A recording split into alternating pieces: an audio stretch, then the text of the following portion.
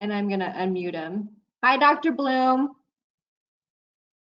Can you hear us okay? Oh, it shows he's not even attentive, so never mind. Okay, we'll unmute him. So yeah, we have one person signed on. There's 8 people registered, and that's how many were registered for this June course. So I don't know where everybody is, but I guess we'll just kind of hang tight, and then when more people start signing on, then I'll change you, Steve, to the presenter, and then we'll go ahead and I'll start the recording. And if they don't show up, just call it a day. I know, I don't understand. Okay, we have one person. Okay, so his associate is now signing on.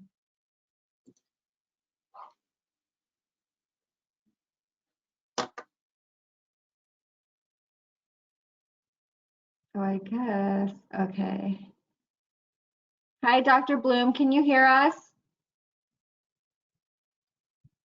I'm sure he has his mic on. He might not have his, he might be muting himself. Oh, I guess I'm here, but didn't connect to mic. Oh, okay, so he can hear us. His mic just isn't connected. Okay. Okay, that makes sense. So we at least have Dr. Bloom and his associate signed on. We're waiting for a couple more, and then we'll go ahead and get started, Dr. Bloom.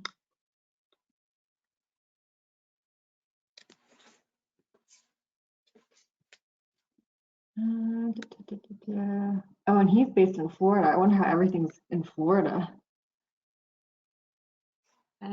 They are gonna. Florida's been pretty hot. Well. Yeah. It's like Florida, Texas, and Arizona are the 3 hotspots. Yeah, I heard too on the Today Show that New York is talking about anybody that's flying into New York from Florida, they might quarantine them for 14 days. I saw that too. It's still the first wave, just getting to the outer reaches now, Right. Have you been on an airplane yet, Alexia? No, I haven't. So the July course will be the first time I fly.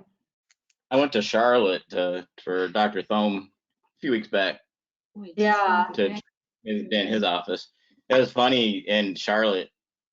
Everybody had their mask around their neck. I was like one of 4 people actually wearing my mask in the airport. Everybody else, they put them on for the plane, but they're all like, and the airport that's a busy airport. It was already mobbed. I found a corner and hid in it pretty much. Because the BWI is about 8% had their masks on, and somebody did, and they were usually way in a corner somewhere, Wow, that's crazy. Yeah, it was nuts. I'm like, do you guys know there's a pandemic going on? Right. Did you see the guy that got thrown off of American because he refused to wear a mask? Oh, really? He was going to Trump rally? Is that one? He was. I don't know if he was or not. They said he was a political activist, and That's it. He was going to Trump rally. They've actually banned him from all American Airlines flights until the end of the pandemic. Oh, wow. Well, our ancestors stormed the beaches of Normandy, and now we don't wear masks to be brave, I guess. So Yeah.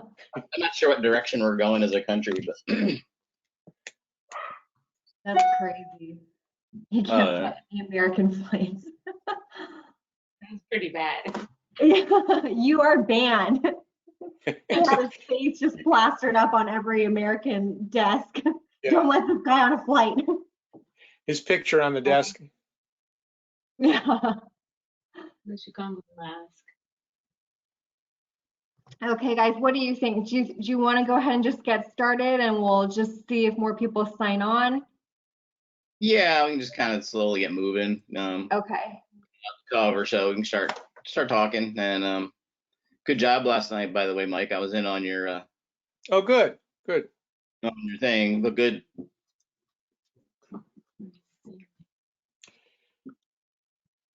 Yeah, it's all kind of the same stuff. The only difference was to make sure we did an emphasis on what could possibly a team approach procedures and what wouldn't be. Yeah, but I thought it was a good synopsis. So went well. And how many people were in there? Do you know? I don't know. I was thinking there were about 80, but I'm not sure there were that many. Seems to be about from Yeah, 40 to 80. Demas said there are a lot fewer recently because now on the West Coast, People are back. people are in their office, so it was more difficult for Yeah. them. People are starting to work again too. They're not sitting around finding stuff to do, you know. Yeah. All right, so we'll get started here. Let me get the.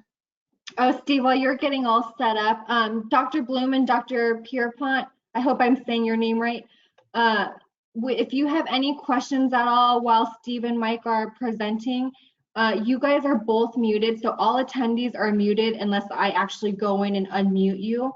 So if you have any questions at all through the lecture, there's under your control panel, Dr. Bloom, I know you sent over your response, so I know you saw that, but there's a gray bar that says questions, and you can type in your questions, and they'll kick over to me, and then I'll send them to Mike and Steve as any questions come through.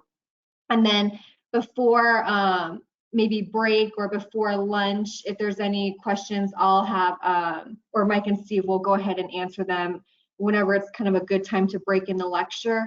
And then about 1 o'clock Pacific time, we'll take an hour lunch.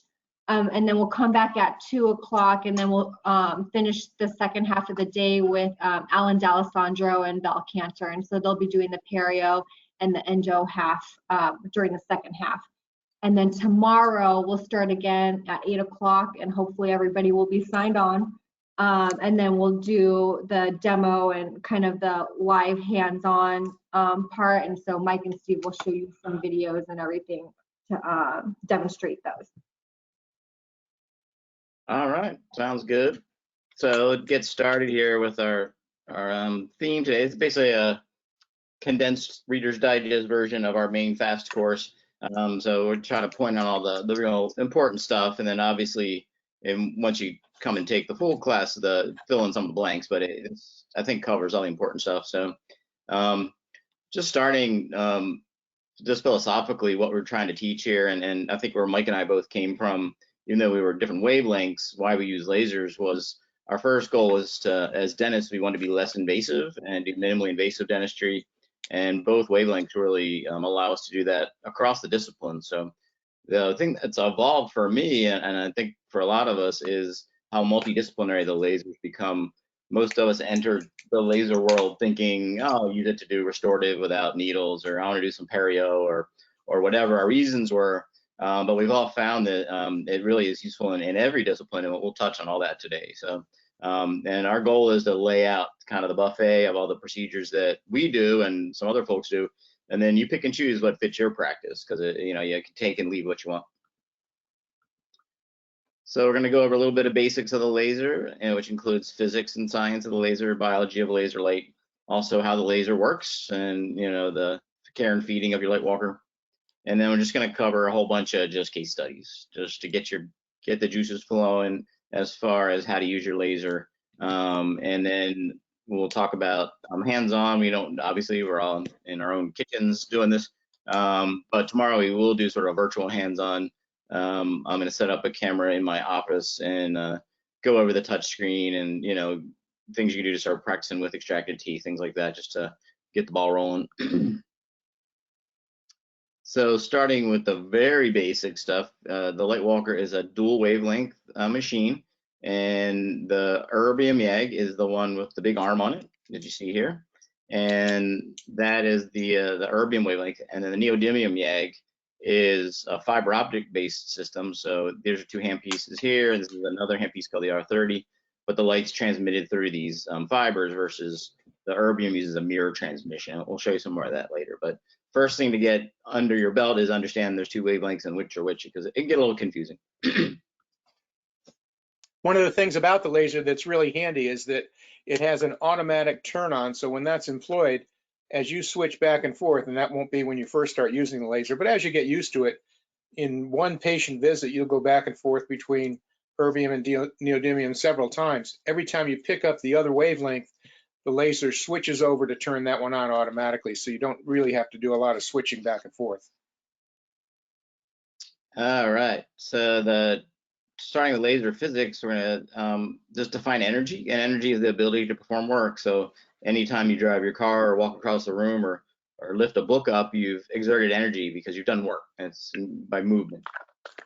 And then power is simply energy over time. So that's what wattage is, which is the amount of energy exerted over a given time period.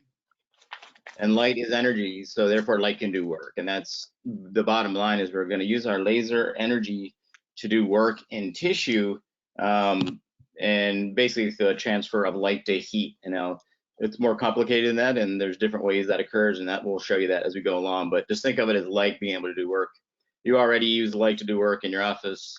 You cure a composite with light. The light enters the composite and, you know, helps photopolymerize. That's work because energy is exerted. Your X-ray, your digital X-ray, the X-rays are light. They're photons, just like the laser is, and they go through the tissue and are absorbed at different levels. And the remaining light reaches the sensor and forms an image, and that is work. There's been a transfer of energy. So you're already using light. You're just going to start using it a lot more now. So let's define laser dentistry just to get our basics going here. So this is my definition. I kind of made up, but I think it fits. And the idea is that it's the absorption of laser light energy to do work in the tissue. So the energy enters the tissue and is absorbed, becomes heat of different forms, and then that heat is used to do work. And there's other things that go on we'll talk about, but using a laser to do work as a dentist, we're going to define as absorption of photons to become heat to do work in the tissue. So laser is an acronym, light amplification by stimulated emission of radiation. It's actually an acronym that makes sense. There's each of these things mean something. And as we describe the physics, we'll walk you through each of these terms. So let's start at the beginning. Laser light is made up of photons, or light energy, and light is can be both a particle and a wave, and we have to think of it both ways to understand light fully. It's kind of has a duality to it, so it's a particles of light and also travels in a wave. It's non-ionizing radiation. Both of your wavelengths are infrared light. You can't see the laser; it's invisible, but it's on the infrared part of the spectrum, which is non-ionizing. That's important because it won't cause DNA damage like ionizing radiation does. Which would be ultraviolet and above, more energetic. So it's safe for your patients. They will ask you, I think, what's a reasonable question is that, you know, they see these radiation signs in the office. Is this safe for, you know, I'm 4 months pregnant, is this safe for my baby? And it's completely safe. It's not X-ray radiation. I always give them the analogy of it's no different than standing next to a radiator and feeling the heat. That's infrared light. It's just in a different form, but it's totally safe. By definition, a laser is a single wavelength, so it's monochromatic. And it tends to travel in a straight line like all light does. So photons will travel until they're altered by either a mirror or a tip or something or be absorbed by something. So until they find something to interact with, they will travel straight. Laser light, this is what makes a laser. It's coherent, and what that means is if we could see the waves, they're actually traveling in unison here. And as a contrast, there are monochromatic single wavelength LED systems used in photomedicine for biostimulation that are not lasers because the light's not coherent. The light is a single wavelength that doesn't have this coherence. And part of the way laser light behaves is based on this coherence. The best analogy I can give you is if you drop two pebbles in a pond and the waves travel towards each other, eventually they'll run into each other and either amplify or cancel each other out. Which makes for irregular wave patterns. A laser light, there's no amplification or cancellation of the light. It's very consistent. And that's part of the way it gives it the ability to work. And then it's emitted from a stimulated medium, being a solid, gas, or a liquid. All right, so if we look at the wavelengths of light on the electromagnetic spectrum here, we kind of zoomed in to, here's the visible light, and then infrared's on your right, and ionizing ultraviolets on the left. So this is the dangerous stuff over here. It causes skin cancer, and then way off in the distance are gamma rays and X-rays we have to be careful with. But everything below the visible is safe. So we have our infrared, and then beyond that are radio waves, microwaves. They're all safe. They won't cause cancer. And the two wavelengths that we use are the neodymium YAG, which is a shorter wavelength of near infrared. And then the erbium YAG is out here a little bit further. It's a mid-infrared wavelength. The other thing to look at here is as wavelength of light gets shorter, each photon has more energy in it. So ultraviolet light is more energetic than visible. Visible is more energetic than infrared. And Nd:YAG is more energetic than erbium. And part of the behavior we're going to see with Nd:YAG is because each photon actually has more energy in it. So when you want to talk about safety, if you start to look at it just on the basis of the wavelength, how long the wavelength is, and the longer the wavelength is, the safer that particular light can be, whether it's visible or not. In some ways, you could describe the wavelength of the two lasers that we have as actually safer than visible light because it's on the longer wavelength even than visible light is. So the laser is created in what's known as the active medium. So that would be the erbium or the neodymium. So it's the actual these are the atoms that the photons are created in. Actually, are created out of nowhere from these atoms. And a solid state is both of your lasers are a solid state. It's basically a crystal. We'll show you one later what it looks like. And the erbium and the neodymium are spread evenly throughout a YAG crystal, and that's a solid state. And then diode is basically a form of solid state, but instead of a crystal, it's a semiconductor. When stimulated, creates laser light. And then your gas lasers is CO2. It's a gas chamber that are stimulated to create the laser beam. There are liquid dye lasers, but not in dentistry, so we won't worry about those. So this is the basic process by which you get the photons that you want. Let's assume for just sake of argument that this is an erbium atom. And at this state, it's very, very comfortable. It's sitting there and its positive and negative forces are balanced, and it could be in that state for a long, long time. But we want to generate specific erbium photons out of that atom. So we add a stimulus, which in this case is going to be a very, very bright white light. So when that's added, it stimulates the atom and brings it to a higher energy level. So go ahead and add that stimulus, Steve, and we'll see what that looks like on the pump light in with our, it's called a flash lamp. It could be electricity in a diode. So we pump energy in, and that's from your flash lamp. And the atom absorbs that light energy and gets raised to a higher level. So what happens is the electrons that are surrounding the nucleus go up a notch in the cloud, and they have stored energy now. They're further away from the nucleus.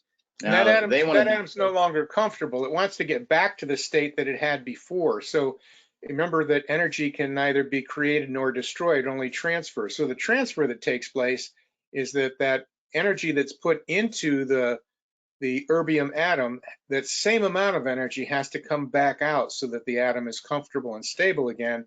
But when it comes out as an erbium photon instead of a white light photon.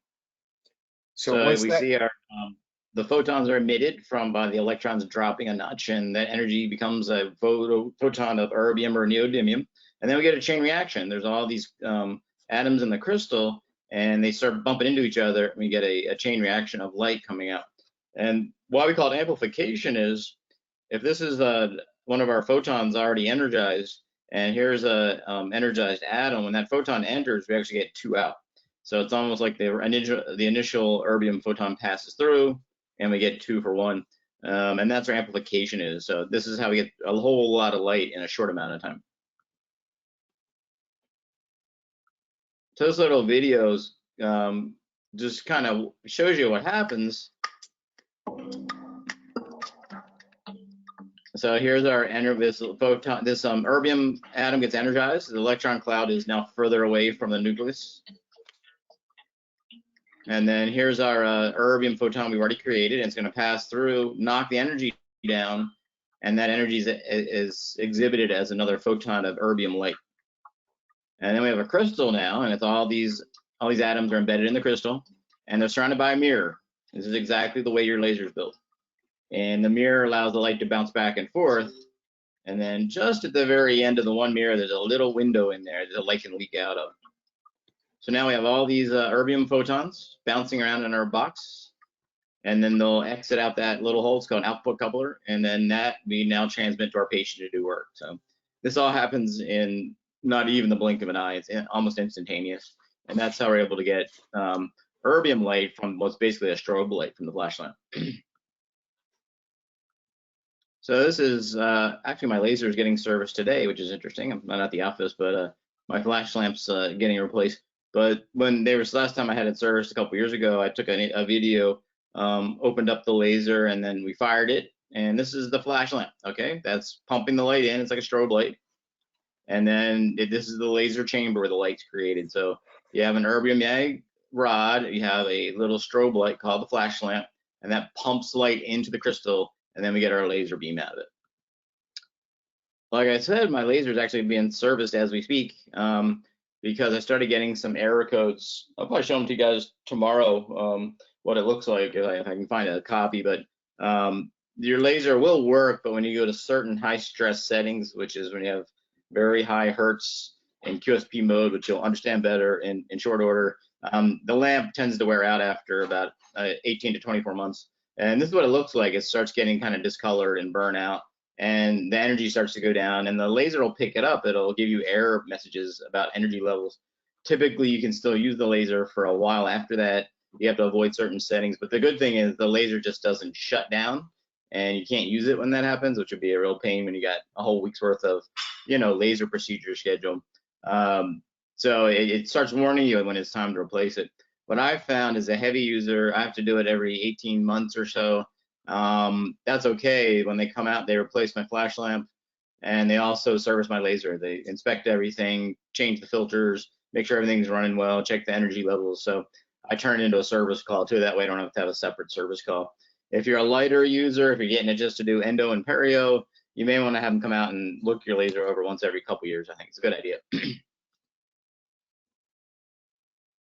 All right, so some important terminology about physics. This is the nuts and bolts of flashbacks to high school physics here. But a joule is basically a unit of energy. Okay, so it's just amount of energy. There's a specific definition of that. It's how much energy it takes to raise a cc of water so many degrees. I forget the exact definition.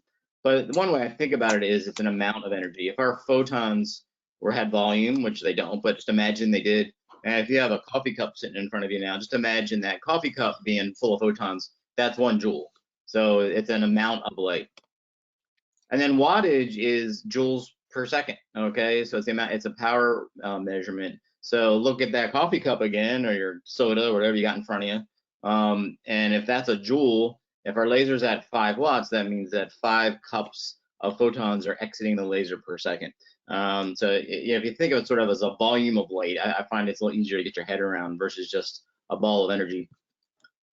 Hertz are, both of your lasers are pulsed lasers, and we'll go into some detail on that shortly, but they don't have a continuous mode. You don't turn them on and the light's coming out. It's always pulsed. Like, it follows the pulses of that flash lamp. So the flash lamp's pulsing 10 times a second, that's 10 hertz, and the laser pulses 10 times. And we can adjust hertz in both our wavelengths, and there's a lot of usefulness to that. Just to stick some mnemonics in your head of how we use it, we will raise our hertz to get things smoother. So the analogy would be going from a 12 fluted to a 30 fluted carbide when you're finishing composite. The 12 fluted's pretty aggressive, it's smooth, but it leaves kind of a rough edge there. You go to that 30 fluted burr, it doesn't cut as much, but it leaves a smooth finish. We can do the same with our laser in both hard and soft tissue. And then when you're working on a patient, we'll talk about, trying to do things without anesthesia, which most of us get away with 80 to 90% of the time. One of the tricks you can do if a patient's just kind of reacting a little bit is to lower your hertz, say from 12 to 8. And many times that will make the patients comfortable now just by dropping those hertz. So the thing we remember in our head is lower the hertz to lower the hertz. And then pulse duration, it's a pulse laser, so it's like a strobe light, okay? And then each of those strobe flashes actually are on for an amount of time. And that's what's known as pulse duration. We might call it pulse timing, we might call it pulse length. We throw a lot of words around, but it all comes down to how long that light is on. And it's extremely short amount of time. It's in microseconds, and we'll show you some pictures to help you get your head around that. Focal point is where the laser is most focused. This is an important concept because one of the ways we control our what the laser does is by the size of the spot that we're on the tissue, because that's where the rubber meets the road and the actual interaction occurs. And we can change the behavior of the laser simply by moving our hand to change the size of that spot. So it's an important concept, both divergence, which is the nature of the beam to spread out, and the focal point, which is the most focused point of the laser. divergence of the beam, basically when both of these wavelengths, when they exit the laser source in your laser, are very collimated straight beam. The divergence of that beam is determined by the hardware that you're using. So if you have the O2 handpiece with a little mirror in it, the beam stays collimated. It's very tight. But the fiber optics for the NDAG, the beam's very divergent. And when we're using our tipped handpiece, we will pick tips based on how much divergence that we want. So if I want a very focused beam, I'm going to pick a very skinny tip that's like a cone. If I want a very divergent beam, I'll have a tip that is what's called a radial fire tip, where the energy actually comes out sideways. So we're actually going to manipulate both the spot size of our laser and the divergence to do different jobs, just like you use different burrs to do different things. Now remember, our laser light's created in the laser tube. It's got to get to the patient. So your erbium has what's called an articulated arm. It's a series of mirrors, very finely engineered to get the light to the final mirror in the handpiece and to the patient. You don't have to worry about these mirrors at all. That arm on your laser is so beautifully engineered. I mean, my power laser, which is my older version of the Lightwalker, is over 10 years old now, and I had it serviced recently, and the alignment on my mirrors are factory fresh, and that thing has been taken to meetings and everything. So very well made. This last mirror we got to deal with, and we'll talk about the care and maintenance to make that last longer for you. So there's different ways to do that. And then your NDAG is a fiber optics. Okay, so the laser light's created in the tube and then travels out the fiber optic. If any of you have diodes, you're familiar with fiber optics, how that works. So now lasers in general, we're going to talk about just in general terms now, can have different transmission modes. And basically it's whether it's a continuous beam of light or whether it's a pulsed beam coming out in flashes. So a continuous laser, when I kick the laser on, the light comes out until I lift my foot off the pedal. Okay, so there's a continuous stream of light like flashlight until I lift the pedal and the light stops. So the beam is constant. Now gated are interesting. They're a continuous laser, but it has a shutter in it of some sort that actually blocks the beam. So these two beams are identical to each other. There's no difference, but this one's being made into a pulse beam by having some type of shutter blocking the beam. So now it's a beam that flashes on and off, but it's important to understand that these two beams are identical to each other. This is just being gated or chopped. Now, free running pulse, you've already seen when you guys saw my laser opened up and the strobe light of the flash lamp going off and on. That's free running pulse. The laser actually pulses on and off. The light comes out in distinct pulses. It's not a beam being broken up. And so these two are very different. We'll show you why these are so different from each other and why it's so important. Why we might want to pulse the beam in the first place. You might think that there might not be a really good reason to do that. However, if you think about your finger in a flame like a candle, if you put it in there and just held it in there, it would really burn and really hurt pretty quickly. If you put it in there, if you had a candle flame, but you sort of slowly moved your finger back and forth through the candle, that's equivalent to the gated time when the laser is on, but it's gated so that part of the time it's blocked. Now, if you use a free running pulse laser where it's only on for a few millionths of a second in each pulse, that's the equivalent of quickly passing your finger through the flame. Now, at that point, that flame could be very, very hot, but you're not going to damage your finger because it passes through there quickly, and there's only a small amount of time that it's exposed to the heat. So therefore, you could have a much higher peak power with a free running pulse mode than you can with a continuous mode. Yeah, so to compare the three, it does two things. Like Mike said, it gives us thermal relaxation, which is that ability not to burn the tissue. In fact, a properly used erbium laser causes almost no thermal effect in tissue, which is highly advantageous to just about every other mode of cutting. But it also allows us to control the power quite a bit. But I'm a visual person, and I'm also grew up a sci-fi geek as a kid. So this is 3 different Star Trek starships, and over here we have a phaser, which is on continuously for the most part. Here the phasers being kind of chopped, see how it's broken up in bits. And this last one here is what they call a photon torpedo, which any Star Trek fans remember was basically a torpedo of light. This is how your laser works. The laser energy is coming out. Each pulse, think of it as a photon torpedo, just full of energy and power to do work in the tissue. So we have all this power, really like a dynamo of power to cut the tissue, but then we have gaps in between like Mike said, moving your finger through the flame, that it won't burn it. So we can cut, this is how we can cut hard tissue, because we have these very powerful bursts of power, but we have nice long gaps between them so we don't burn the patient up.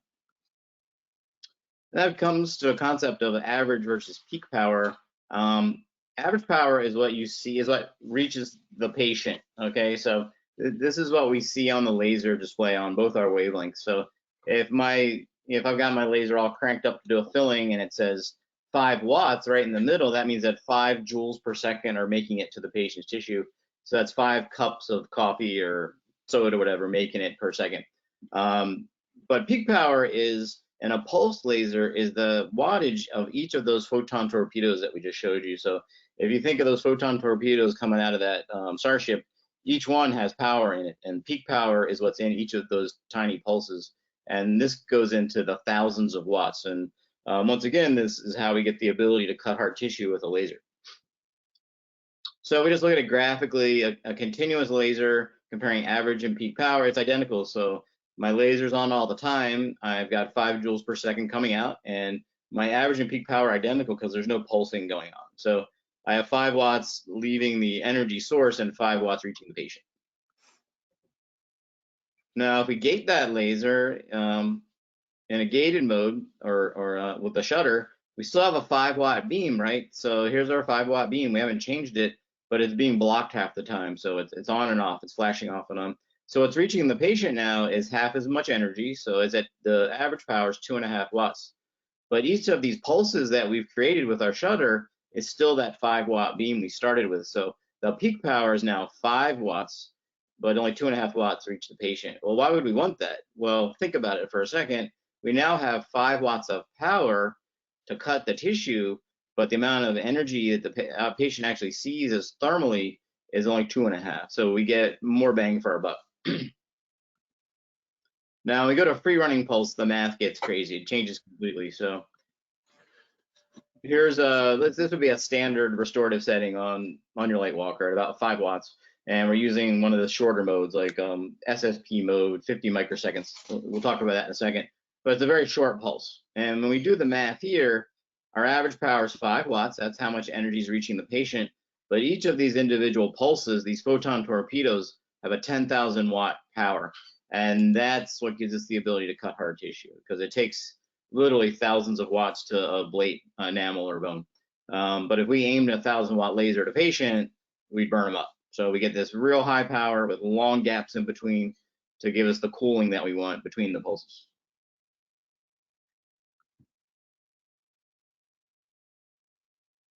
So let's see if we take a look at this from another angle. Suppose that you were an engineer at Photona, and some research was done, and they determined that it was going to take 10,000 watts of energy to be able to ablate enamel, enamel being the toughest substance in the human body. And it's going to take 10,000 watts to be able to disrupt it. But if you impart 10,000 watts to a tooth in somebody's head, probably it's going to go through the back of their head, the back of the wall, and into the next block. So how do they do that? Well, the engineers have decided that if they need 10,000 watts, maybe they could only do it for a very, very small, minute period of time. It would have an impact on the tissue, but it wouldn't be there long enough to heat up the surrounding tissue. And that's the whole reason behind a free running pulse laser that would have a peak power of 10,000 watts, but only be on for 50 millionths of a second duration. So it's on so very, very small that it can have a huge peak power. It can do what it needs to do on the enamel, but then it's done.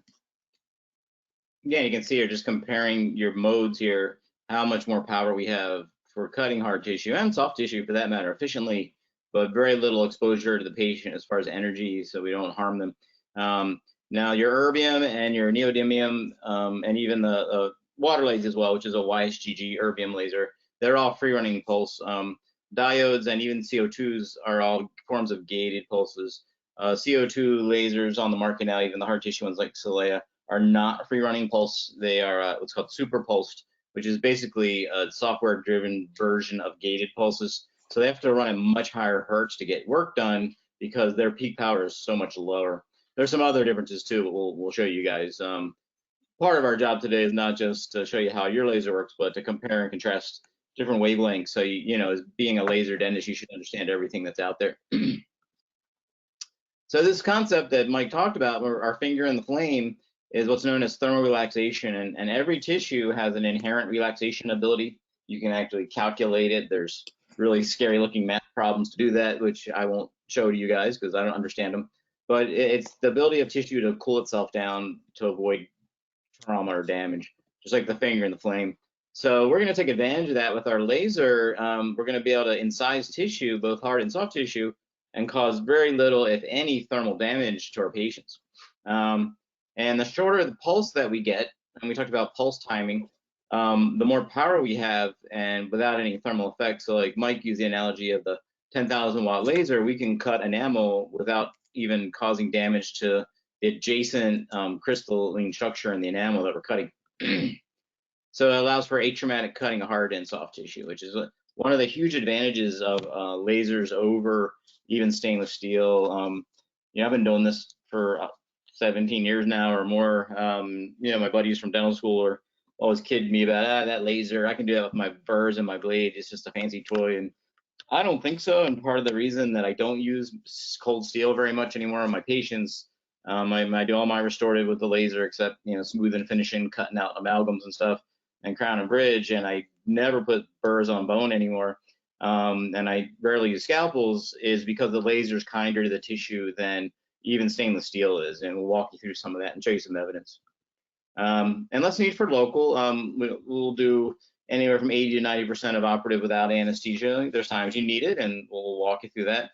And also even in soft tissue procedures, if I'm doing a class 5 on someone and the gingiva is in the way at the gingival margin, I will do my settings in such a way I can just trim that gingiva, and the patient perceives nothing. They don't feel even any interaction because it's so atraumatically cutting it. And I don't even tell them I did the gingivectomy. I'm just doing it so my feeling's better. But you can do a gingivectomy in a situation like that where it's minor trimming without even a topical, and the patient has no perception at all. So that walks us into pulse duration, which is how long your laser is on. And so that's how long each of those pulses are. If you remember the flashing light of the laser, it's how long those flashes are. And the Lightwalker, the Erbium, has basic settings. They get more complex all the time, but the basic settings run from 50 to 1,000 microseconds. And then the Nd:YAG, the basic settings are 100 to 650. And this is the most important parameter that you're going to choose when you're deciding what to do with your laser. So pretty much if you're going to Erbium, for example, if you're going to be cutting enamel or bone versus gingiva, you're going to pick a pulse dimension that's going to get that job done efficiently and safely. And Nd:YAG, if I want to do a surgical procedure with it, I'm going to pick the 100 microsecond. 650, I'm going to use to coagulate blood. So and as we go through this, you'll start understanding it better. But the pulse duration that we choose, the pulse timing, basically determines what job we're doing with the laser that day.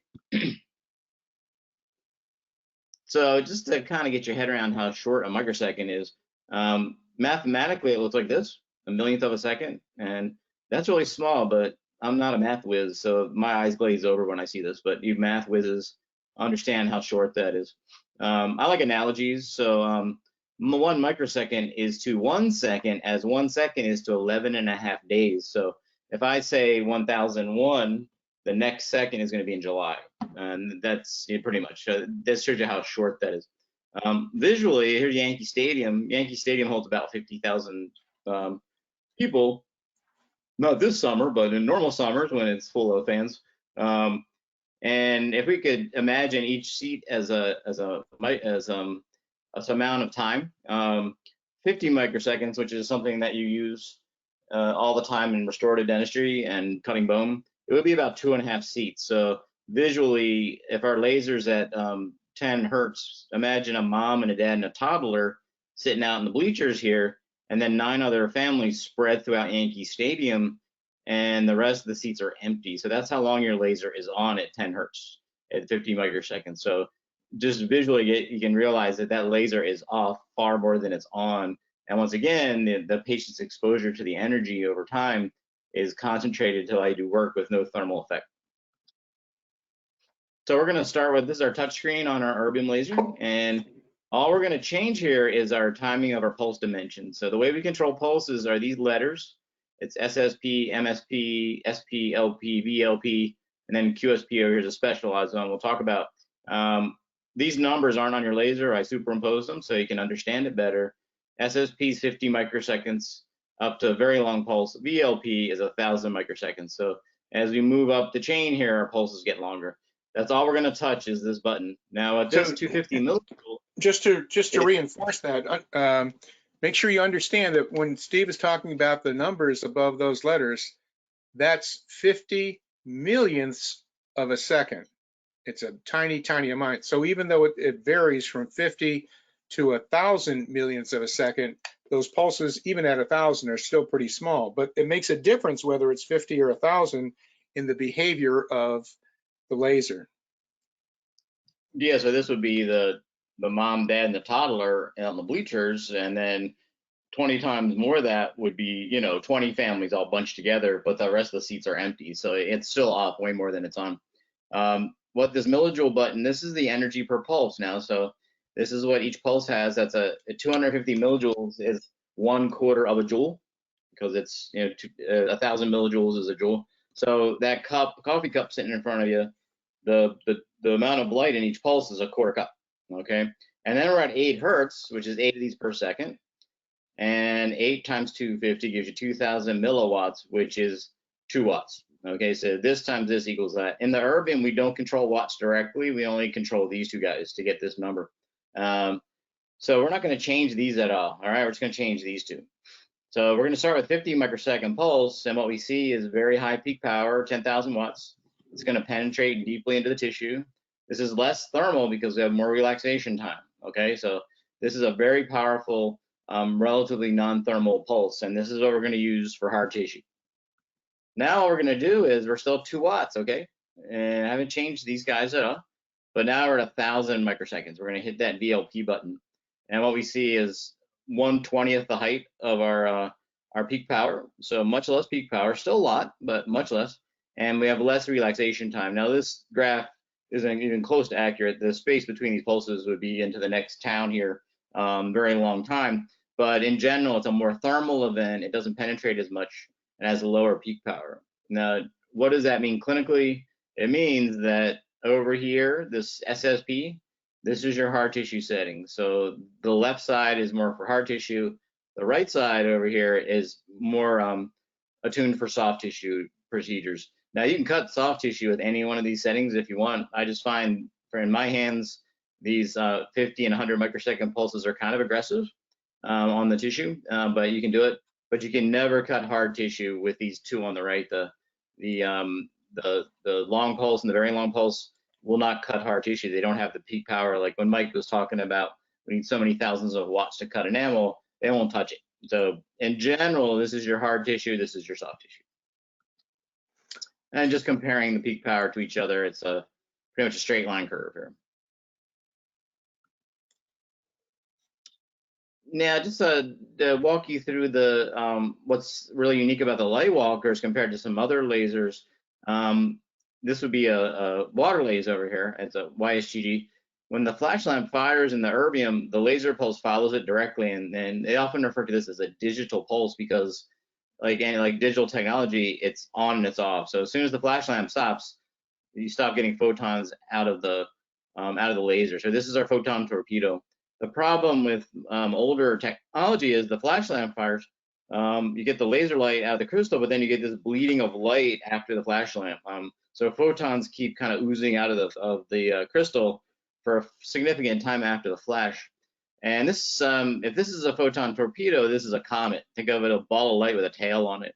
And this does two things that are not beneficial. One, it lowers the peak power of our pulse, right? Because the amount of energy created, if it's being pulled down here, it's going to pull the peak down. So we lose peak power.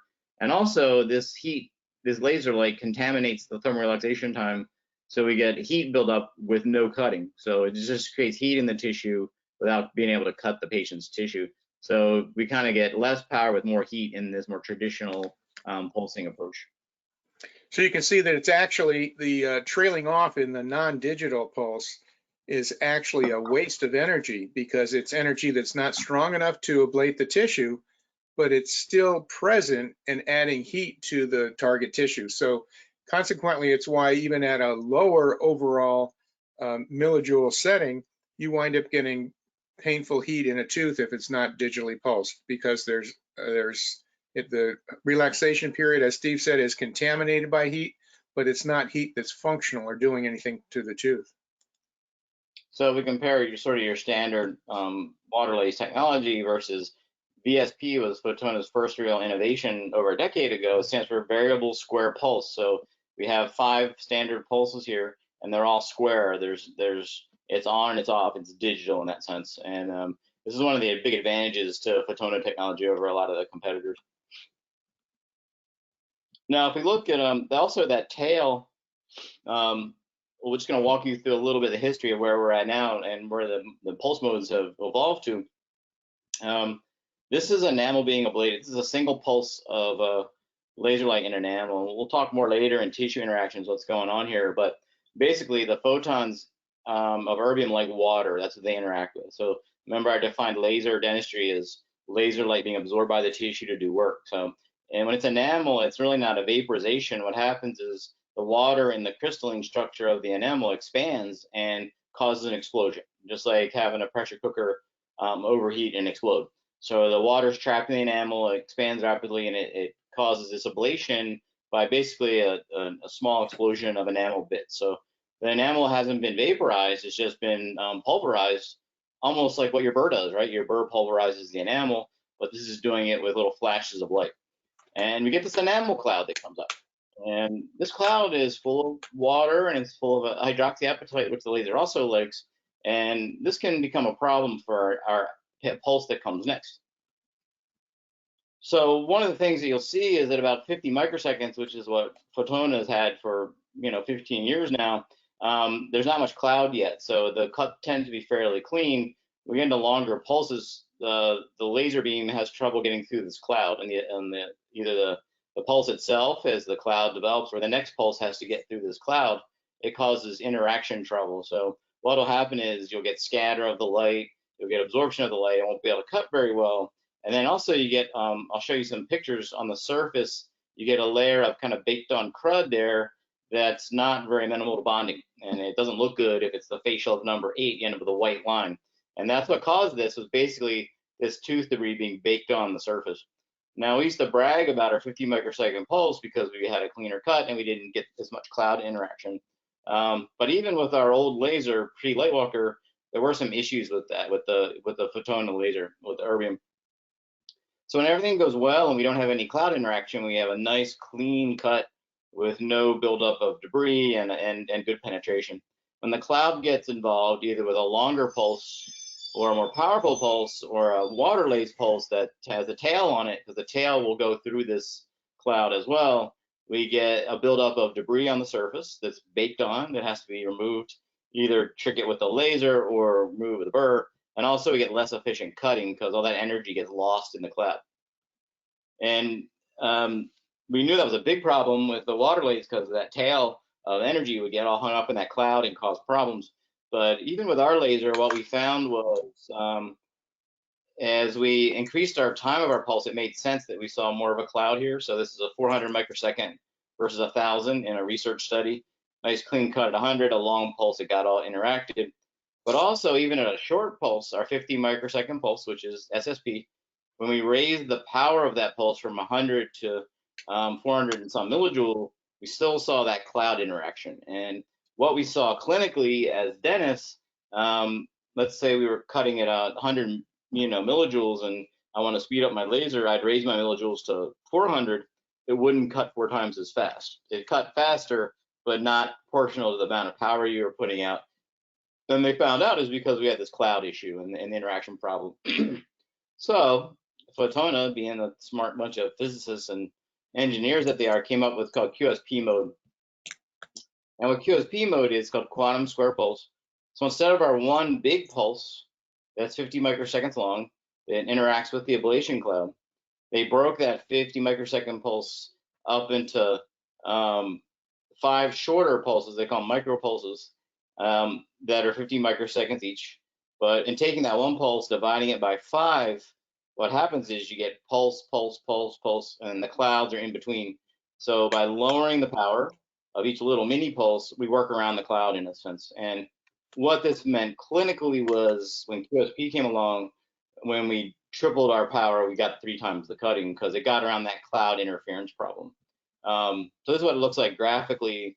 Instead of one big long pulse, tall pulse here, we have these 5 mini pulses. Now, the amount of energy in each of these scenarios is identical. This has just been what they call turned into a chopped pulse, where you have 5 little pulses at once versus one big one. And the nice thing as clinicians is not only did this cut better because it avoided the cloud interaction, it also was way more comfortable for the patient because this high pulse here impacts the dentin stronger, causes more fluid movement, and was a little more uncomfortable. Whereas this one here, that it's 5 times less impact on the dentin, that much less fluid movement, and way more comfortable for the patient. Now, as So Steve said, those mini pulses are timed to have the debris cloud in between each mini pulse. They're spaced so closely together that those 5 mini pulses have more than the cutting ability of the greater single pulse that it's replacing. So a 450 millijoule single pulse doesn't cut as well as dividing that up into 5 mini pulses with the debris cloud in between. So that 5 little segments acts essentially as one big pulse, but without a lot of the drawbacks that we had to the large millijoule of the big pulse. Yeah, so we see less cloud interaction. Those 5 little pulses will cut better than the one big one. Now, this was invented as a hard tissue setting for teeth, basically, and really with the tipless, the O2 handpiece, you've got your handpiece with a little tip on it. You can touch that right to the tooth, and the cloud's not nearly as much of an issue. So this was more for using the O2 on tooth. What's neat about this setting is it was invented for that. And when it first came out, we were all trying to figure out what it was. What we found over time was it's really nice on soft tissue, gives it a real smooth finish. It cuts bone beautifully. I use it to remove the periodontal ligament when I do extractions. We'll show you that at the end.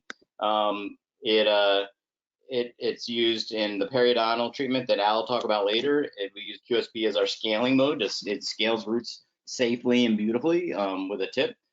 So QSP was invented to cut enamel better and dentin, but it's been applied to all kinds of things. And I hear guys coming up with new ideas all the time to use this really dynamic pulse setting to do all kinds of jobs in the mouth for us.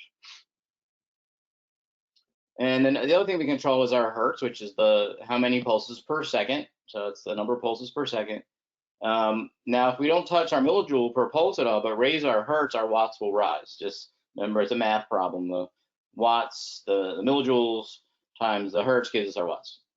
So it doesn't alter that peak power at all. It's important to remember that. And even though your watts go up, your peak power doesn't change. So, and we're going to show you some graphics to describe this for you. But it's an important concept. Once you start, you'll get your laser out and you'll hit some of those presets that we have in there and settings, and you'll try them out, and you'll be like, oh, I need a little more power here. This isn't cutting fast enough. The patient's got tough gingiva or real hard enamel, and this is to help you understand where to go next if you need more power, because there's the right thing and the wrong thing to do. And our watts is hertz times joules per pulse. So now we're not going to alter our peak power at all. We're going to leave that at 50 microseconds, our pulse dimension, and we're just going to raise our hertz. So we're going to start 100 millijoules.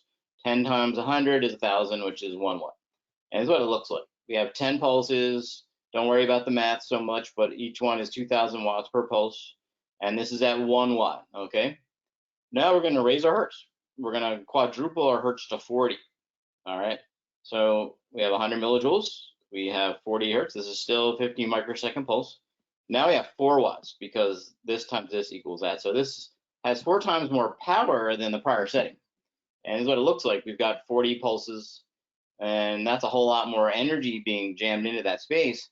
But our peak power, which is what actually cuts the tooth, is unchanged at 2,000 watts.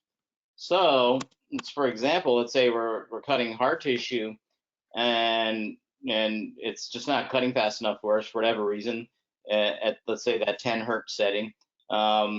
and we'd want more power. Now, if I quadruple my hertz, I've got 4 watts now, I've got 4 times as much power.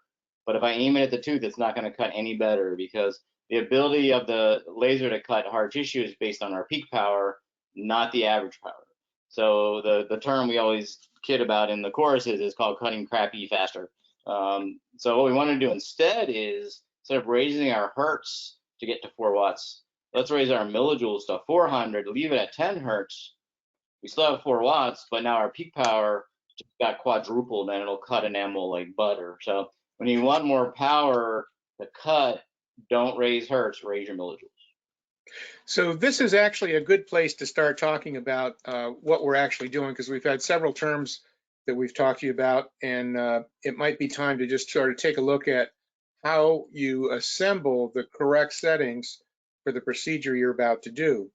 So the first thing that you want to do is develop a really appropriate and good pulse, a single pulse, and that is created by the pulse duration. Remember, we said that's probably the most important parameter that you can adjust, is the pulse duration.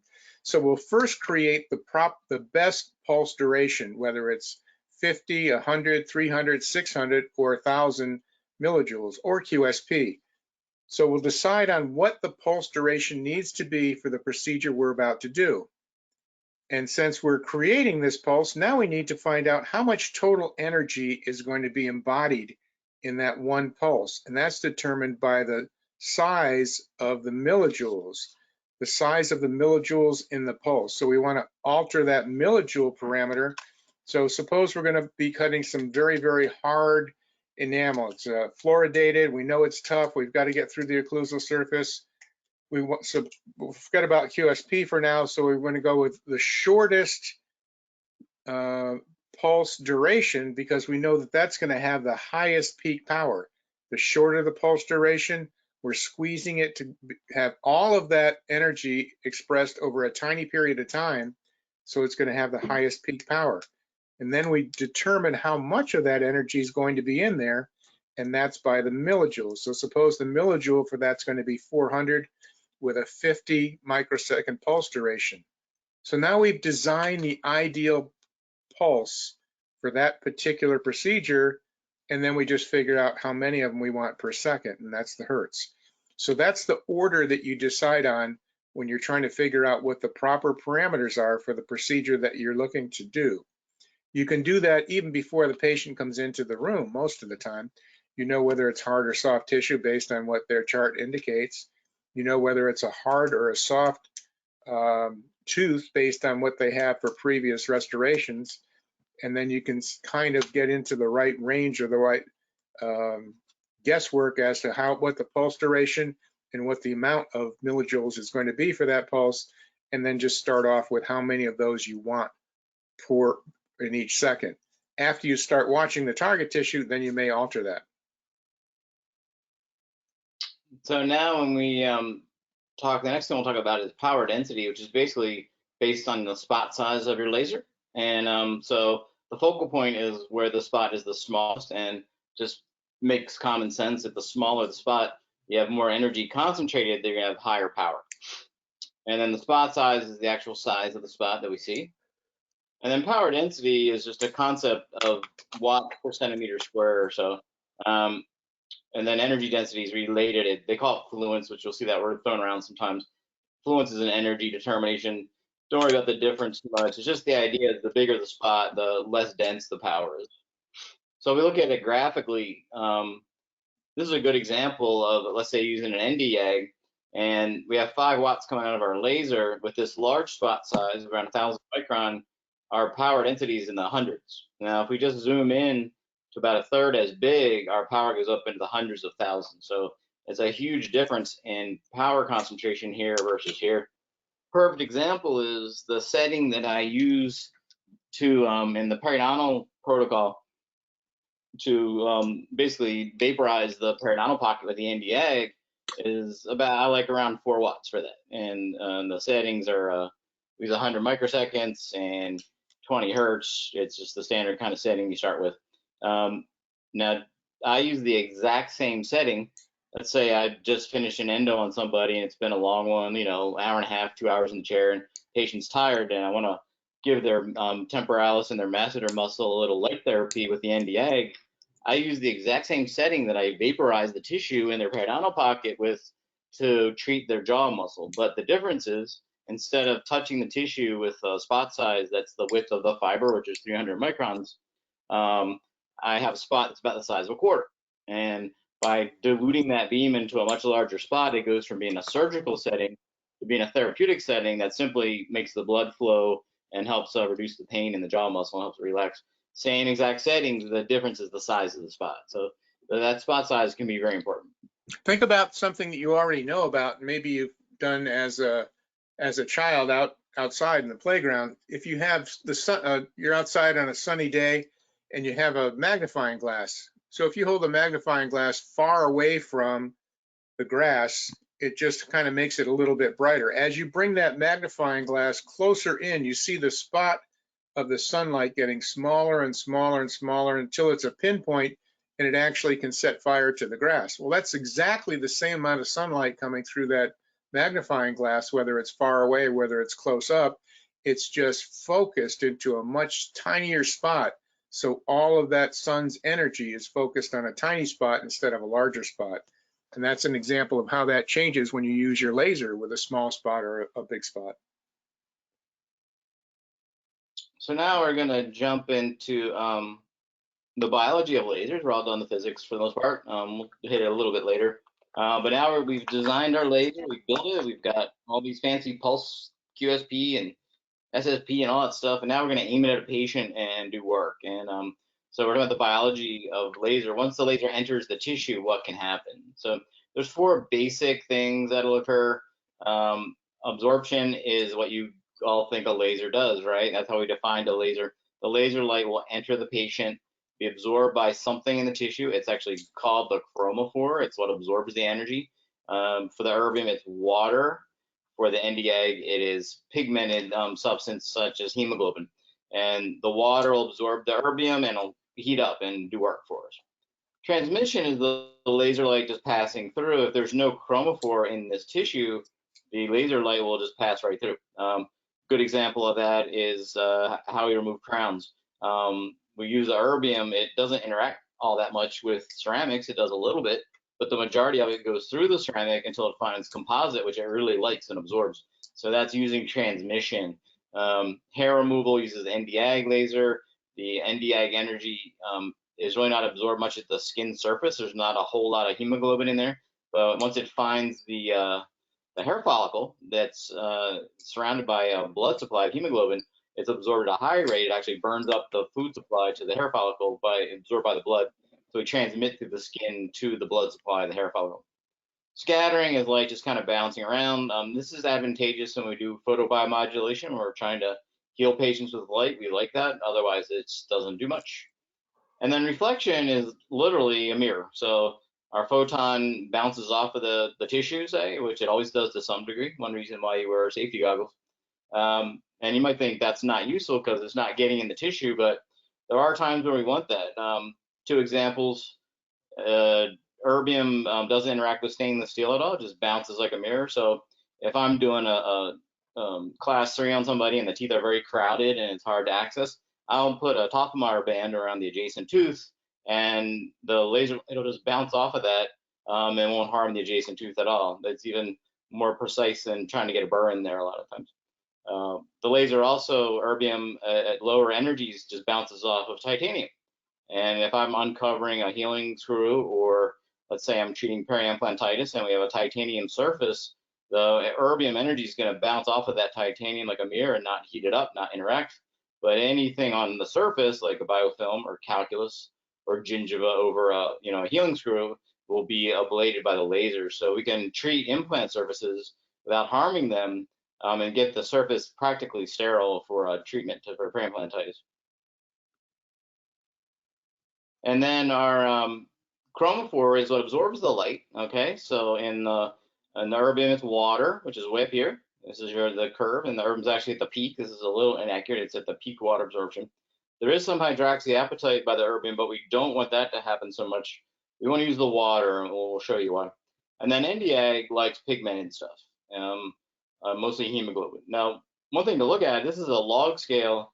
The water absorption by erbium is much higher than even the hemoglobin is by the Nd:YAG. So what that means is on the right here, when we aim erbium at a patient, the energy is all absorbed at the surface. It barely gets a few cell layers deep because it's so highly absorbed by water so efficiently that all the energy is absorbed right at the surface. Nd:YAG, on the other hand, because it's not absorbed even by pigment all that well, that energy will penetrate quite deeply into the patient. And there's some advantages to that. If we're trying to do photobiomodulation, we want that photon energy to go way deep in the patient. Even I treat my sore knee and shoulder with it, and the light gets through there because it's not absorbed highly at the surface, so that's an advantage. But we also want to be careful because this light, these photons can build up beyond our surgical areas and cause thermal damage to the patient. So understanding this curve here, it's important to remember that Nd:YAG can go way beyond our working area, which can be both a benefit and a problem. So keep that in mind. Anytime you're using it, as Steve said, you don't really have to be too concerned about penetration of erbium YAG. You do have to be concerned about where the laser light energy is going to the target tissue, but you really don't have to be concerned about deeper tissues when you're using erbium YAG. But anytime you're using Nd:YAG, you really need to understand where that energy is stopping and how far it's going, how far it's penetrating into other tissue that you're not really trying to have an impact on. So if you're doing a frenectomy on a lingual frenum, then you have to be careful if you're pointing it toward the lingual frenum that it might be going into deeper tissues than the floor of the mouth, and aiming it in a different direction might be a great idea. So just be careful about thinking where the other extra energy from Nd:YAG might be going after it hits its target tissue. So now we're going to zoom in on absorption because there's more than one kind of absorption. There's the heat created, you can have a chemical reaction. Fluorescence, an example of that would be like a diagonate for diagnostics. And then there's what's called photoablation, or it's also called photoacoustics or photomechanical. There's all different terms for that. These are the two we're really going to look at here, are heat and photoablation. These are the two important ones. So all these things can happen, but we're going to zoom in on photodisruptive, photoacoustic, photoablative, they're all the same thing, and photothermal. These are the two that we use surgically. So photothermal is exactly what, even if you've never picked a laser up and used it in your life on a patient, this is what you think happens. The laser light is absorbed in the tissue by the chromophore, becomes heat, and then that heat is used to vaporize tissue. It's that simple. So both lasers have this effect. The erbium is on soft tissue, okay? We vaporize the water in gingiva or frenum, and the tissue vaporizes. And the Nd:YAG likes hemoglobin, so the pigment will pick up the heat and cause vaporization of tissue. So this is what you think a laser does, just kind of common sense. Photodisruption or photoacoustics is different, and this is the thing that's usually new to most new owners. So what's happening here is the laser light's converted to a mechanical energy. Its heat is involved, but the actual ablation of the tissue is not vaporizing.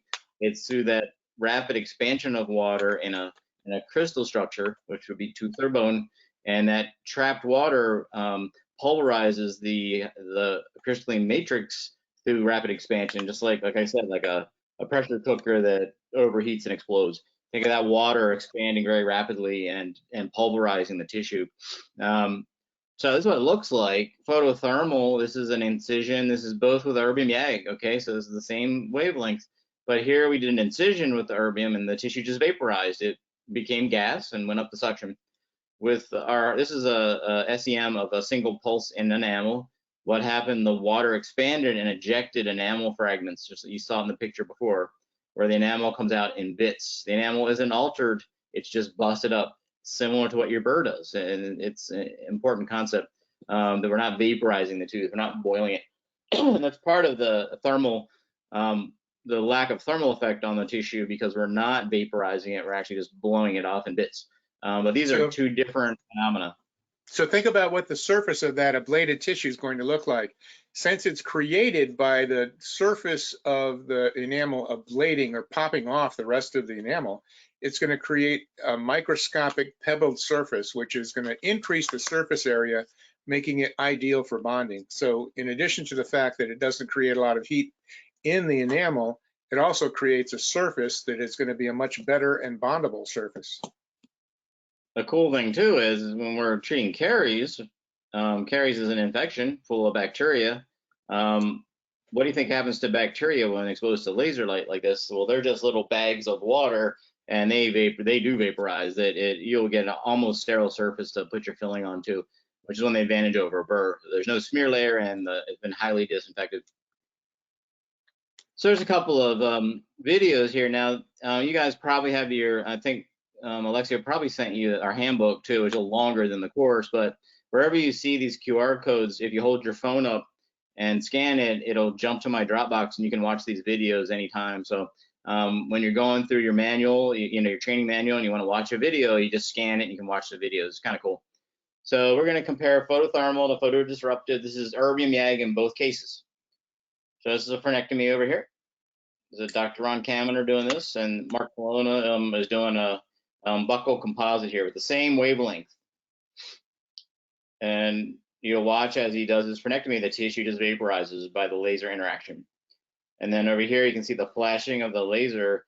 That's each individual pulse, which is photodisruptively breaking the enamel dent and caries apart in little bits. So we're not boiling the tooth off here. We are simply breaking it up with the laser energy by trapping the photons in the enamel matrix, expanding the water, and obliterating and pulverizing the tissue. So these are very different, even though it's the same wavelength, same chromophore, but hard and soft tissue cut differently with the erbium laser. As a side note, I don't think I have the slide in here to show it because we have sort of the, this is the Reader's Digest version, but I have a video of a CO2 laser cutting hard tissue. Now CO2, if you look at the chromophore curve of a CO2 laser, it's not the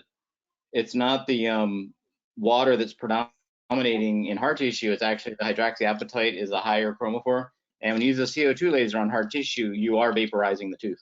It takes 1,000 degrees centigrade to vaporize that surface. So when you're comparing an erbium and a CO2, it might look kind of similar when you're watching the CO2, you see a big plasma flash. But the CO2 is literally boiling the tooth structure off. The erbium is not. And what we worry about with that is not so much, they're both removing structure, but what's left behind when we're done. Mike described the erbium leaving a beautiful pebbled surface perfect for bonding that's all clean and disinfected. The problem when you boil off enamel is you're going to glaze it. So it leaves a glazed surface that can be difficult to bond to. In fact, I think they teach them to take a diamond burr over it to get rid of that layer. But those are teeth. I'm not that worried about it. But we also use our lasers to cut bone. And I have concerns about cutting bone with a vaporizing laser versus an ablative laser that uses photoacoustics, because we cut bone the same way. You have any thermal effect, and the bone's very kindly treated. If we're using CO2 on bone, we're actually vaporizing the bone, and we're gonna have thermal effects. So they're both lasers, but they cut totally different. And as a laser dentist, it's important to understand that difference. Now we're going to go to photothermal with Nd:YAG. This is a gingivectomy at a surgical setting, and just vaporizing the gingiva here next to a class 5 to get access. So this is pure photothermal effect. Even with the erbium and soft tissue, you get some photoacoustic effect, but this is all photothermal. We are vaporizing tissue here. So this is behaving differently than a photothermal effect that you might see from a diode.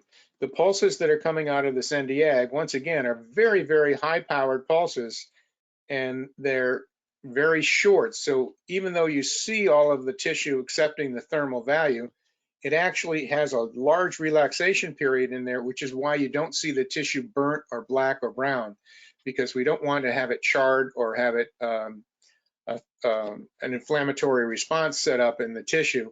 And you can avoid that with the Nd:YAG. It'd be really difficult to avoid that with a diode. Now this is a diode doing a gingivectomy, and very nice job. This is the X-Lace, which I think Quatona sells in the States still. It's a real nice little diode, but if you look at the tip here, it's got a little black mark on it. And any of you guys that have used diodes know you have to do what's called initiation or activation of the laser tip, which basically you take the diode tip and you run it over some articulating paper and it burns the tip. What that does, though, is the reason I have photothermal question mark. When we have an initiated tip, if this tip's been run across, say, you know, some articulating paper, it burns and it leaves pigment on the tip. What happens is the photons are absorbed by the pigment, don't escape the laser tip, and the glass gets hot. So when you use an initiated diode, you're actually using a hot piece of glass. The light itself is not cutting the tissue. And versus over here, when we're using our Nd:YAG, the light's entering the tissue and causing photothermal interaction. So when I define laser dentistry as using laser light to be absorbed by the tissue to work, technically a diode doesn't meet the definition of laser dentistry because we're not using the diode photons to cut the tissue. We're using heat generated by the photons on the initiated tip. So, I mean, it works fine, but if any of you tried cutting your diode without initiating, it doesn't do anything. Even at similar wavelengths, the reason is diodes don't have that high peak power like an Nd:YAG does because, once again, they're not free running pulse lasers. Now, we got to keep our eye on the tissue as we're cutting it, because once we get 60 to 80 degrees centigrade, you'll get some denaturing of proteins and coagulation. Vaporize at 100. If it gets up to 200, it carbonizes. No, there's no way of knowing the temperature of our tissue as we're cutting it. But when we do laser dentistry, we lose a lot of our tactile sense that we're used to as dentists, but we gain visual sense. So we're always watching our tissue interact to make sure it's behaving the way we expect. And part of that is making sure the tissue doesn't change color. So denatured protein is white, it's a fried egg. And if you're using this is more of the Nd:YAG, the erbium you don't have to worry about so much. But if you're doing an Nd:YAG procedure and you start seeing a lot of white in the tissue, it means you're overheating it. So back off, because we can't unfry an egg, we can't unfry the patient. That is some trauma to the tissue. Not terrible, but you know, it's some trauma. If we turn it black, we've got a problem. We've carbonized the tissue.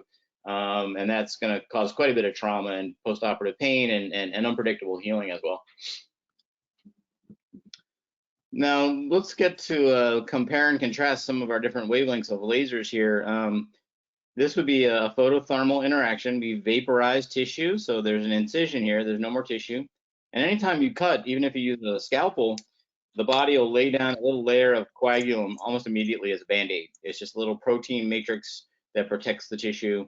And then there'll be edema behind that in reaction to all the inflammatory mediators released by the incision. So, and this will vary depending on the level of trauma. So if we look at a diode, there's your coagulum, and there is, you know, it's using the hot stick effect. We definitely have an inflammatory reaction under our incision. CO2 is a lot kinder than a diode, but we still see coagulum and we still see some inflammation around a CO2 incision. Nd:YAG, when used properly, is pretty kind to tissue. So we have the coagulum, but there is some inflammation there. It's expected because it does vaporize and get hot. This is erbium. Now here's your layer of coagulum. The body, you know, puts the Band-Aid down, but there's zero inflammation below this incision. And we'll show you some evidence going along the way of this, and it's more updated. But what that's telling us is when used properly, there is almost no thermal effect on the tissue when we use erbium. This is why the erbium is the instrument of choice for soft tissue most of the time, because it's almost atraumatic. And you're going to see it, like I said, I can do a gingivectomy, a minor one, let's say, without the patient even perceiving it. But you'll do full-blown 6 to 11 gum lift aesthetic gingivectomies with anesthesia, but the patient the next day, you'll call them and they have barely any discomfort at all. The reason being there's no inflammation in the tissue, so there's no pain. So what the advantage to that is obviously patients have a lot better recovery, which is great for the practice and great for us. We're not hurting people, but also as a clinician, your predictability of your incisions is so much greater because the lack of inflammation. When you incise gingiva, let's say you're doing a crown on 8 and 9, you decide to reshape the gingiva a little bit. In the old days, if I did that with a blade, I'm not real comfortable doing my impression that day because the gums are going to change. But with a laser, I'll trim it all day long and take my impression because the gingiva is going to stay exactly where I left it. So what you'll find as a clinician, the predictability of your soft tissue procedures is greatly enhanced, along with the fact that it hurts less for the patient. And think about why that is. It's because all of the laser, remember earlier Steve talked about how all of the erbium laser light energy is absorbed right on the surface.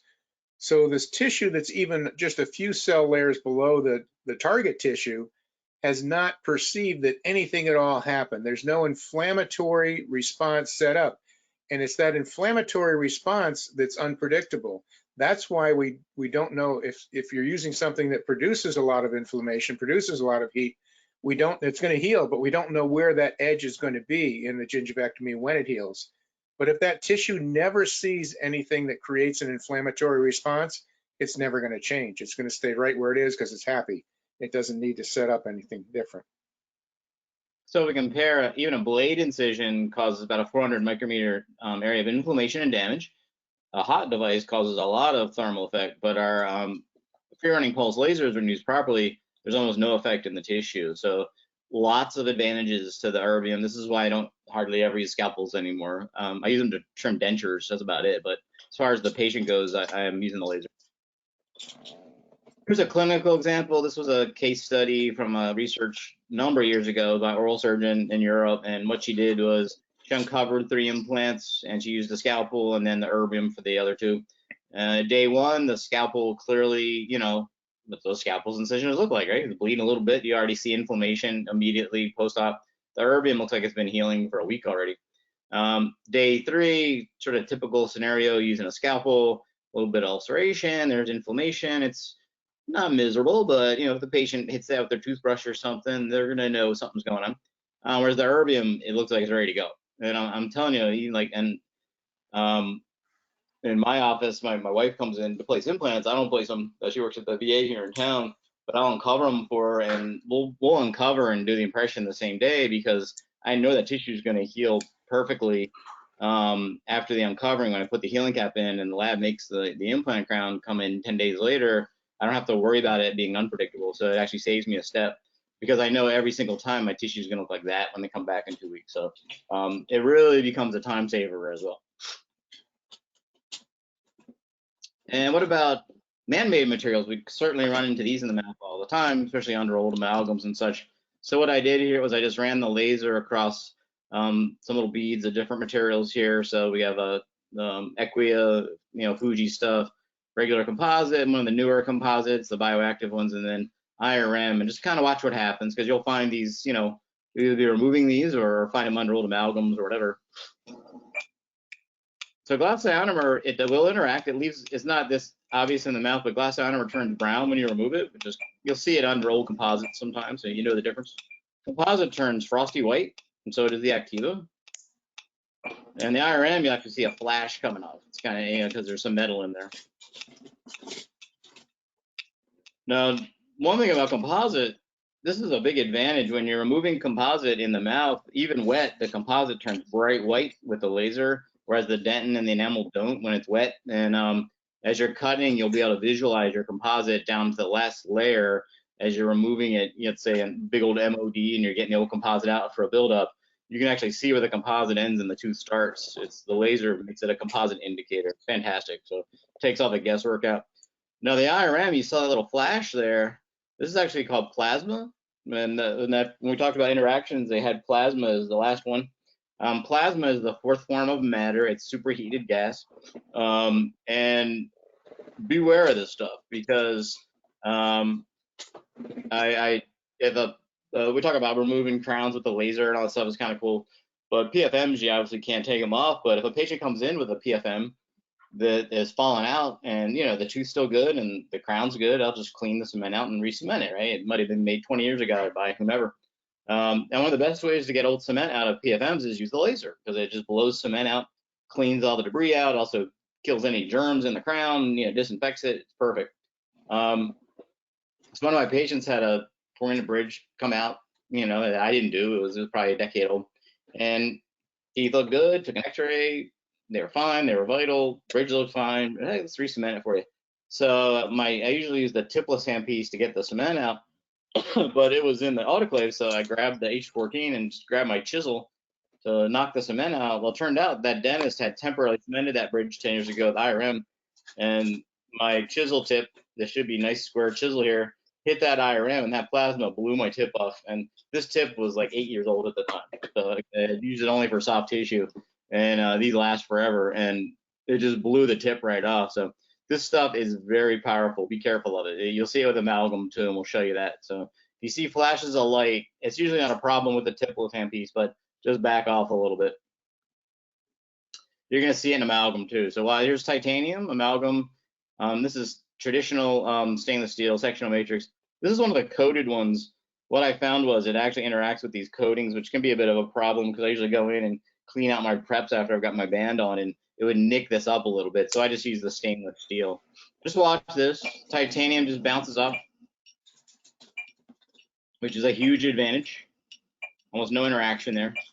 Amalgam, there's a lot of interaction. More plasma, okay, and see smoke coming off, and definitely want your suction on here at this point. And seeing the steel, it doesn't interact, but it moves the band. I don't know what's happening there, to be honest with you. It's phenomenal, but stainless steel is very non-interactive. The coated actually nicks up that coating, so I like to use these, not those.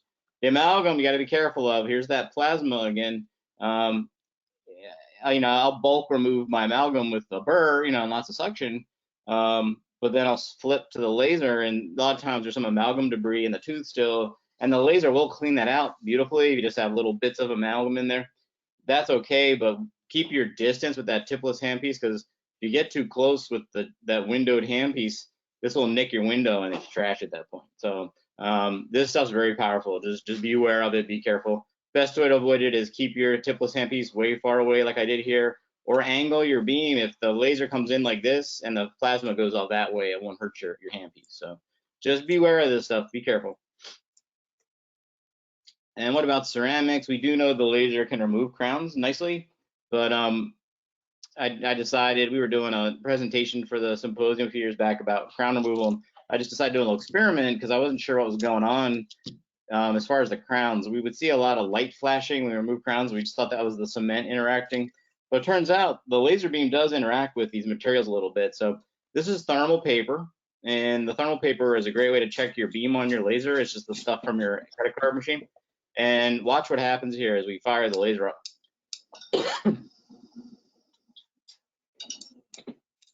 So that's zirconia on top, and this is Emax down here. So there's a flash of light with no cement. So it turned out the laser was in fact interacting with the materials, and it seems to interact with the zirconia a lot more than the Emax. And then, so what is that interaction?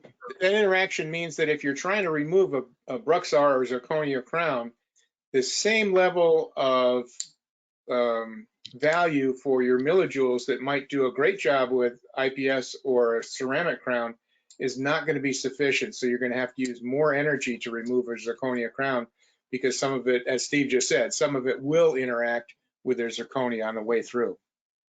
Yeah, and here we see the thermal paper, which was under the crown after we moved it.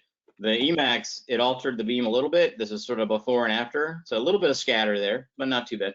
The zirconia really scattered the beam quite a bit because this was all at the same distance. And then thickness mattered too. This is a bridge made of zirconia. This had a 1 millimeter thickness set too, and you can see how much more light was absorbed by the zirconia. So if you're gonna knock these zirconia off, you're gonna have to turn the power up a little bit higher. I've actually used Max a couple times on some real big thick ones to try to loosen them up. When you do remove crowns, they may or may not come off in one piece. If they do, that's great. If you do have to divide them, at that point you've debonded them and they come off like a PFM at that point. Either way, they come off much easier. And veneers almost pop off. It makes life so much easier. All right, so let's check our time. We're in a good place right now. We're gonna go through your laser now, okay, and how to take care of it, and then we'll take a little break before we get into clinical stuff.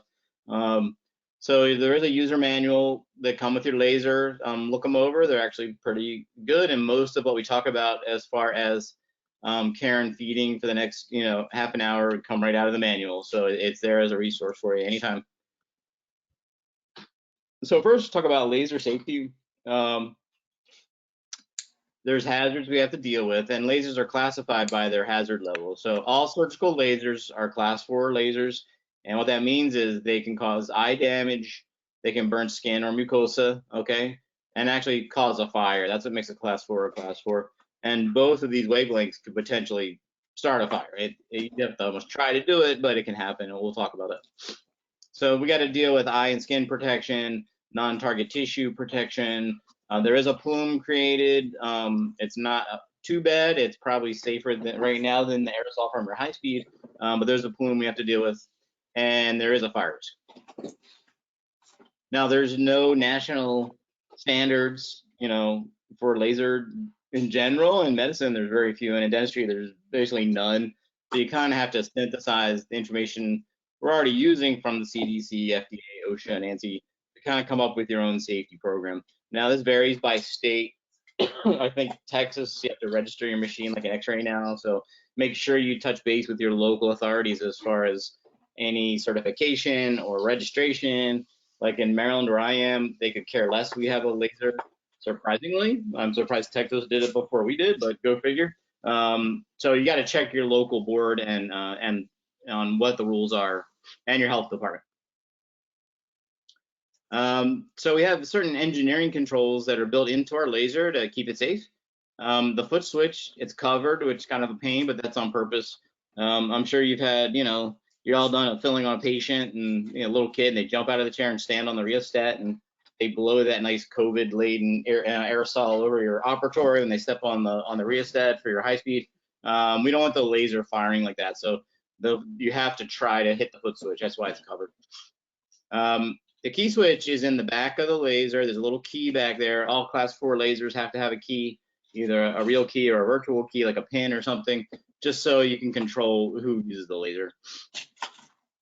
The emergency stop you'll never need, but lasers have to have it. It's this little red button here, but it will cause you trouble. And what'll happen is either your staff moving the laser around, or the cleaning crew, or your knee will bump that thing and it shuts the laser off. And the problem is the laser won't work until you deactivate it. And what happens is once you engage that button, it stays engaged until you release it. You have to kind of grab it and twist it, and it pops out. What you'll find though is you'll go to flip your laser on in the morning, and you hit the green switch in the back. That's back here, and as soon as you hit it, it blows like a circuit breaker every time, and you think your laser's got a short circuit or something. But that means that red button's been pushed, so it saves you a call to Texas. If that green switch won't stay engaged, check your red button. 99% of the time, it just got pushed by accident. The casters are lockable, so the laser doesn't roll around while we're working on it. That's a good thing. Control panel, you make sure that everything's functioning in the way and your right wavelength and everything is visible. The laser not only diagnoses when it boots up, when you turn it on, it also continually diagnoses itself. Like I was telling you earlier, I'm getting my flash lamp replaced as we speak. When I went to certain parameters, my laser would shut down and an error code would come up. And the laser actually saves those. So we'll show you that today and tomorrow how it does that. But that tells the tech crew, when you call them up in Texas for a repair, they know what's going on usually. So the laser is always diagnosing itself to make sure the energy and the power are right. The door switch is an interesting thing. It's like a little rubber tip that hangs off the back. And these were designed for big high-powered medical lasers in an operating room environment. And what you would do is tie a string on it, and if somebody opened the operating room door, it would turn the laser off, so they don't walk in without goggles. It's an FDA requirement in our environment. One, most of us don't have doors on our operatories, and two, it's kind of silly, but it's there. It's like an appendix. It's a vestige. And the only time that would be a problem is if some little kid yanked that out of there, your laser won't work. It's basically an emergency stop on the back. So you need to be aware of it. Standby mode, the laser won't fire till we tell it to. The beeps are annoying, but they're there for a reason. It's to let staff know the laser is firing, so they don't walk into the operatory without goggles on. We don't want to do that. And then you have a little red light here at the base, an LED, and a light on here telling you the laser's ready to roll, that it's ready to fire. And it'll shut itself off after a few minutes, which is also a good thing. Here's a little hack I recommend you guys do. Unless you got the wireless foot pedal, you don't have to worry about this. But what you'll find over time is this wire gets bent a lot, moving the laser around, and depending how you use it in your operatory, and you start getting short circuits right here where this bend is. It's probably happened to you with your, I don't think anyone's invented a loop light yet that doesn't start shorting out after 6 months, where your loop light cable starts to short out. Same thing happens here, and it's an expensive repair. It's a few $100 and your laser won't work. So the way I've got around that was Practicon sells these X-ray sensor cable protectors. It's basically a silicone tube with a slit in it. You wrap it around your tube and it passes perfectly through the opening. Push it right up flush against the metal hub here, and then you take a couple cable ties and zip it down, and it keeps it from bending. And I did this about 6 years ago, and my laser hasn't had a short since. I used to get them like every 2 years or so. So this will save you a lot of hicks. I highly recommend you do this little trick. Administrative controls are what you are going to put into the laser as a business to keep it safe. You should have some type of SOP. It doesn't have to be super fancy. Just if you have an employee manual about, everyone should wear laser protection and those kind of things, and that there's a laser safety officer in the practice. I'm a small office. I just have a handful of employees. I work by myself and a hygienist. So I'm the safety officer. If you got a bigger office, just point at your most reliable favorite assistant and say, you're the safety officer. And it's good to have because they make sure that the goggles are the right kind, that they match the wavelength, that the laser's being maintained properly, that whoever's changing the water is doing the right thing, and also determine the hazard zones, things like that. So somebody needs to be appointed that job in your office. As far as eye safety goes, we have visible light here, remember ultraviolet's out here, and then our thermal radiation. With the eyes, we worry about the retina with the shorter wavelengths and then the cornea with the longer wavelengths, and I'll show you why in a second. And then we can get burns at any wavelength. And pretty much if you think about it, the retinal burns are going to be the Nd:YAG because it's a shorter wavelength that'll go through the lens, which is water, and find the retina, which is full of pigment. The erbium can actually burn up the front of the eye if we're not careful with it because it gets absorbed by the water on the surface. So the two lasers have kind of different hazards we have to deal with. So as far as eye safety goes, we want to make sure that we have a safety officer appointed and that everybody wears safety goggles. Make sure they're laser appropriate and for that wavelength. If you have some old water laser glasses laying around, they might be okay with the erbium, but they won't protect for the Nd:YAG. If you have some diodes laying around, they may not protect for anything because these lenses are wavelength specific. Make sure they match what you're using. And then you need your poster up somewhere in the office that you're using lasers. So for every single patient, make sure that the patient wears the glasses first, the assistant or any auxiliary person in the room is wearing glasses, and then you wear your glasses. In addition to making sure that that's listed in the patient's chart that laser protective eyewear was worn, it's a good idea when you walk into the room to just say in a voice that's loud enough for everybody to hear you, does everybody have their protective eyewear? That's going to be an indication that you not only are really concerned about their safety, but the perception of your concern is there too. That goes a long way to make sure that everybody believes that you're doing what you're supposed to do and removes a lot of those frivolous problems that could happen if somebody has a problem later on that's not due to you, but they'll try to say that it might have been. Yeah, and that leads us to this. This is right out of your user manual. And then there's sort of the real risk that we got to deal with, which is real, and we want to be safe. And there's also the perceived risk, like Mike was talking about, that you need to be conscious of. And also in a litigious environment, you could put a patient at risk from the manual standpoint, even though in reality they were at no risk at all. So you want to be careful how you handle things. So the maximum permissible exposure is the most amount of light, laser light, the eyes can be exposed to without damage, and that varies by wavelength and type. So the hazard zone is where the MPE is exceeded. So that's the danger zone for your eyes. If we look at the hazard distance, this is right out of your owner's manual.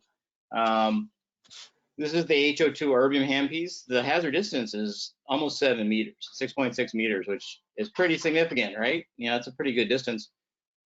The 320 fiber, which you guys will use all the time with your Nd:YAG, it's 27 meters is the hazard distance. Now, can someone be 30 feet away from me and get their eyes burnt by the Nd:YAG? No, it's basically impossible. That beam is so divergent, you could be a foot away from it and it probably won't hurt your eyes. But the manual says it is, and this is just based off of the science of the light and what the engineers came up with. So we have to be cognizant of that, even though the real risk can be much lower. But in reality, it's your operatory. Okay, so the light will be contained by your operatory, by the walls, just like the X-ray radiation is contained by the drywall. So you just kind of keep that in mind, that as long as you have an enclosed operatory, even if you have an opening in the back or whatever, that area around the operatory is the hazard zone. The next room over, as long as there's a wall, isn't, even though that's, you know, just a few meters away. The only problem you might run into is in an open bay environment, like in pediatric dentistry, or if you have a big practice. If you just have, you know, semi cabinets between each section dividing up your operatories, certainly you would have other patients within this zone, right? And the real risk is none. I mean, you'd have to try to hurt the kid next door with the light, but the perceived risk is there. And if they look in the manual, hey, my little kid was next door to that kid getting treated, getting cleaning, and you had that laser firing, my kid get their eyes hurt. My advice is, if you have an open bay environment, that you either limit your laser to your safe quiet room that's enclosed, or just everyone wears laser goggles, period. So you should have safety goggles on anyway, doing propies on everybody or whatever. So just make sure they're all laser goggles and everybody's safe. So there's a couple ways around that where there could be a perceived risk that could cause you trouble. We're using laser goggles. There's what's called the optical density, which is just how dense it is to light, and it should be at least 5, and that's usually labeled on the laser goggles. In my office, as soon as they walk in the room, they put the goggles on. There's no questions asked. That way, everybody remembers, nobody forgets, and that way they're on. As soon as they hit the button, they're already covered. And then providers, we pop them on before we fire up the laser. Always recorded in the chart. You know, if you have digital charts like I do, I have a lot of generic notes because I don't write the same thing a million times a day. And all my generic notes say laser wavelength appropriate eye protection was worn throughout the procedure, so that you document that. And make sure they're wavelength specific. If you have some old diode glasses laying around, they may not cover the wavelengths that we're working with, because most diodes won't touch erbium and vice versa. So best to use full wavelength glasses. There's a lot of ways to get protection. Now a lot of manufacturers are making loops with protection now, which is great. So you may want to upgrade your power anyway. If you're at 2.5 for laser dentistry, I don't think it's enough. You probably need to go to at least 3.5 or higher. But when you upgrade, you can look into models that have protection built in.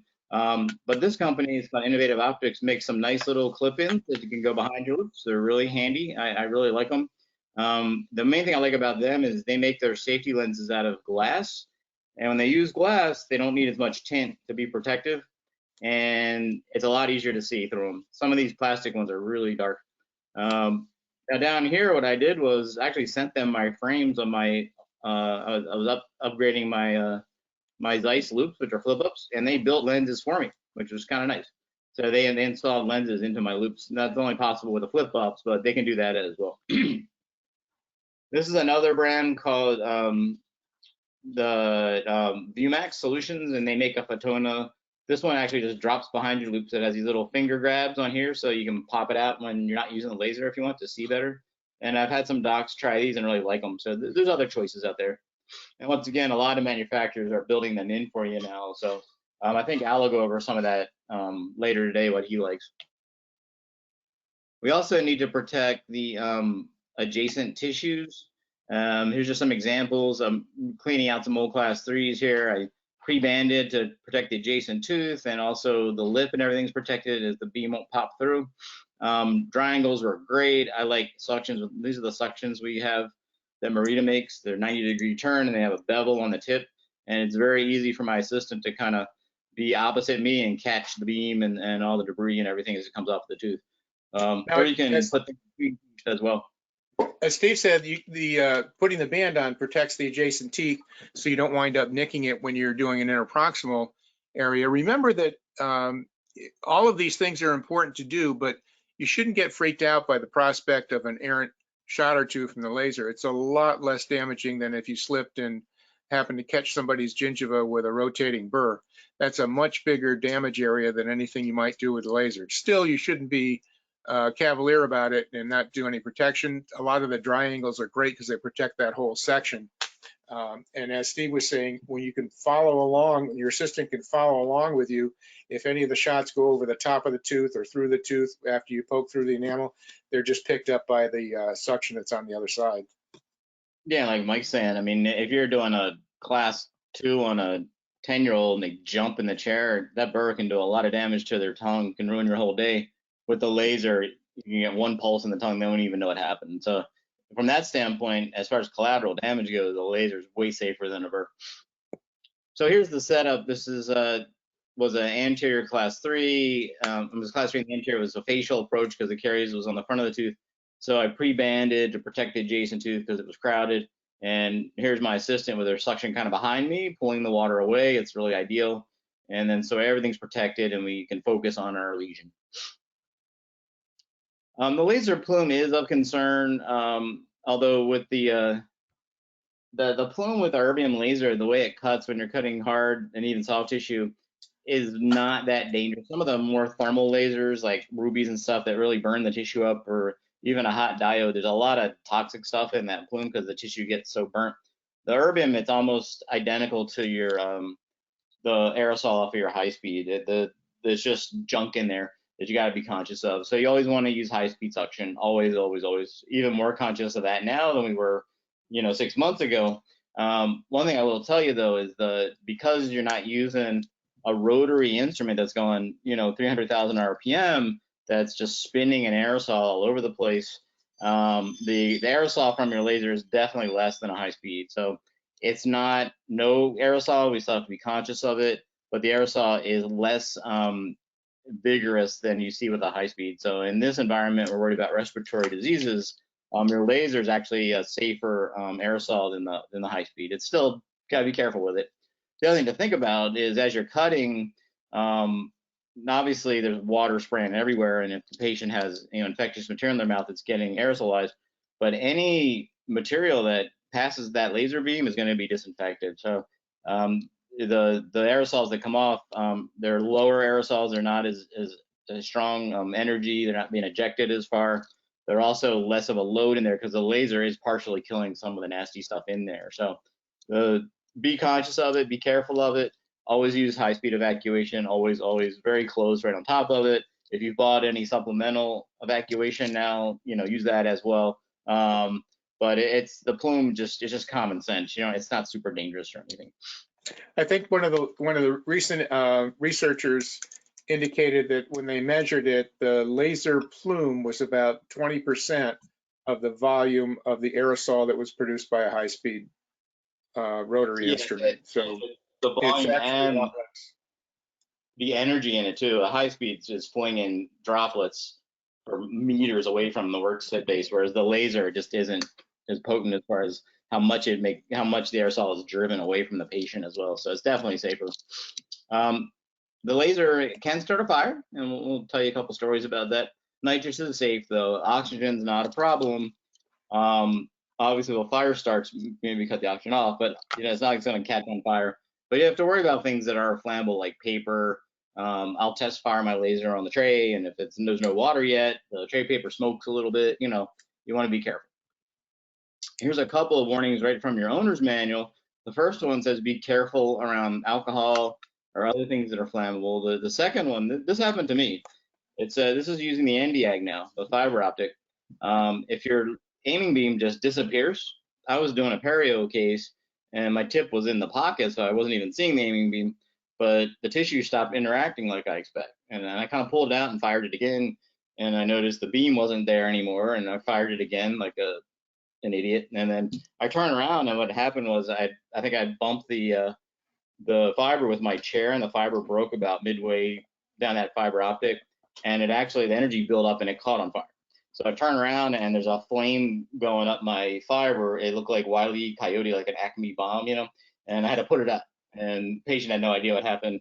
I had the assistant get a new fiber and we were good to go. But it happens. It happened to me. So if your laser stops firing, be careful because you may get an ignition somewhere along the fiber. I think Mike had a story with that first one about alcohol.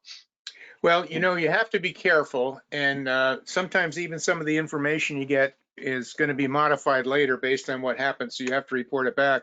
This was a long time ago. It still was probably 1997. We were doing a lot of perio with NdAg only. And at that point, it was, as you're using the NdAg, things will ball up on the fiber, blood products and other tissue products until it gets kind of glommy. So it was taught that you take that fiber, the assistant holds a wet gauze, you put the fiber in the wet gauze, step on the pedal and pull it out, and it just heats it up just enough so that that can clean off the end of the fiber. So they were saying you can use water or you can use a damp alcohol sponge. So we had been doing that successfully for 10 or 15 cases. And at this one particular time, my assistant did not have a damp alcohol gauze, but she had one that was dripping with alcohol. So I put the tip in there, she squeezed it, I stepped on the pedal, and it set the gauze on fire. Well, the first thing she did when she saw fire in her hand is drop it. And she happened to be over the patient's paper bib, which caught fire. So the first thing I did when I saw the patient's bib on fire is pat the fire out with my hand and sit the patient up. Now there's a 50-50 chance that that's going to be a male or a female patient. Actually, there's a 100% chance it's going to be a female patient. So after I sat her up, I said, Mrs. Jones, I'm awfully sorry for patting your chest like that. She said, don't apologize at all. If I'm on fire, no matter where it is, just put the fire out. So she was a good sport about it, and we always used water instead of alcohol for the to clean the tip of the NdAg fiber off from then on in. So this falls into the category that smart people learn from their mistakes, and brilliant people learn from somebody else's mistakes. So Steve and I are going to share our mistakes with you, so you don't have to do them to find out for yourself. Yeah, and it's been a long journey, so we've had plenty of those. As far as infection control goes, I mean, now this is as important as ever, you know. But I always tell my staff, you know, I try to have a new assistant now last month or so, and one of the things I tell them when they walk in the door is one of the most important things we do as dental providers that we really don't get paid for is protecting our patients from each other. Okay, I mean, we're obviously protecting ourselves and protecting the patients from us if we were carrying around something, but really from them giving each other stuff too, whether that's influenza or whatever, and COVID now. It's a real important duty that we have, and it applies to this laser as well. And fortunately, everything, for the most part, is autoclavable, and they're all considered critical instruments. We even we're doing operative dentistry with our O2 handpiece, it's still considered surgical, so it all gets autoclaved, no ifs, ands, or buts. And there's a couple of tips I would give you. This is it depends what kind of autoclave you use. We found with the Statum, when the handpiece, especially when you put new gaskets in it, it's a negative pressure autoclave. When it goes into that vacuum, the little windows would like to pop off. So we just put those instrument bands on them that the Hugh Freedy makes for marking your scalars. Works great. It'll hold that window down if you run into that problem. The fibers are autoclavable as well for the NdAg, and I've autoclaved mine 1,000,000 times and they're still working. Put them in a nice big bag, the biggest bag your autoclave can handle, with a loose coil so they don't get bent. I actually do not leave my NdAg fiber on my laser ever. One, if a perio is coming in, I want to make darn sure that fiber is nice and sterile before we use it surgically. But the other reason is I found when the NdAg was on the machine at a convenience, you know, we autoclave it and plug it back in, it would tend to get broken, moving the laser around, patient's purse, whatever, and then it's a $400 oops.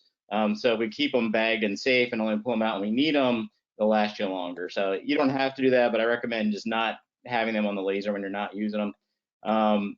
For BioStem, I pretty much use R30 now. We'll show you guys that trick later. So even for that, I just keep the fibers tucked away. And if you have a Genova, you can use that. Just a word to the wise. I learned the hard way how easy those things break. I just leave them sterile, leave them bagged, and pull them out when you need them. Now your laser will want to have something plugged into that NdAg socket. So if you haven't already broken a fiber so that you have something left that's damaged, you will at some point. So don't throw that hub away. You can actually use that as a blank to put in there when your fiber's not in the machine. Yeah, and if any of you guys got an R30, just leave that plugged in, and it thinks there's a fiber there, so that works well. We cover our control panel with headrest cover, works great. The touchscreen functions with the headrest cover, and the screen doesn't get all gunged up as much. So we still wipe that off in between, but it just gets less gunky. And then use your high level disinfection for the arms and all that stuff. But everything's autoclavable. The tips are autoclavable. Autoclave them. Okay, you don't have a choice. Once again, it's even more in our minds now than ever. But those of us old enough to have lived through the HIV epidemic when it started and how it impacted our practices, it's kind of like Back to the Future for us. So we're back where we started. I'm sure you feel that way too, Mike. Absolutely, and that's something I would refer to several times. People that are much younger have no idea what that was, but at the time, it was much scarier than this was because we didn't know, first of all, what caused it, where it was going to go, and if ultimately everybody was going to be affected by it one way or another. We didn't know how contagious or virulent it actually was. So everybody actually made it out of that okay, but there was throughout all of that, the positive remnants of that were that everybody was a lot more conscientious about face masks, glasses, gloves, and protective clothing and shields. And it's getting even more intense now with the contagion that exists with this thing. Yeah, but I think for dentists, it wasn't a big leap because we were already there, you know. Yeah. I think in my office, other than the N95 and changing our gowns routinely, everything else we were already doing. So yep. It hasn't been a big leap for us.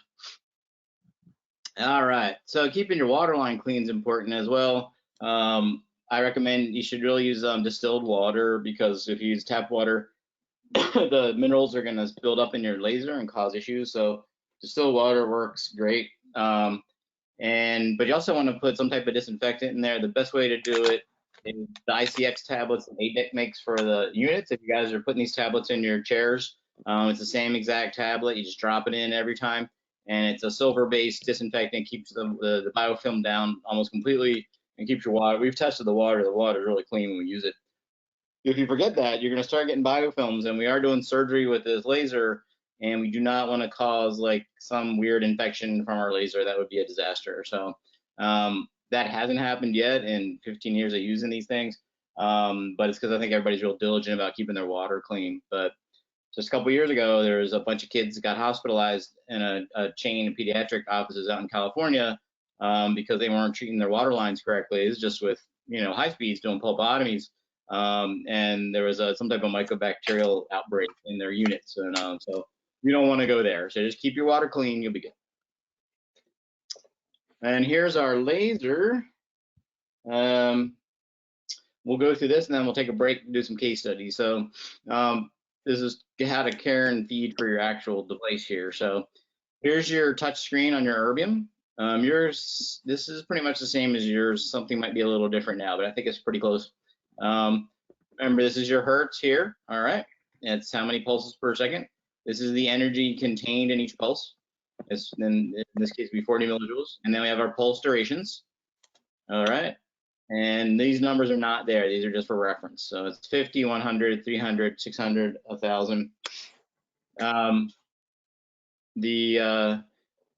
then sweeps is over here, and that's also a specialized pulse as QSP is as well. And we pick which laser we're using with the Erbium and Nd:YAG. Your presets are here, all your saved settings. Most of the sales reps are downloading a bunch of presets that are pretty good now in there. They override the ones from Europe.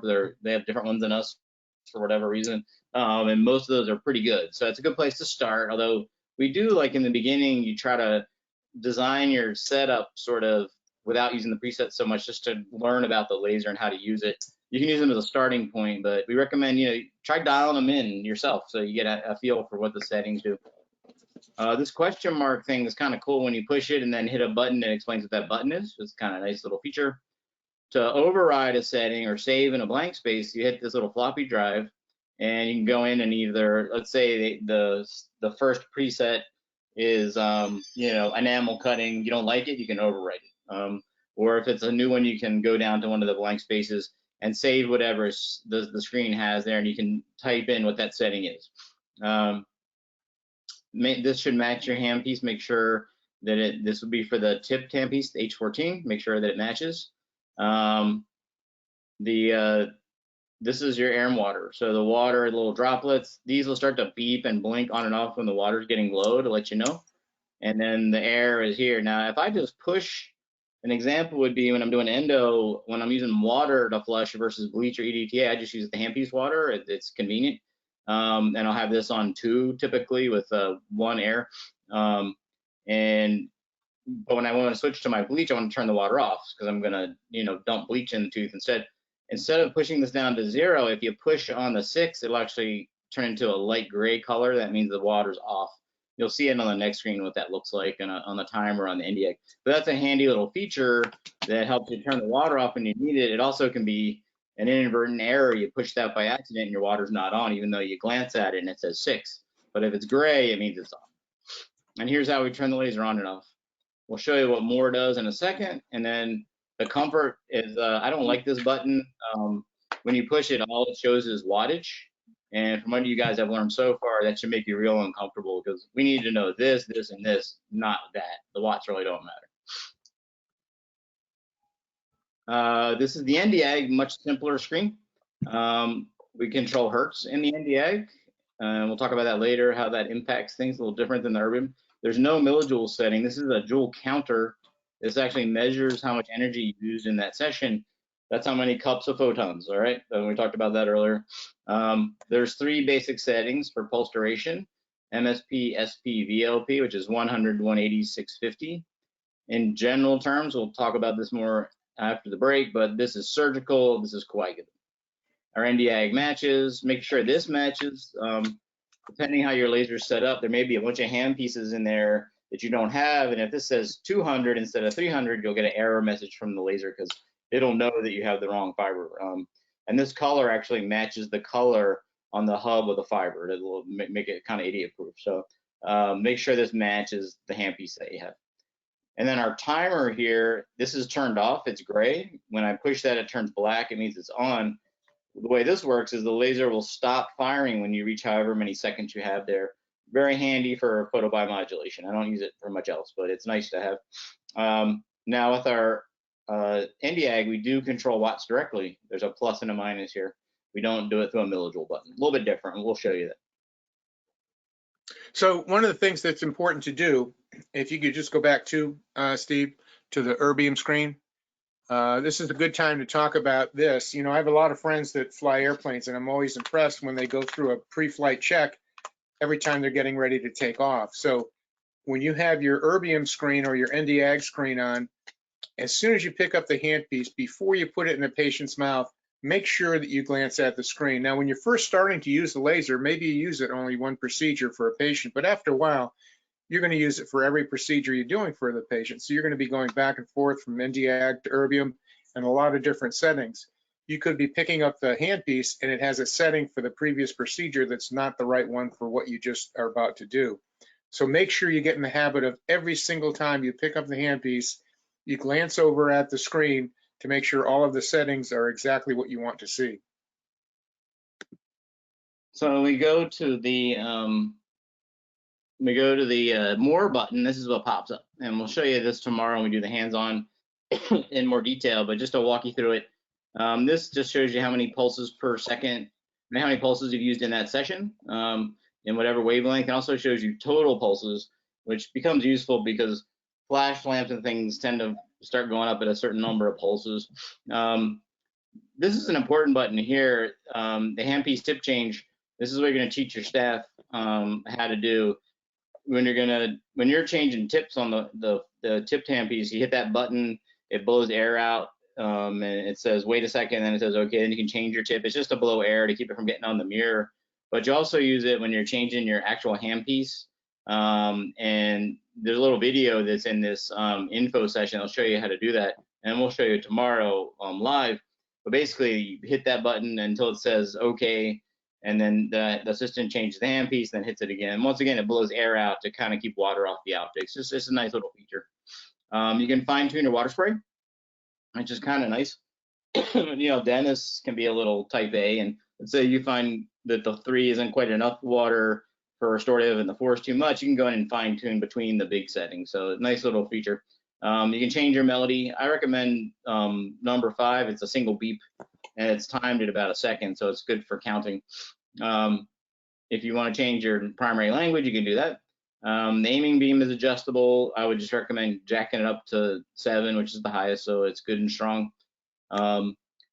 This calibration screen may be an issue. What it does is it resets the screen, and what you'll find is, let's say I go to push that calibration button, but I got to push a little off to the right, say, to make it work.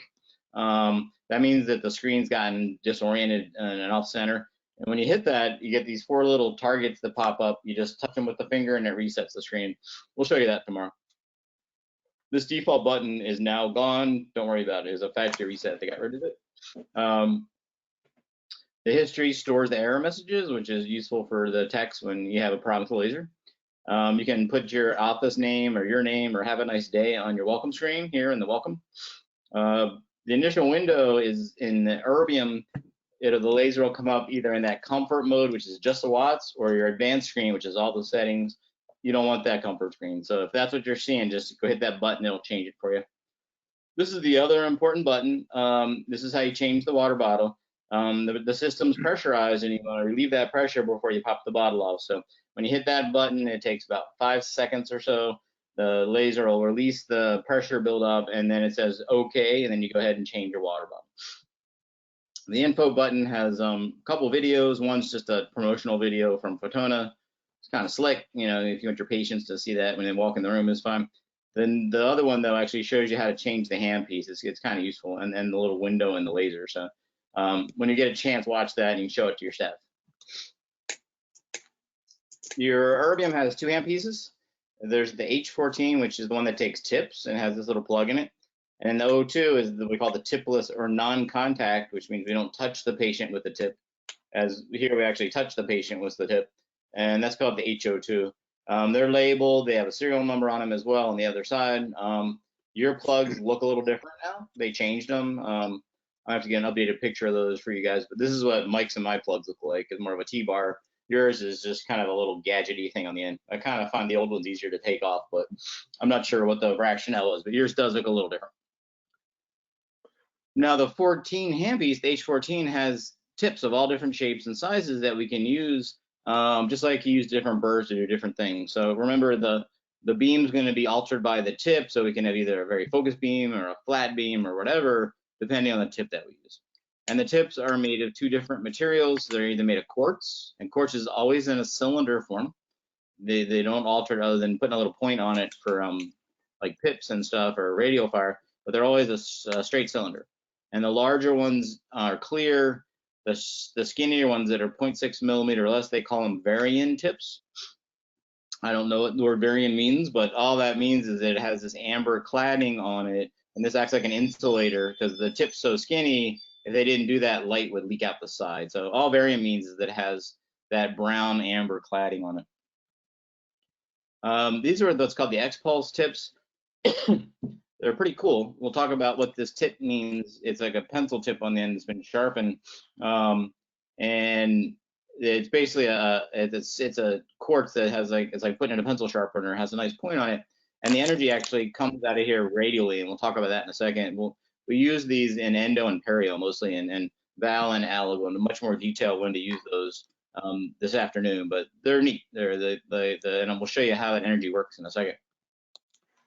The sapphire tips I find to be more durable than the quartz tips. Oh, another advantage of the quartz tips is they're repairable. So if you're removing bone with one of these and the tip gets a little dinged up, you can take a polisher and flatten it out, and it's like new again. It just gets shorter. And if one of these X-Pulse tips, if they break the point off, just take a soft flex disc and flatten it out, and now you have a varian tip. So don't throw that out. It's still useful, just not for the original purpose. So these are repairable. The sapphires aren't repairable, but I find them to be a lot more durable. The cool thing about sapphires is they have different shapes. They have conical, where the beam's focused. They have a chisel, which works almost like a blade. It's a fantastic tip for all kinds of surgeries, land flaps, you name it. And they also have flat cylinders in different shapes and sizes. Another important thing, when you look at your tips, the boxes and the catalog is labeled with this maximum energy. You should pay attention to this. If you go above that, the tips can get damaged and then break. And then your tipless handpiece has a window. The energy just comes straight out. So when we talk about why do we have so many tips? Why not just have 1 or 2? Well, the shape of the tip is going to give us different shape beam, which will give us different power density, which gives us different jobs to do, which is kind of nice. So this is all with erbium, okay, and H14. So a tapered tip, the energy is going to focus, and you know, it's like using the garden hose and squirting the kids and the dog in the backyard. You put it on high power, the beam's going to be very focused and powerful. Ideal for incisional procedures, biopsies, frenectomies, whatever. Cylinder has a nice flat beam profile. It's more spread out. So we have that same amount of energy over a wider range. It's not going to be as aggressive, but it makes for a nice smooth wide cut. This is ideal for operative dentistry and bone cutting. Now you can use a cylinder for just about anything, but they're ideal for cutting hard tissue. The radial tips are kind of a special case. They're pretty cool. What happens is the photons come down here, and this is a reflective angle, so they bounce off this angle until they exit, and they create a radial beam, which comes out 360 degrees as a ball of light, in a sense. And this is what we're going to use when we do endodontics and periodontics. It's really cool what happens, and we'll show you that in a second. So this is a radial fire tip. This is the original PIPS tip, which Mike and I still use because our lasers aren't sweeps compatible. But basically the energy comes down, it bounces around and creates a globe or a sphere of light off of the tip. So why would we want that? It's very diffuse. It's not going to cut anything very well. The energy density is quite low. Well, we want that because if we take a laser tip, this is a cylinder and this is a radial fire tip, and stick it in solution, this is in water, and fire the laser, the water absorbs the energy and creates a gas bubble. And so the water gets superheated, creates this bubble, but this is only at 290 microseconds, very fast. This gas bubble will collapse right away because it doesn't have the power to float to the surface. And when it collapses, it creates a little shock wave. And if you look there, at 495 microseconds, this ring here is a shock wave that is a wave, and the wave will travel just like a tsunami in the ocean until it finds hard tissue. So when we're in a root canal system, this shock wave will propagate through your bleach all through the anatomy of the tooth completely, unlike anything else. Val will show you better than I can later, but basically, you know, here in Maryland, we have the Chesapeake Bay with all the tributaries. If a wave enters the Chesapeake Bay, it's going to travel up all those tributaries until it hits the beaches and, you know, cleans the sand off the beaches. The same thing happens in your root canal system. You have all these tributaries that shock wave will travel all the way to the end and get your bleach where it needs to be, and it blows away any other irrigation system. To give you a chance, to give you an idea of just how powerful that is, it's not just washing everything when it goes through those shock waves. That shock wave is so powerful inside the tooth. You should think of it more as a microscopic tsunami. It's so powerful that it has the ability and capability of lysing the cell wall of any single cell organism it comes in contact with. And that means that as long as you have fluid in all of the canals, whether they're large enough for a file or not, and you fire this radial firing tip to create this microscopic tsunami shockwave, that travels up every single space that has fluid in it and essentially kills all of the bacteria or anything else that's a single-celled organism within 30 seconds. So it's very, very powerful. It doesn't damage anything else because when it goes out the apex, the soft tissue surrounding it deadens that effect. Yeah, it's almost like if the wave traveled up an inlet and it got real tight and the inlet opened up on the other side, the wave kind of goes away. So we've been doing this for over a decade and there hasn't been a single hypochlorite accident using laser-induced irrigation, but lots of successful root canals. So it's extremely safe, probably safer than needle irrigation and more effective. And Val will blow you away later about how it works, but just give you an idea of the physics behind the sweeps effect. This is what's going on. It's this bubble that it collapses, creates a shockwave. This is me doing a molar endo, and I'm pretty much done at this point. And this is some bleach in here, and this is the final step where we're just gonna pips out that bleach a little bit and use laser-assisted irrigation. And you can see the shock waves traveling around in the bleach. And watch after a few seconds, all the debris comes floating up to the surface. Now this is my technique. I use a fairly low energy and don't even irrigate as I'm doing that. I like standing bleach. Most people flush the bleach as they're doing it, which is fine as well. There's leeway here how you do this. But look at all that gunk that just came floating up. And that was a tooth that was already instrumented and ready to seal. So really cool effect. And we use it in perio too, and Al will show you that.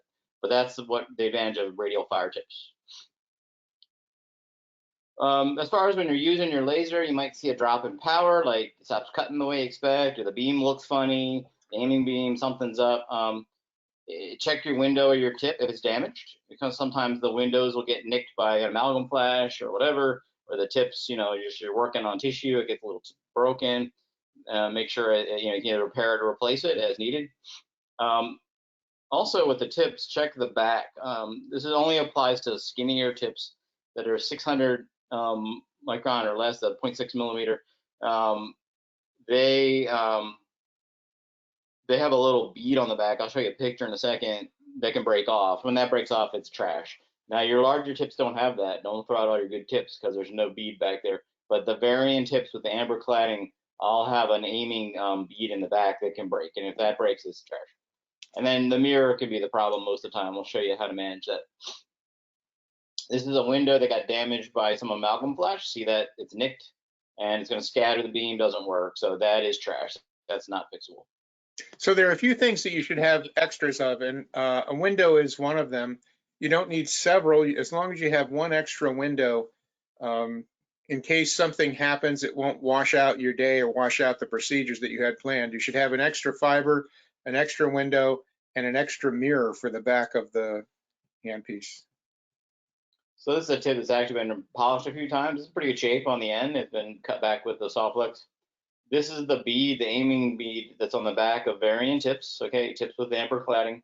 It's to focus the beam because the tip is so skinny, and that can break off, and that's trash. So if it looks like that in the back, get rid of it. The larger ones don't have that. It should just be a nice flat surface on the back end. The quartz tips are repairable. Either this is a porcelain polisher, they work great, or soft flex discs I find work just as well. So just flatten her out and you have a new tip. They just get shorter and shorter, but that'll save you a lot of money. So I don't buy the 9 millimeters. I always buy 14s because they all end up 9 sooner or later. So I always buy the longest tip I can get. And remember, if those radial fire tips break off, just buff them up, make them a flat end, and then you got a new variant tip. So don't throw those out. They're good. Those really short tips are great for pediatric use. They can get to a deciduous second molar nicely, and even when kids move around, there's plenty of room back in there to use it. So this is how we remove the mirror. It's a little dual-ended tool. There's a little screw here, and then there's a screwdriver on this end. So you remove the cover with the screwdriver, just gently. I always do this with a little Tupperware container below me because I've lost far too many of these under the cabinets in the office and they bounce around. So word to the wise, don't make that mistake and you won't lose your cover. And then you just turn it around and gently screw this into the mirror. Don't over torque it because it will get stripped after a while. So just till you get purchase and then you pop your mirror out. And that mirror is kind of beat up.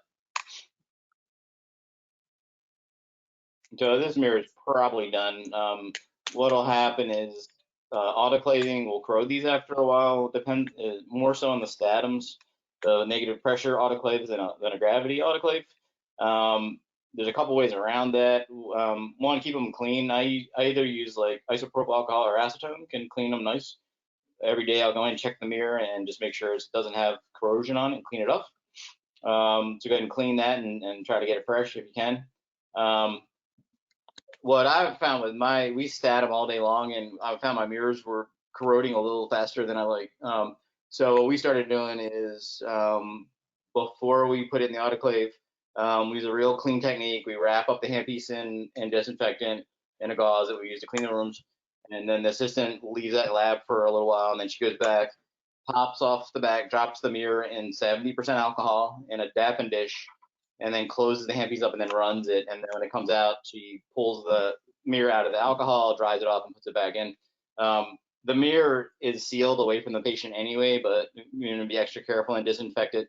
And make sure you use 70% alcohol, not 100%, because 70% disinfects better than 100%. It has to do with you need water in there to break down some of the lipids and some of your bacterial cell membranes and walls, and 100% alcohol doesn't work as well. So if you're using alcohol to disinfect anything, always use the 70, not the 100.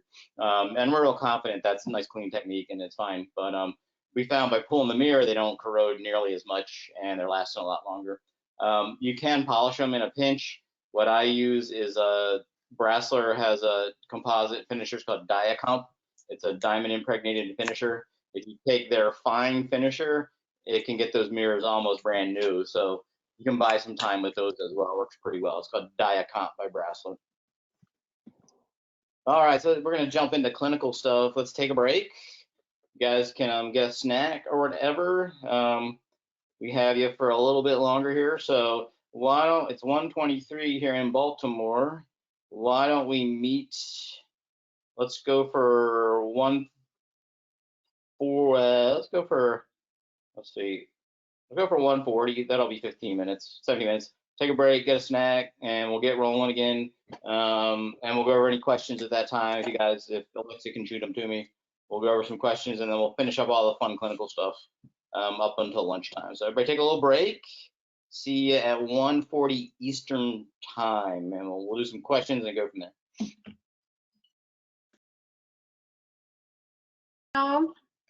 And we have Dr. Alan D'Alessandro, who is our periodontist based in Chicago. He's going to be doing the next couple hours, teaching you guys about the perio portion with the laser.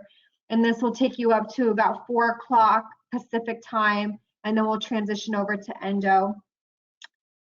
So Alan, he is our teacher for both the perio portion of the FAST course and the advanced perio course. So if you're interested at all in doing the advanced perio course, Alan and usually Dr. Eli Madden as well, who's based in the UK, normally do the advanced perio course. But Alan will be holding it down in July all by himself.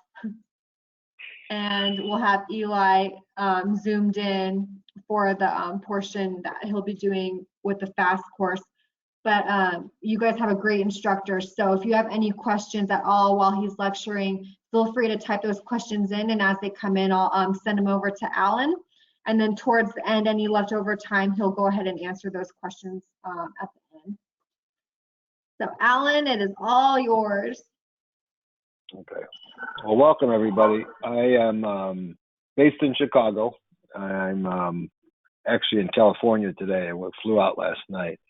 But anyway, I am the periodontist that teaches the FAST part and also the advanced.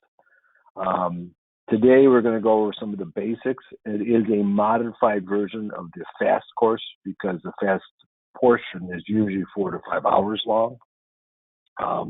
More interaction and more about soft tissue and other uses for the laser. Today we're just going to go over how we could use it in periodontics and periimplantitis, which is probably the two hottest areas that people want to learn. I know Steve and Mike gave you a real good course this morning, and they went over some of the basics of lasers.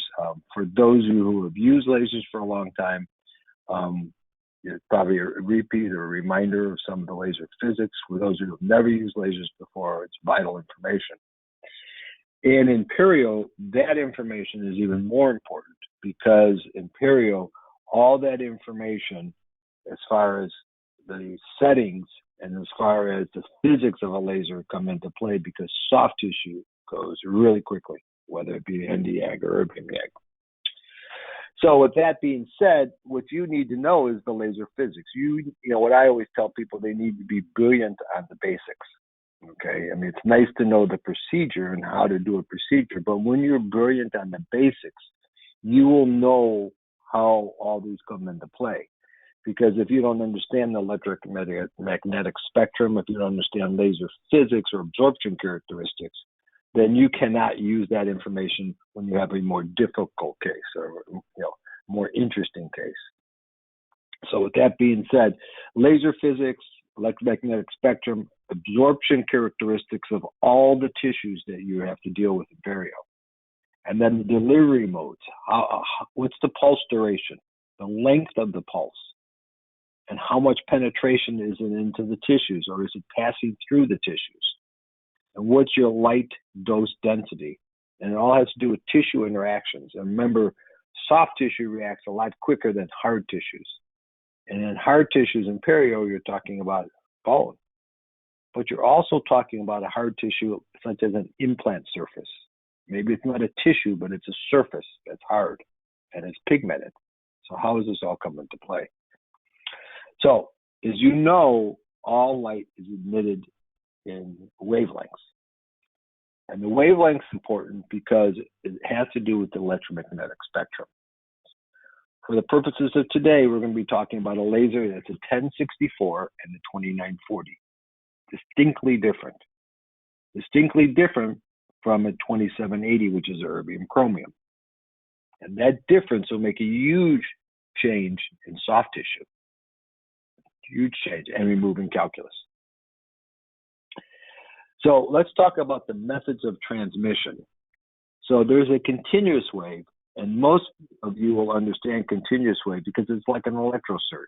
When your foot is on the power, your electrosurge is cutting. When your foot's off the power, it goes off. So there's no time that laser's off unless your foot's off the pedal. So your peak power is your average power, and it looks like this. Either it's on or it's off. Now, really important, because when you're using an electrosurgery, what does the tissue look like? It's charred. It's burned. You denatured all the proteins. You're not getting that tissue back. It's not going to regenerate. It has to repair itself. And usually when it repairs itself, it's going to repair itself to a different level or form because you destroyed the tissue. So important that you don't want to use a continuous wave. Now, the next one is a gated wave, and gated basically is a big gate that comes in front of the continuous wave, and it blocks some of your transmission. And because it blocks the transmission, you're only going to get half your peak power. So it looks like this. It's on, off, on, off. Now, you're not taking your foot off the pedal to turn it off. The machine itself is putting a gate in front of the beam. So a diode or a CO2 laser is famous for gated waves. Gated waves, because there's a period that it's off, allows the tissue to cool down a little bit. And that cool down period allows the tissue to repair itself or have thermal relaxation, which we'll go over in a minute. And the next one is the free running pulse. Now, our lasers, the photona lasers, are free running pulse lasers. The laser is not always on. And you can determine how long you want that laser to fire. That's the beauty of it. You determine what your pulse duration is. So you're going to emit energy in powerful bursts, they're millions of a second, and you can have very high peak power, but low average power. Because if you look at this, you can see that this is your burst of energy, but you have this long period of relaxation, which we call thermal relaxation. Okay, and I call this the artist palette. So these are your screens. The only difference from this slide and your screens, there's no numbers on top. So you have to memorize the numbers. The numbers are in microseconds. So on the right part of the screen is the erbium YAG. And you have everything from a 50 microsecond pulse, which is a very short pulse, to 1,000 microsecond pulse. And that 1,000 microsecond pulse, think about it, it's on 20 times longer. So what happens when it's firing?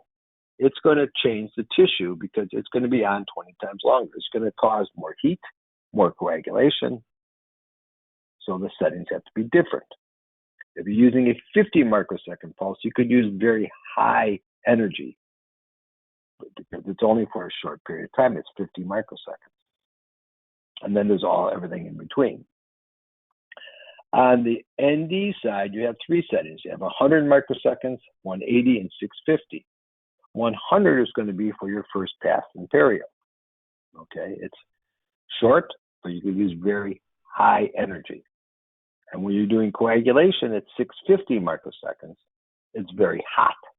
It's on 6.5 times longer.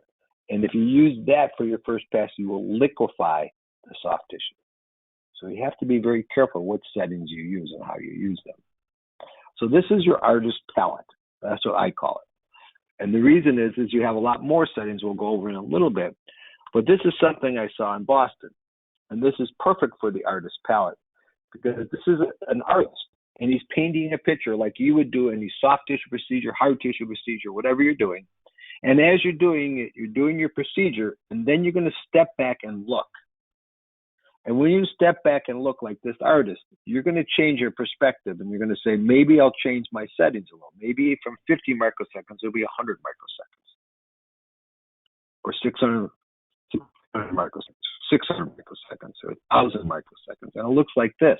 So this is your artist palette. In addition, you could change your millijoules, your hertz on the erbium side. You could change your watts and your power on the ND side. You could change your hertz on the ND side, but for right now, you're not changing them until you come to the advanced course so we can explain it to you. On the erbium side, you have a lot more latitude. And then you have a sweep setting. So there's so many different settings on these lasers. And if you look at the marketplace, you will not see any other lasers with this many settings, especially on the erbium side. Especially on the erbium side. So let's talk about thermal relaxation a little bit. Thermal relaxation allows your target tissue to cool. Okay, it's going to heat when you have the laser on, and then you're going to have a period of cooling. And I always say, it's like putting your finger in the candle. If you put your finger in the candle, it's going to burn. But if you run your finger through the candle, you're going to feel the heat, but it's not going to burn your finger. So a 50 microsecond pulse, there's going to be a reaction in the soft tissue. But it's short, and the tissue is going to have a long period to cool down.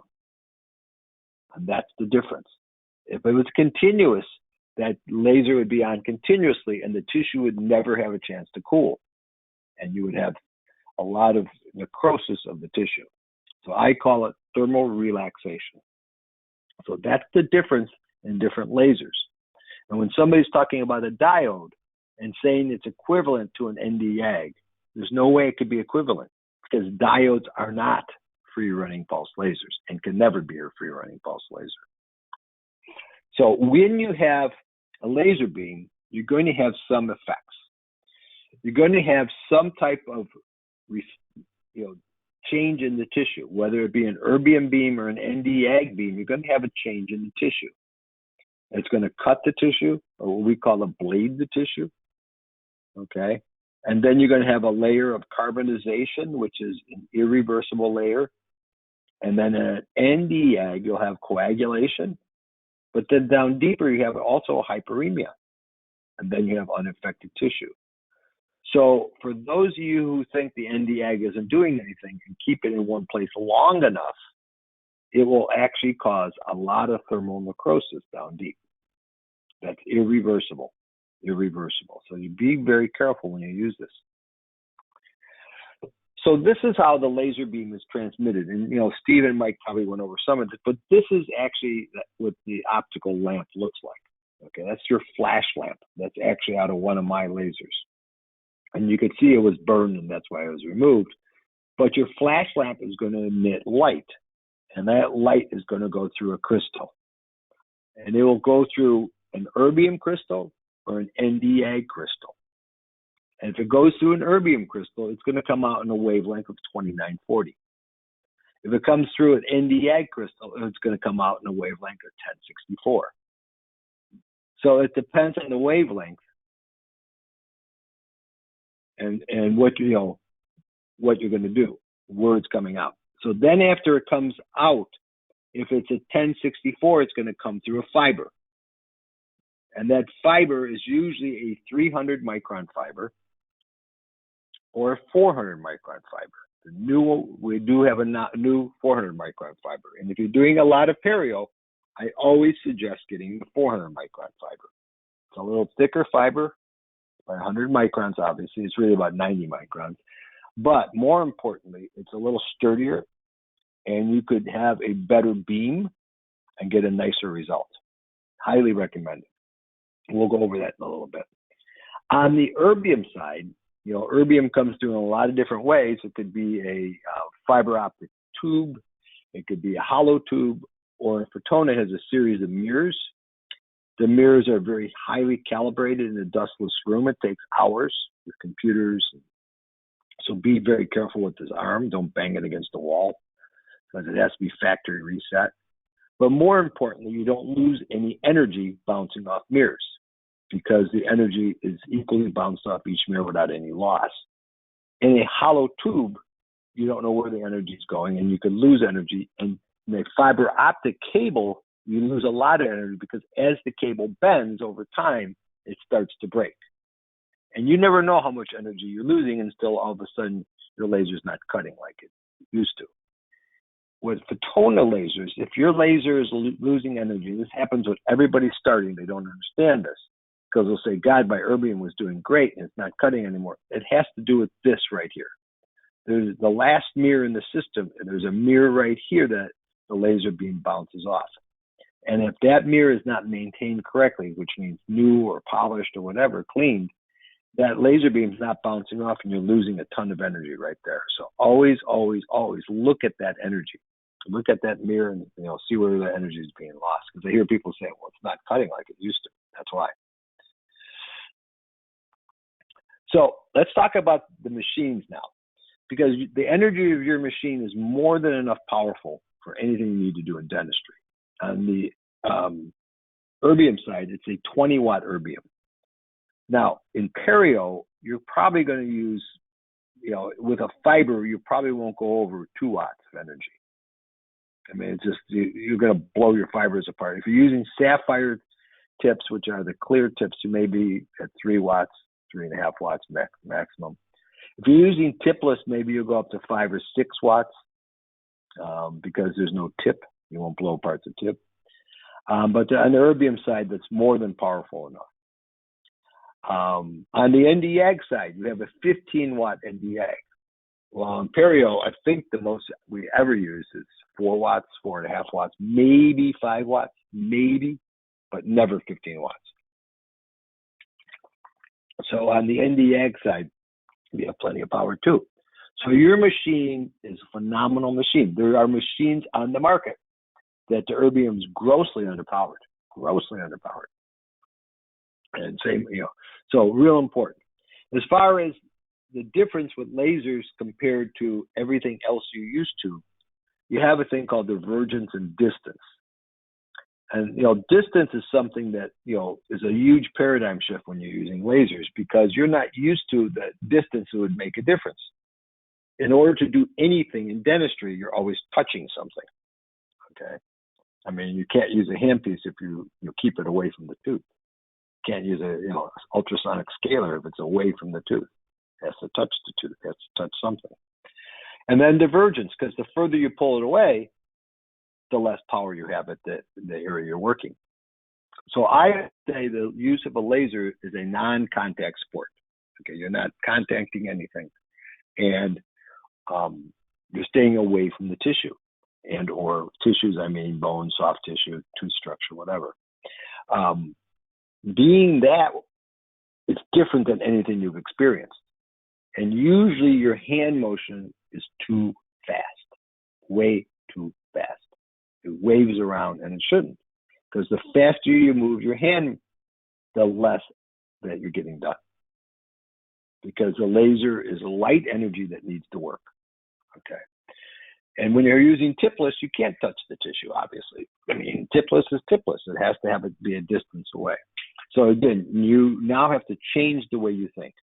So most times we get to the hands-on, I'm holding a person's hand and slowing them down. Because what I find is they go way too fast and they're getting no response and they get frustrated. Let the laser do what it needs to do. And I even find myself sometimes going too fast and having to slow myself down. And sometimes I won't even see it until it's on a video and I'm like, wow, look how fast I was going. So if you think you're going fast, cut your speed in half and cut it in half again. So let's talk about diameter of the fibers now. Now, again, on the Nd:YAG side, you have 2 fibers. You have a 300 micron fiber and a 400 micron. We don't sell the 200 in America. 200 is for endo, but they don't sell it in America. So that 200 port on your laser, that center black port on your laser, you will not have a fiber for. However, the Genova photobiomalogen handpiece goes there. So if you buy the Genova, it connects to that black port, the 200 micron port. So you can keep the Genova in place, and then you can keep your Nd:YAG fiber in place and have them both there. So with a erbium, you have different fiber sizes. All those, with an erbium using a tipped handpiece, you can have a 400 micron fiber, and you could have a 1300 micron fiber. And I'm going to show you when we use the bigger fibers. The bigger the fiber, the more energy you need to get a reaction at the end. And I'll show you that. Okay. So the bigger the fiber, if you look at this diagram, on the left side, there's 5 watts of power. And as you're using a narrow fiber, see how deep the cut is? same power on the thicker fiber, the cut will be much shallower. Really important, because if you're using a bigger fiber and you think you're going to get the same depth of cut, you're wrong. You have to increase your power. Really important to understand that. Most people think that, okay, I'm using a bigger fiber, I should get a better result. Well, you may have to increase your power to have that same depth of cut. With that being said, let's go to the Nd:YAG side.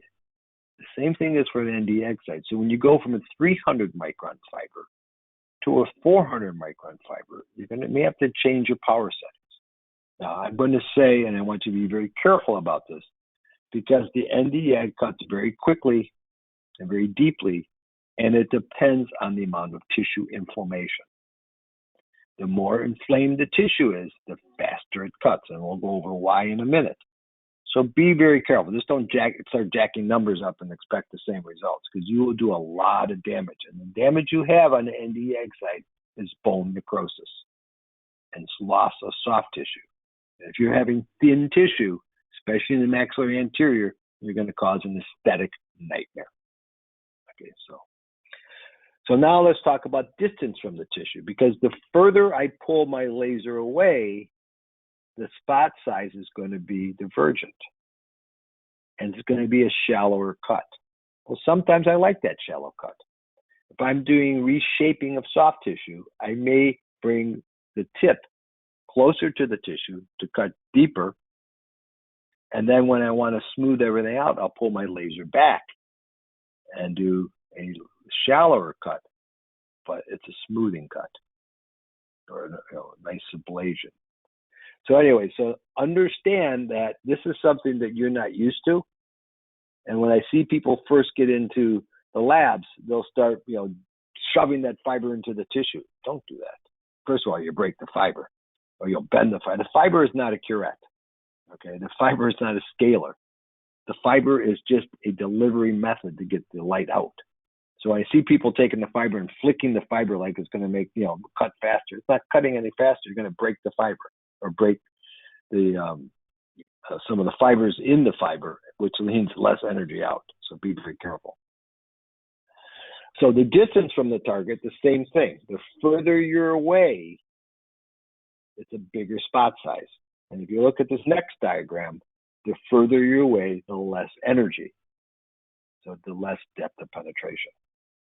So just understand that. So there's two things that make a difference: the fiber size, and the distance from the tissue, and then the energy you put into it. So what happens when the laser hits the target? Okay. So these are the things that I do. I mean, it can inactivate bacteria. Now, the Nd:YAG is one of the few things that we have that can kill bacteria. And we'll go over how it does in a couple of minutes. But the Nd:YAG and the erbium can cut tissue or ablate tissue. It can excise tissue, cause protein denaturization. Coagulation could happen on the erbium side at 1,000 microseconds. It's better on the Nd:YAG side because it's a heat laser. And the photo disruption has, with both lasers, much better on the erbium side than on the Nd:YAG side. And it can stimulate a response such as photobiomodulation and stimulate chemical reactions. This is what I use lasers for. I remove target tissue or material. If I'm working on a perio case, I'm removing the diseased cellular epithelium. I'm removing calculus. I'm removing a smear layer. Then the next thing is I'm going to promote a clot or hemostasis. And the clot is going to be your fiber network that helps healing. I'm going to inactivate bacteria and viruses. I'm going to stimulate a cellular response. Remember, your photobiomodulation is at the cellular level. I can control inflammation. I can enhance tissue responses. When you start using a laser, you'll be shocked to see what happens. Or I can inhibit responses. So these are the things that I use on a daily basis. And when you understand the physics, that's why this part is so important. You'll have your laser and you'll understand how to do each one of these. And maybe in not the same order you always do it, in different orders. But you know why you do it and what purpose it is. such as, let's say you're doing a bone graft and you got to decorticate the bone. Well, you want to use an erbium with a tip to decorticate bone, or maybe a tipless, and what distance you're going to hold it. And then you want to create a clot that's going to hold your blood supply and create a nice fiber network before you put your bone in there. So anyway, those are the things you want to look at. So what is the target tissue? What is it composed of? And how deep is it? This is going to make the wavelength different and the laser energy different. It's all about the absorption of energy, and we're going to go over that right now. So when a laser beam fires, it has a couple things. It could be transmitted through the tissue. It could be absorbed by the tissue, and that absorption, something's going to happen with that absorption. It could be dispersed in the tissue, or it can reflect off the tissue. Now, each one of these is important. And again, we talked about, energy, we talked about distance, we talked about fiber diameter. Now we're talking about the properties of what happens with light. And if light reflects off the tissue, chances are it's not going to heat the tissue. And if it doesn't heat the tissue, guess what? Then I can reflect off a surface such as an implant and clean the surface of an implant without heating the implant. Because if you heat the implant, it's going to be transferred to bone, and you're going to lose your implant. So reflection is a perfect property for cleaning implants. And absorption is a great property because there's a lot of times I want that beam to be absorbed. So let's talk about the types of lasers we use. Now, diodes are very, very plentiful, and most people will have diodes in their office. And when you talk to your colleagues and you talk about lasers, you're going to have a colleague that says, I have a laser too. And you ask them what type of laser they have, and they say, well, it's a laser. And you say, well, what is it? What's the wavelength? I guarantee you, if there was 100 people you asked, there's probably 3 people who tell you the wavelength of the laser. I was having my foot operated on, and he had a laser. I said, I was doing photobiomodulation. I said, what's the wavelength? He goes, I don't know, because I have 6 lasers. They're all the same. I don't have a clue. That's usually the answer you're going to get. Usually the answer. So your job is to say, really? Well, what does the laser do at that wavelength? Question. Now you have information. Question. So your friend who buys a laser, you say, what kind of laser do you do? They said a diode. So what do you know about diodes? It's continuous mode or gated mode, not free running pulse. So is the soft tissue going to have a lot of thermal relaxation? No. How is a laser cut? We're going to go over how it cuts, because it cuts totally different than an Nd:YAG. And then you have your erbium YAG and your erbium chromium, both in the erbium family, both in the 2000 wavelength, the ones at 2940, ones at 2780. That little changes water absorption. And then you have your Nd:YAG that we talked about, and then you have your CO2. So here we use erbium YAG and Nd:YAG, and the best part is they're both in one, box, and you could use them. Just understand that a laser is not a laser, not a laser. So again, when your friends talk about lasers, all lasers are different, all of them. And some erbium YAGs are different from one another depending on the power of the laser and depending on the artist palette. What can I change? What can't I change? What is user accessible? Can I change the duration of the pulse? Most of them you can't, or there's only 1 or 2 settings. So there's no all tissue laser. I mean, whoever came up with that, that saying that this laser can cut all tissues the same is incorrect. Now, can an Nd:YAG cut soft tissue? Yes. Can an erbium cut soft tissue? Yes. But they can't cut it the same way. An Nd:YAG is going to cause necrosis and photothermolysis. An erbium YAG is going to use ablation. It's going to make it cut by water particles that explode into the soft tissue, or without water particles that explode in the soft tissue. So there is no one laser that does everything. And so, every laser has its own properties and its own chromophores. So if you're going to do hard and soft tissue, it's going to take more than one laser. And when you use more than one wavelength, it makes a huge difference as far as healing. So the first question, again, what's the laser medium? If it's a gas, it's CO2 in dentistry. If it's a crystal, For our purposes today, erbium YAG, Nd:YAG. And if it's solid state, it's diode. So again, you saw this slide, erbium YAG and Nd:YAG. So now let's talk about the wavelengths. Because every wavelength is going to be absorbed differently. Hydroxylapatite. Well, yeah, guess what? Nd:YAG could care less about hydroxylapatite, but erbium loves hydroxylapatite. So knowing that, you know that if you're cutting bone, if you're cutting tooth structure, you're not going to use an Nd:YAG. How about water? Erbium YAG loves water.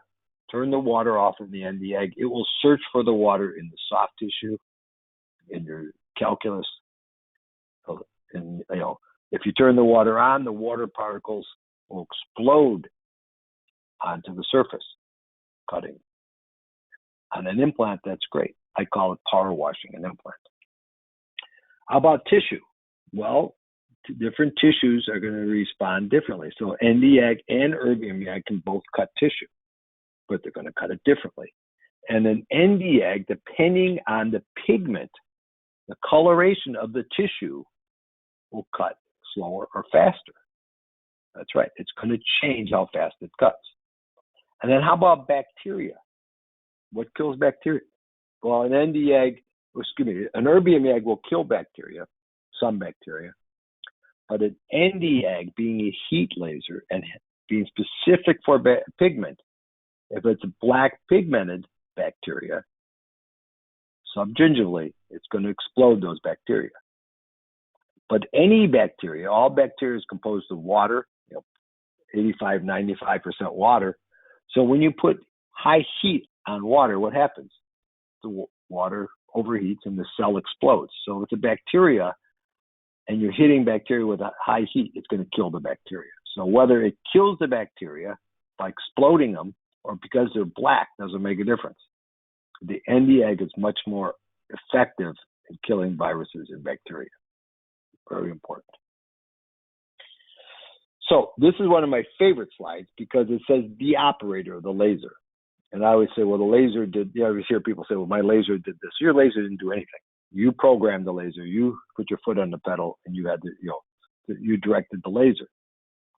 So it's almost like people say, well, my car ran into this. Your car didn't run into it. Guess what? You were driving your car. So you're the driver, and your depth of penetration is going to be modified by the frequency of your pulses. How many pulses per second coming out? The higher the number of pulses, the smoother the cut. 50 pulses per second is much better than 20 pulses, much better than 8. So if you're doing soft tissue reshaping, you want higher pulses. If I'm removing a smear layer, I'm going to want higher pulses, much finer. The pulse duration, like we said over and over again this morning already, the pulse duration makes a difference. Is it on the erbium side, is it 50 microseconds or is it 1,000 microseconds? I tend to like 50 or 100 microseconds. Faster cut, higher energy level, more thermal relaxation. Some people use 1,000 microseconds where you're going to have higher heat. I don't like higher heat. Okay, maybe if I have a lot of bleeding, I will put on 1,000 microseconds, turn the water off, and coagulate. But I also have an Nd:YAG I can coagulate, which is much more efficient and effective. How about power delivery? We talked about that. You're totally in control of how many millijoules you put in, or how many watts you put into the tissue, depending if you're on the erbium side or Nd:YAG side. And then your distance of the laser from the tissues. So we've covered all this, but this is why the physics is so keen, because if you understand this, you understand how an exposure, whether a long and short exposure, if you look at the diagram on the left, will change your depth of your cut and the amount of thermal damage. So again, you're going to focus the energy and concentrate the energy differently depending on your settings. And you, the operator, can choose all this. Okay? Don't go by the presets. Understand the physics. When you understand the physics, the presets you'll throw away. Those will only be the basis. But you'll look at the tissue, you'll see what's happening. You're artist, you're the artist. You see what's happening, you'll say, you know what? I'm using the erbium, and yet it's not cutting like I want it to cut. I'm going slow, and I'm not seeing the change. I'm going to increase my millijoules. I'm going to increase my hertz. I'm going to decrease my hertz. You're the doctor. You make those changes. So those are the types of lasers, okay? Nd:YAG and erbium we're going to talk about today. And the depth of penetration is different. So if you look at this diagram, if you look at the erbium depth of penetration, it's fairly shallow. Usually you would say it's 2 to 5 cell layers deep, not very deep. CO2 is also pretty shallow. This is why they use them when they do facial resurfacing. Erbium YAG, fractional. Fractional means little holes, leaving healthy tissue in between. And the healthy tissue, as it heals, it pulls the tissue tight. Okay. Shallow. Diodes, on the other hand, look how deep they go through the tissue.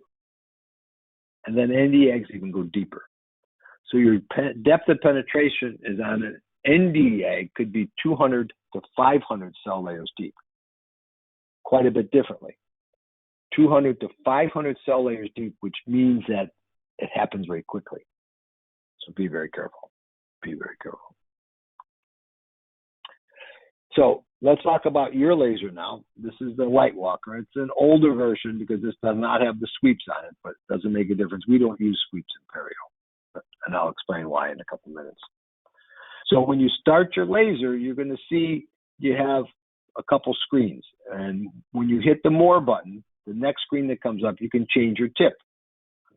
You wait for the air to come out. And the reason you wait for the air is air hits that mirror and dries the mirror. If any water gets on the mirror and spots, you're going to block your transmission. This is a tip carousel, so by Patona. You can just throw it in the autoclave with your tips. Make sure your tip's seated all the way. And then as you start your laser, you're going to see the energy come through. This is a 600 micron tip. Okay.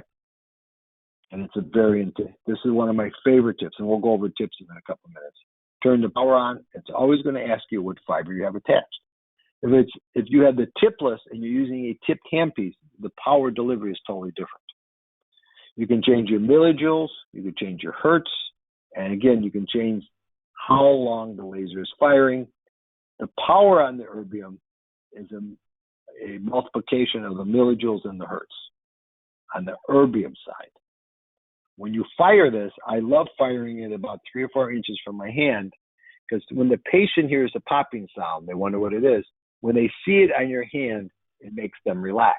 They know it's not like the James Bond Ruby laser that cut them in half or is ready to cut them in half. They see that my hand's not getting injured. Don't do it with the Nd:YAG. You'll cut a hole in your hand. Okay, so on the Nd:YAG side, what you find, okay, back to fiber, okay, you can change your settings, okay, your power settings. And on the Nd:YAG side, you have heat. Again, the green is the aiming beam. See how far I'm away from my hand? Now, more importantly, see this purple halo? This is why you have to wear special glasses for Nd:YAG, because that purple halo is the radiation you don't see. Again, the green is the aiming beam. This is the power that's emitted from the Nd:YAG. And remember I said pigment is one of the chromophores in Nd:YAG, and pigment is in the retina of your eye. It will cause microhematomas in your eye if you don't wear special glasses. So be careful, be careful. And this is for your staff and the patients. So let's talk about the erbium. Very little collateral damage because you have a lot of thermal relaxation. Remember, 50 microseconds, you have 950 microseconds of thermal relaxation. Okay, remember that. Calculus is greatly simplified. Calculus removal, you're going to love how calculus comes off the root surfaces. I'll show you how we do that. Smear layers eliminated when we're doing perio, and you have a lot of disinfection, especially on dentin. It can decontaminate the implant threads. We're going to show you how we use it on implants. It can the short pulses give very atraumatic cutting. The tissue responds very quickly. If you want, soft tissue ablation with longer pulses or with or without water. I mean, those are all things you need to work on. I always say get a nice piece of steak or pork and just use different settings and see how LP mode uses and SLP mode and SSP mode and MSP mode. Keep the same power settings, but change all those modes and see your depth of penetration. Play with those. Play with those. And there's rapid healing and little post-op pain. People are amazed when you use lasers. And after you've been using them for a while, I've been using them for about 12 years now, and they find that the pain afterwards is like none. And maybe they had period surgery before, and they remember how awful it was. This time it's not going to be that awful. In fact, they said, if you're going to do any more work, I want that laser because I don't feel it. For those of you who are still doing flap surgery, guess what? It's pretty passé. It's pretty passé when a lot of this can be done with lasers, minimally invasive. In the advanced course, we'll teach you how to do deeper pockets with furcations. And sometimes you do lay a minor flap for access. But the days of full flap surgery and osseous recontouring and stuff, this is the era of regeneration, not removal. So again, let's talk about power. We have 50 microseconds up to 1,000 microseconds. And you can see at 50 microseconds, I have 10,000 watts of power. A lot of power, a lot of power. Okay. But it's on for a very short period of time. So if it's a 50 microsecond pulse, high peak power, very deep penetrations into tissues. This is why I like the 50 microsecond or 100 microsecond pulse. It's less thermal and more relaxation time, but being less thermal, you're going to get more bleeding. If you can't handle the bleeding, then we go to the next setting, which is 1,000 microseconds. It's lower peak power and lower penetration in tissues, but it's more thermal, so you're going to get less bleeding. So you pick which works for you. And again, you're the operator, so you get to choose what works best. And then there's quantum square pulse, or QSP mode. And this takes the 50 microsecond pulse and breaks it into 5 small pulses. And warms the tissue rather than, a little bit. But more importantly, the ablation cloud is lower, the popping noise is a lot lower, and the cut is a lot smoother. QSP mode makes the cut a lot smoother. And this is what it looks like. Instead of the 50 microsecond pulse, it's 5 small pulselets. 5 small pulselets. We use this to remove calculus. Works phenomenal. Okay, let's go to the Nd:YAG side now. So it came out in the 1990s. It's the first truly free running pulse laser. And that made a huge difference in dentistry. So anybody that has used lasers prior to 1990 probably used the CO2 laser. And from the experiences of my friends, they were usually just using it for doing straight line cuts. CO2 is great for straight line cuts, going into tissue. It's also good for taking off like lichen planus and stuff like that, and a light ablation by defocus modes and stuff like that. But it wasn't a true pulse laser. It has a near infrared light wavelength of 1064, and it loves pigment and hemoglobin. Loves pigment and hemoglobin. Okay. Like I said before, the photothermal reaction occurs very quickly and penetrates deeply. You need to understand that. I mean, you really need to understand that, because sometimes you think that something's going to work, and then when you'll find out that it doesn't, because you're thinking that I'm using the Nd:YAG, I don't see anything happen, and all of a sudden you look down, the tissue's sloughing off. You overheated the tissue. It's very effective in debriding and disinfection of periodontal pockets, and it has the unique capacity to stimulate fibrin. Nd:YAG can be used in contact and non-contact modes. Non-contact modes basically for more photobiomodulation. It's great for biostim, and you must be careful, like I said. So let's talk about the Nd:YAG. At the 100 microsecond, it has very high peak power, and it deeply penetrates in the tissue. This is why we use this as your first step in laser perio. It's high peak power, deep penetrations in tissue, but it's not a lot. It's not very thermal unless you leave it there too long, and that gives you more relaxation time of tissue. With that being said, I see people leaving it too long, and not only the inside of the pocket is deepithelialized, but the tissue is heated so much, goes through the connective tissue and deepithelializes the outside of the patella. Not a good idea. So that's 100 microseconds. Now, if we go to 650 microseconds, this is what it looks like. to go to 650 microsecond pulse. This pulse is on 6.5 times longer. So you have lower peak power, and less penetration in the tissues. But it's more thermal. So you won't de-epithelialize the sulcus by separating epithelium from connective tissue because of the penetration of the wave. But you will separate because you burn the tissue. So be very careful. Make sure it's on the right setting. And I know some people, when they're in a big hurry when they're doing perio, they're not paying attention whether it's 1,000 microseconds or 650 microseconds. And it makes a huge difference. Huge difference. So those are the things look like, the VLP mode. Now, let's talk about millijoules and hertz. Because I'm going to tell you right now, before you take the advanced course, do not change the hertz on your machine. Because when you keep the hertz at 20, it's your millijoules, you just change, your millijoules will change as your watts change.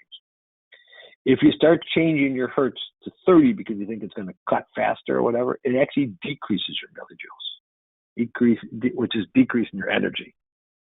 And you bring it up to 60, look at what happens. You're decreasing the amount of energy. So don't touch your hertz right now. Just use it at 20 hertz. And we'll go over the rest later when you need to change it. Very seldom do you need to change it. So a little about laser safety. Take a plain piece of paper. We did this. I wrote the word laser with a typewriter or ink printer, laser printer. And we started with laser. This is your Nd:EG. Just has a different handle on it. Same Nd:EG. Again, the green is your aiming beam. We start the laser, and now you can see the beam starting to fire. And on white paper, it does nothing. But remember, it loves pigment. What happens when I hit pigment? It's just paper starting to fire. So again, Nd:EG's chromophore is pigment. Be careful. Be careful. Anything dark, it's either going to burn or it's going to, like an implant. You hit, put an Nd:EG in an implant. It's actually going to spark an implant and melt it. We'll show you that. So the other thing is plume control. And until COVID, nobody really paid attention to masks. You had a mask on.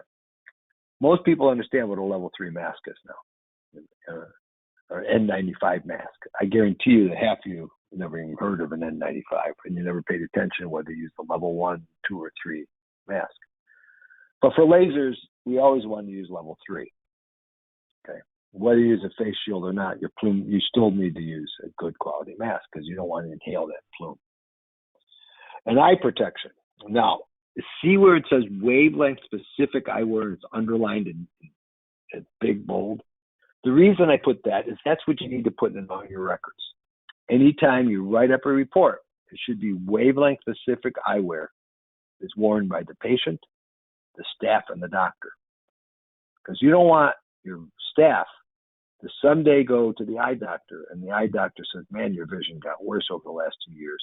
What's happened at work?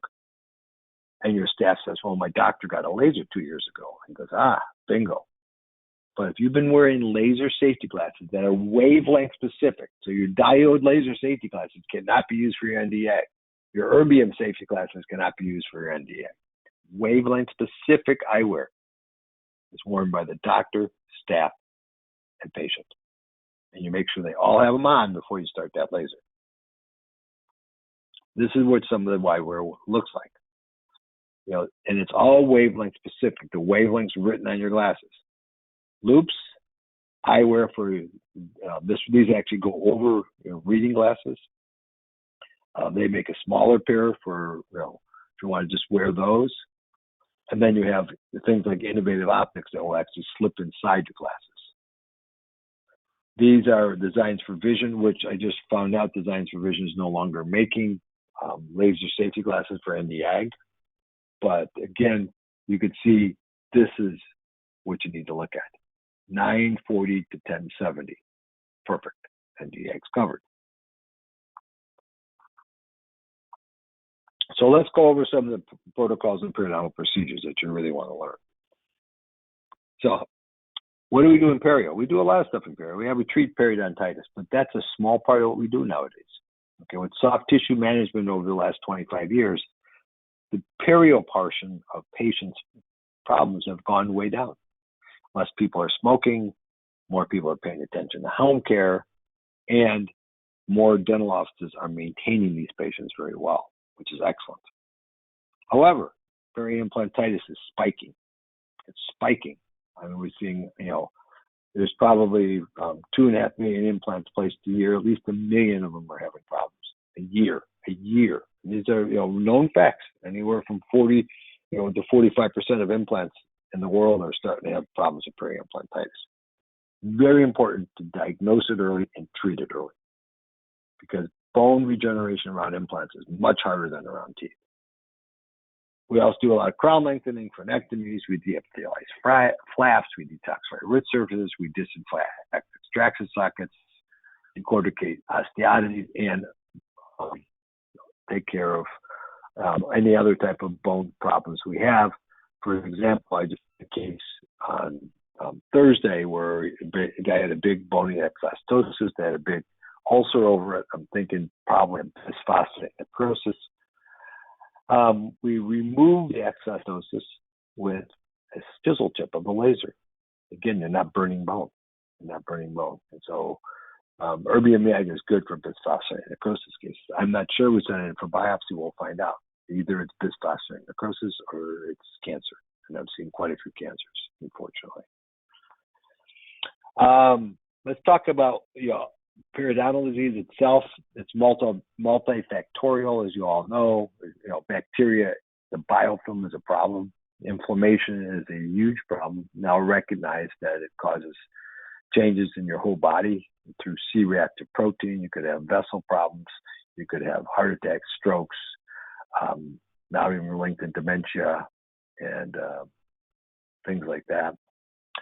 It's all about host response, because again, you could have a healthy 80-year-old that doesn't even know what side of the brush to use, and he doesn't have any bone loss, just a lot of calculus and plaque. And then you could have a 35-year-old that's meticulous with their home care and has lost all kinds of bone support. So again, it makes a huge difference.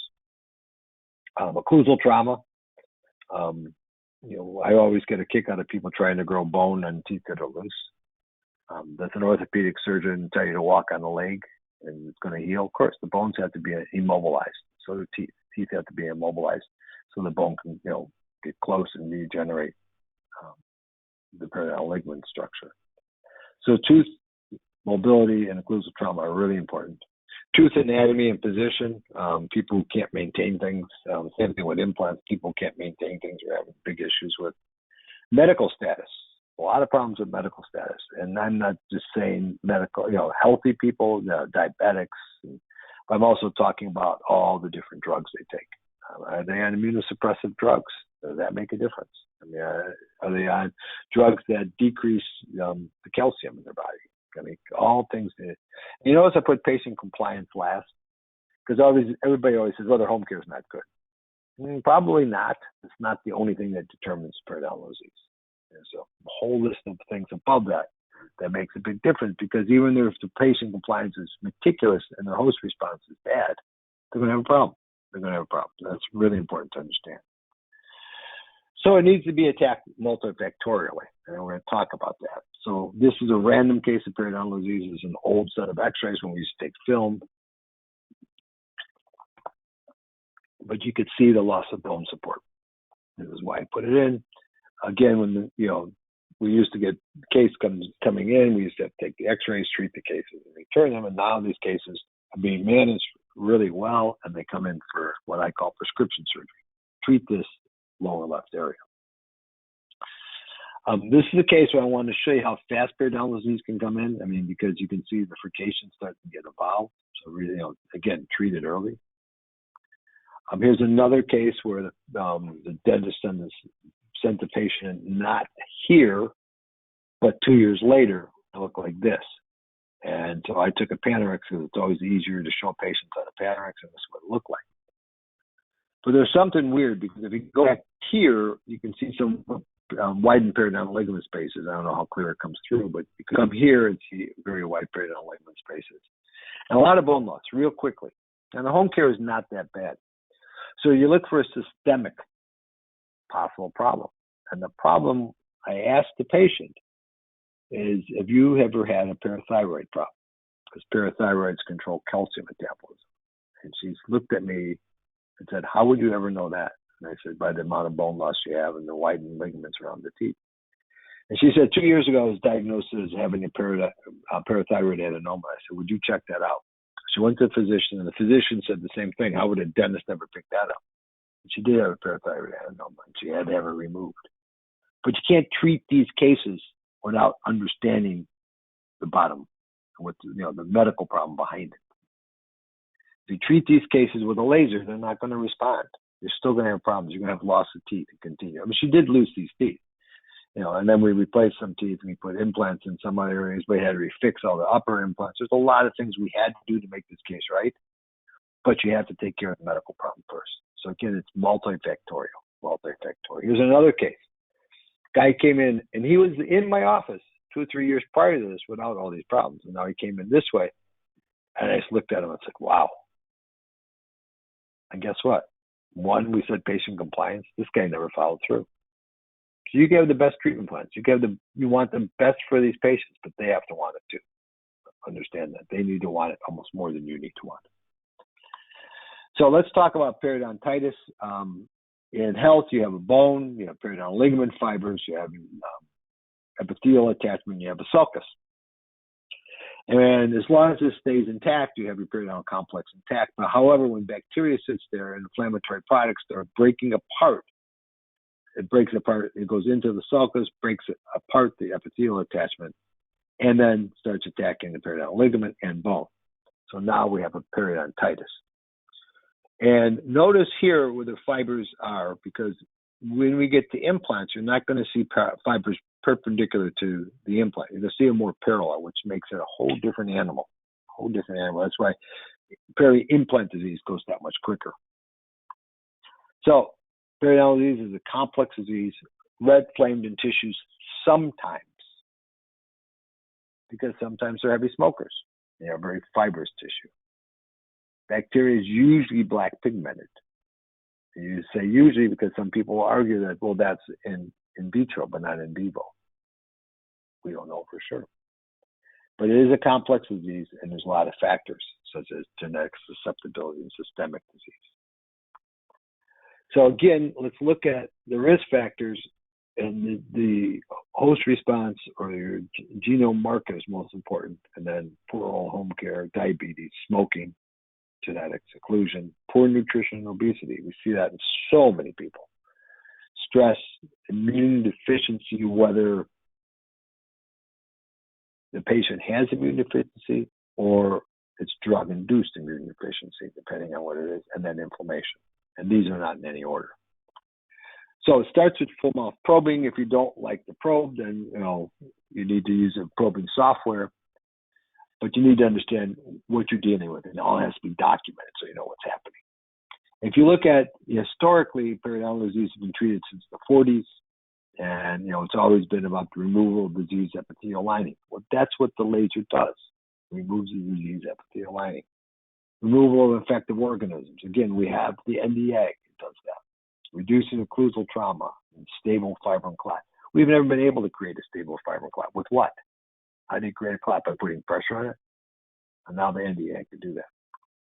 So resective therapy was one of the big things in the 50s and 60s, gingivectomies. Then it went to more flaps for access, such as the Widman flap, which left residual pocketing. And then it went to the apically repositioned flap, to position the tissue even lower, and eliminate the pockets, but we still have bone defects.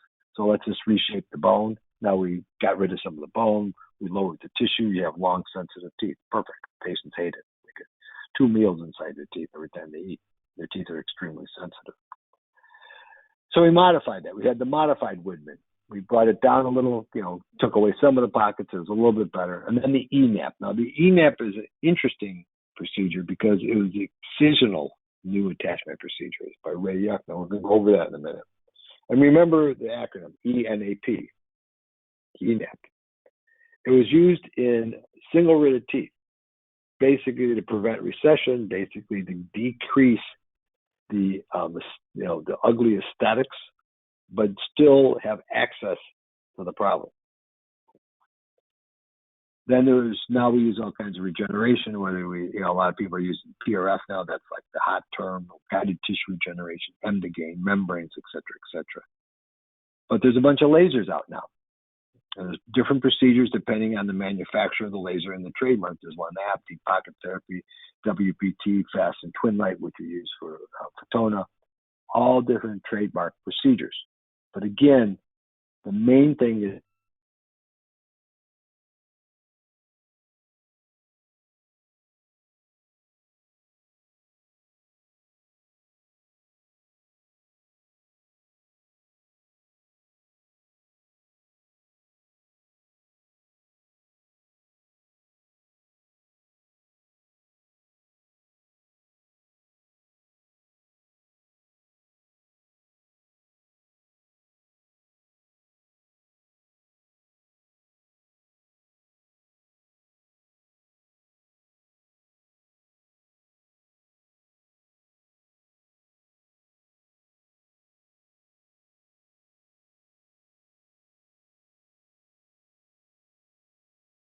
Sorry, everyone. I think, Alan, can you hear me okay?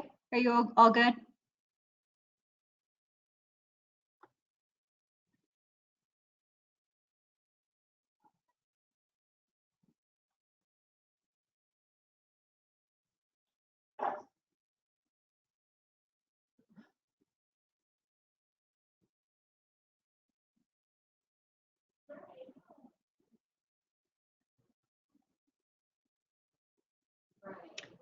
Sorry, everyone, hang tight. Let me, I'm going to contact Alan. I think he might be having some, oh, you're back. We're back. Okay. We're back. Yeah, sorry. No Technical worries. problem. The phone call was lost for some reason. Okay, mute me again. Unmuted. Okay.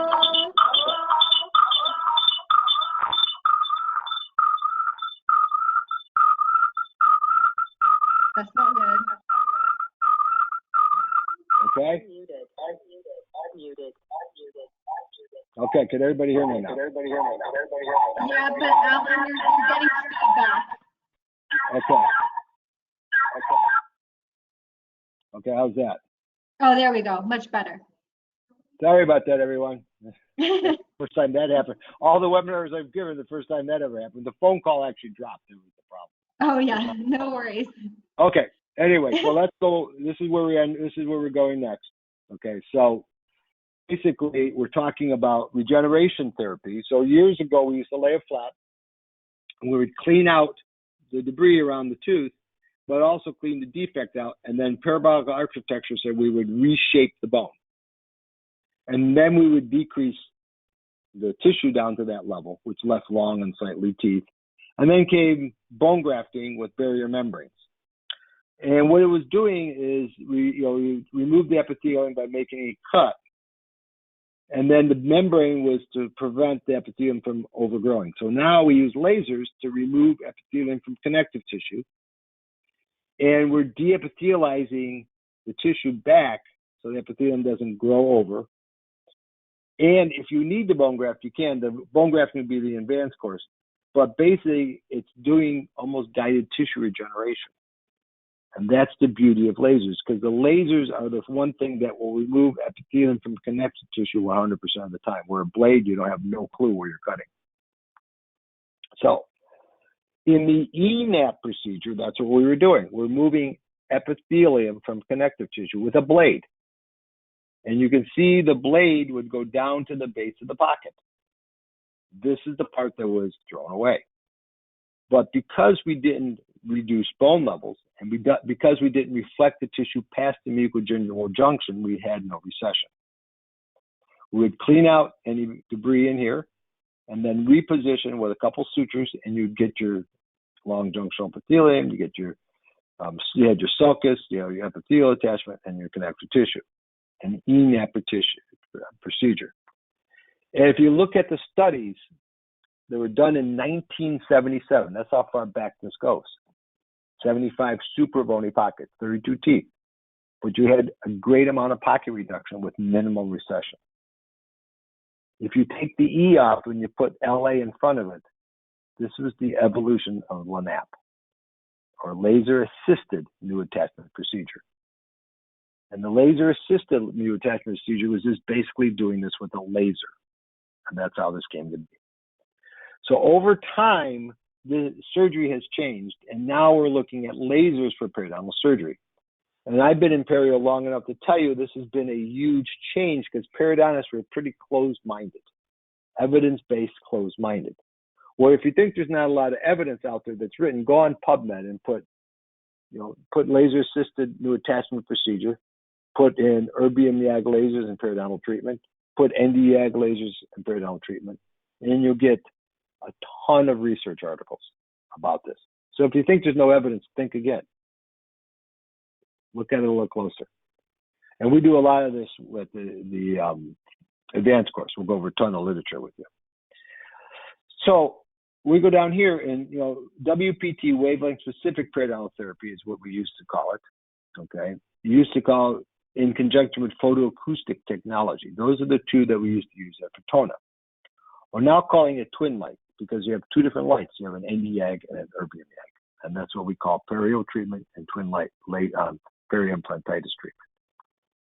Here's some of the literature, and again, I'm not going to go over it now, but just show you there's tons of articles. Here's an article we were involved in a couple of years ago, retrospective studies. So what our goal is to destroy the quantity and quality of bacteria. Remember, your ND YAG is going to do that. You want to deepithelialize the pocket and remove the diseased epithelial lining. Your ND YAG does that.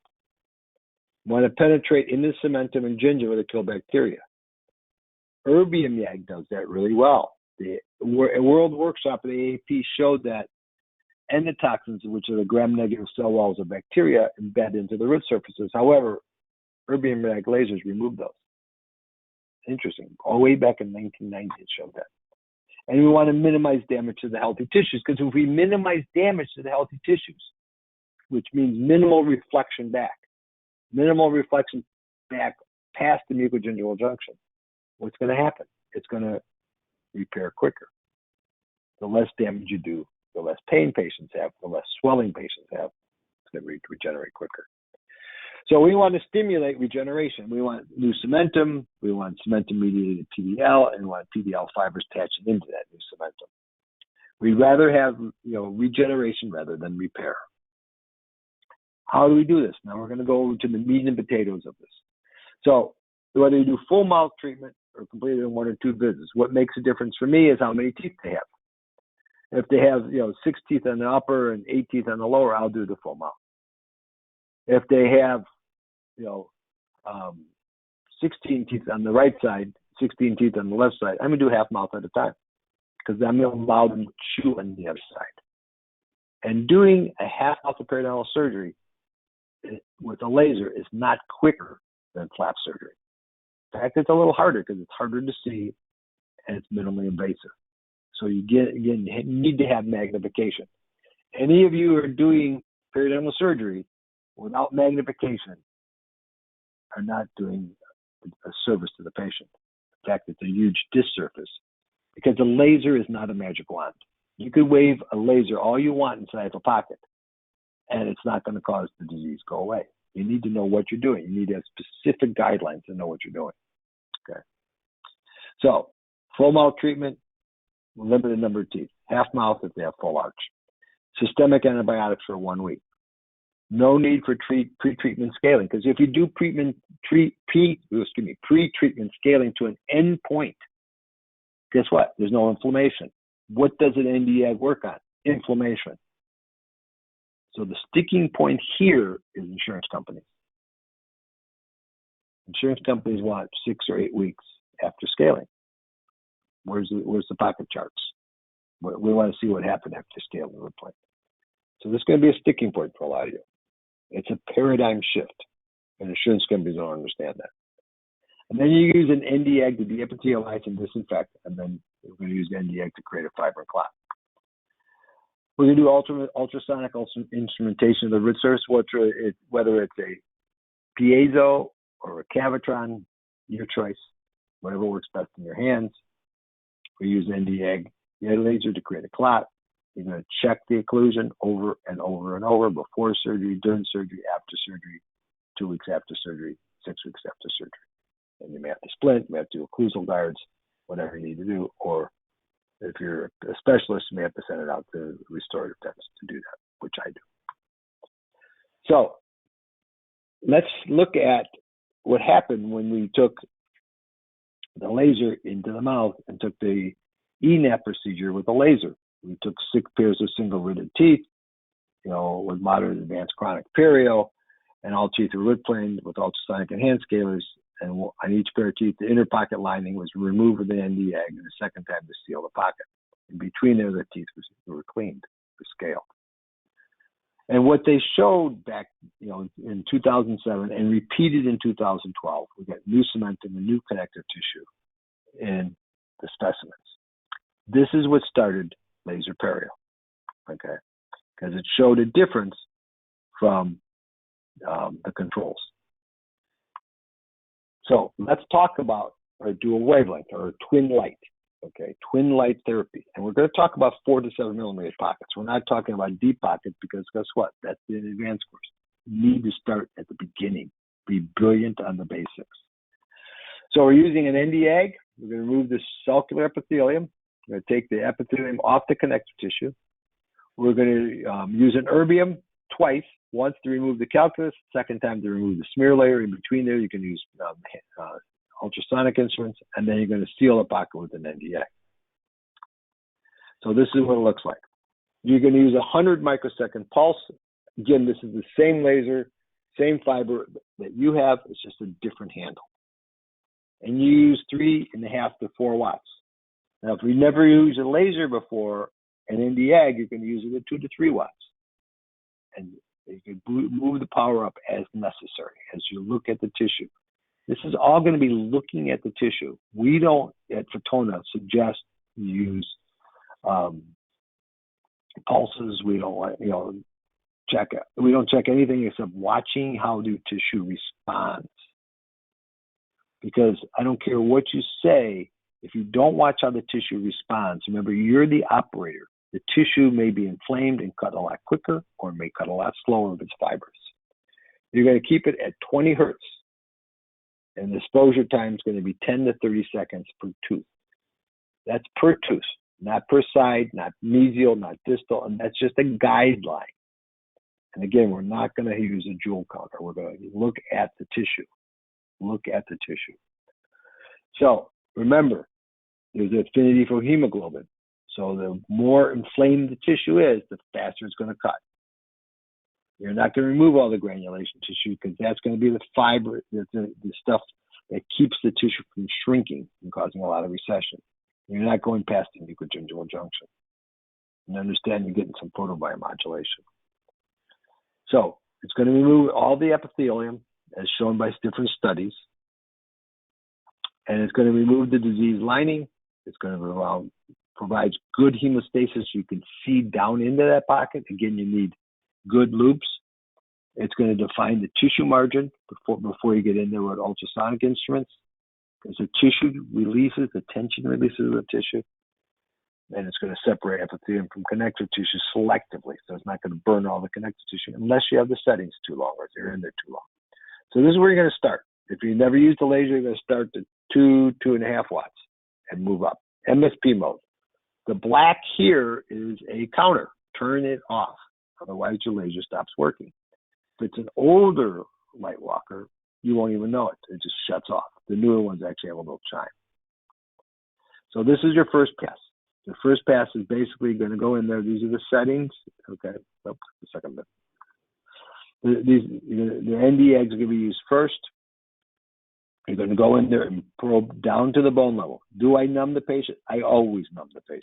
Look at the pus. This is the perfect case for you to start on. Perfect case. Okay? Bone sounded. I'm going right down to the bone. The lateral is coming out, so forget about that lateral. And your first step is going to be, this is that 3 watt MSP mode. Again, turn your timer off. And you're going to use a sweeping method. You're going to go into the pocket, you know the depth, and you use a sweeping method. And you could use it and feel it as a probe. However, you're not going to push this through there. It looks like it's being pushed through. No, the laser light is allowing the tissue to be ablated away, and my laser is just going nice and smooth. And when you see what I'm doing here, this is what the epithelial lining looks like. And you notice I'm not overheating the papilla. Now, whether you do all the mesials and go back and do all the distals, if you just started, that's what I would suggest. When you're doing it for a while, you could do mesial and distal at the same time because you understand how much heat the laser's giving you. And that's what I'm doing here. But if you've never done this before, then start on all the mesials, do all the distals, then go back if you need to. You can go back on the mesials again, but don't keep the tip in too long. This is your first pass. That's how simple it is. You're removing the sulcular epithelium.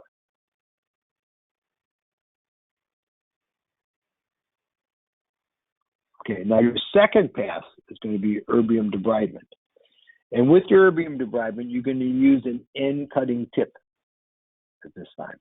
An end cutting tip. So the end cutting tip is also going to remove calculus. I use QSP mode. You could use 50 microsecond pulses or SSP, could use LP, and you can use different hertz. QSP mode I find best taking off calculus. And you can try this on your own by taking a tooth with calculus, putting it, bring it into your lab, using your laser. Play with it. Make sure you understand what's going on. Play with it. So here's our tooth, okay? And see, right here is enamel pearl. Now, this is an advanced case. This is when you need to flap it back because you will never see that enamel pearl. This one's taken out because it's got bone loss, bone loss all the way to the apex. There's no way we can clean it here. So here, this is the problem though. If you're doing it minimally invasive, look at all the root anatomy you have to deal with. Do you know the anatomy of these roots? If you don't know the anatomy, you shouldn't be doing laser perio minimally invasive because you need to understand where the concavity and convexities and frications are. Because if you don't, you're going to leave calculus there. And this is where I hear that it doesn't work. Well, it doesn't work because you didn't take the time to learn the procedure. You didn't take the time to understand the root anatomy. You need to understand all that. This is not a magic wand. It makes it so much better, so much healthier. So, erbium you had calculus. Let's do it on an extracted tooth. You're going to keep it parallel to the tooth. It's end cutting. And as you use it, you're going to go up and down. Look at my hand speed. Maybe this is even a bit too quick. But look at the calculus coming off.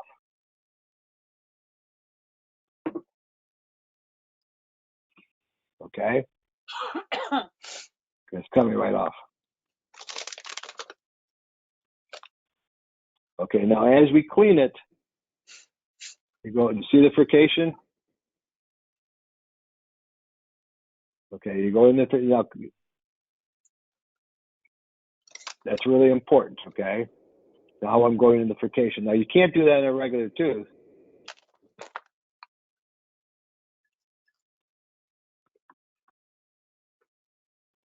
But you see how clean that tooth came out meticulously clean. That's what you want. That's the power of an erbium YAG laser. Erbium chromium doesn't do that, by the way. You still have a little bit of calculus in certain areas. Okay, see the calculus here? They'll need to be cleaned out elsewhere. Okay, so when you're doing this, keep the tip parallel to the root surface. People always say, why aren't you going to cut the root surfaces? It's an end cutting. Don't allow that end to go down to the root surface. Use an up and down motion or side to side. Remove your residual tenacious calculus with piezo scalers or ultrasonic scalers and small scalers and files as necessary. It's okay to use files in there, which is like bone files to get in the distal corners. I'll show you that in a minute. So let's remove calculus now. Okay. Here's our erbium at QSP. It's an up and down motion, end cutting. See what I'm doing here? Up and down motion. Okay. And as we do that, I'm going to make this a little quicker. You're going to see as we get to the front, you can see the calculus start coming out here. But you see the calculus, see it kind of boom right there, boom. As the laser hits the calculus, this fiber, if I use it as a scaler, will fracture on me. So you don't want to use the fiber to do that, but you want the light energy to hit the calculus, blade the calculus, hit apart, and the fiber's going to haul right down. That's what you want to happen. Okay, perfect. This is exactly what you do on your second step. Now your tissues are loose. You can get in there with ultrasonic instruments and clean it. That's the beauty of it. Okay, and see, there's minimum bleeding, so your visibility is good. But see how deep my tip goes? It goes really deep. It's going down to here. So you're opening up that pocket really nicely, and you'll be able to clean it. So then we go into hand instruments. So we've gone through the ND-YAG, we've gone through the erbium YAG, and now we can use our cavitrons, piezo scalers. I like cavitrons. And again, that lateral is being extracted. But you go in there and clean like you normally would clean. And then when you get done with your piezo scalers, then you can go with your hand instruments, okay? And again, you want clean root surfaces. They have to be clean. They have to be free of debris. And you remove some of that necrotic cement. It's okay. It's okay to do that. And then after you do this hand scalers, you're going to go in what I call a file. There's my file, and you can do the line angles with the file. It's almost like a scaler. You clean the root surfaces. And I love them for the line angles because the line angles aren't always easy to get, especially the further back you go. Okay, this is perfect for cleaning it. See how I could use the file in there? Now, after you use the file, the root surfaces are clean. You remove the epithelium. You release the tissue so I could see in there. See how I can get access to this? The next thing I'm going to do is remove the smear layer. Now, until lasers came out, we used to remove smear layer with anything from tetracycline, citric acid, pref gel, and things like that. Because your smear layer is almost like your smear layer when you're doing restorative work. And if you have a smear layer when you're doing restorative, you know you're not going to get a good adhesive bond. Well, in perio, you're not going to get regeneration or repair. You're going to get a mishmash. So you have to remove the smear layer. And we're going to use the photoacoustic effect of the laser, the popping amount of the laser to break apart that smear layer. And we're going to change our tip now. We're going to go to a pointed tip that has a side cutting. And you're going to have 85% of the energy coming out the side and only 15% coming out the tip. When that happens, you're going to get a great photoacoustic effect. So it looks like this. This is a radial firing tip, okay? This we're going to put at 30 to 40 hertz. We use it at MSP mode. And this is what this side cutting tip, remember? And you're going to go side to side. And you're going to go quick. You're just removing the smear layer. You're not removing calculus anymore. It's all gone. But you're removing that sticky layer that may have gotten some of the dental.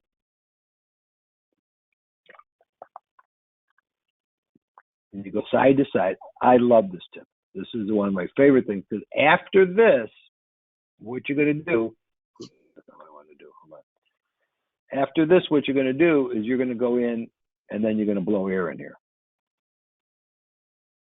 You can actually, blow air and look in there and see how clean the root surfaces actually are.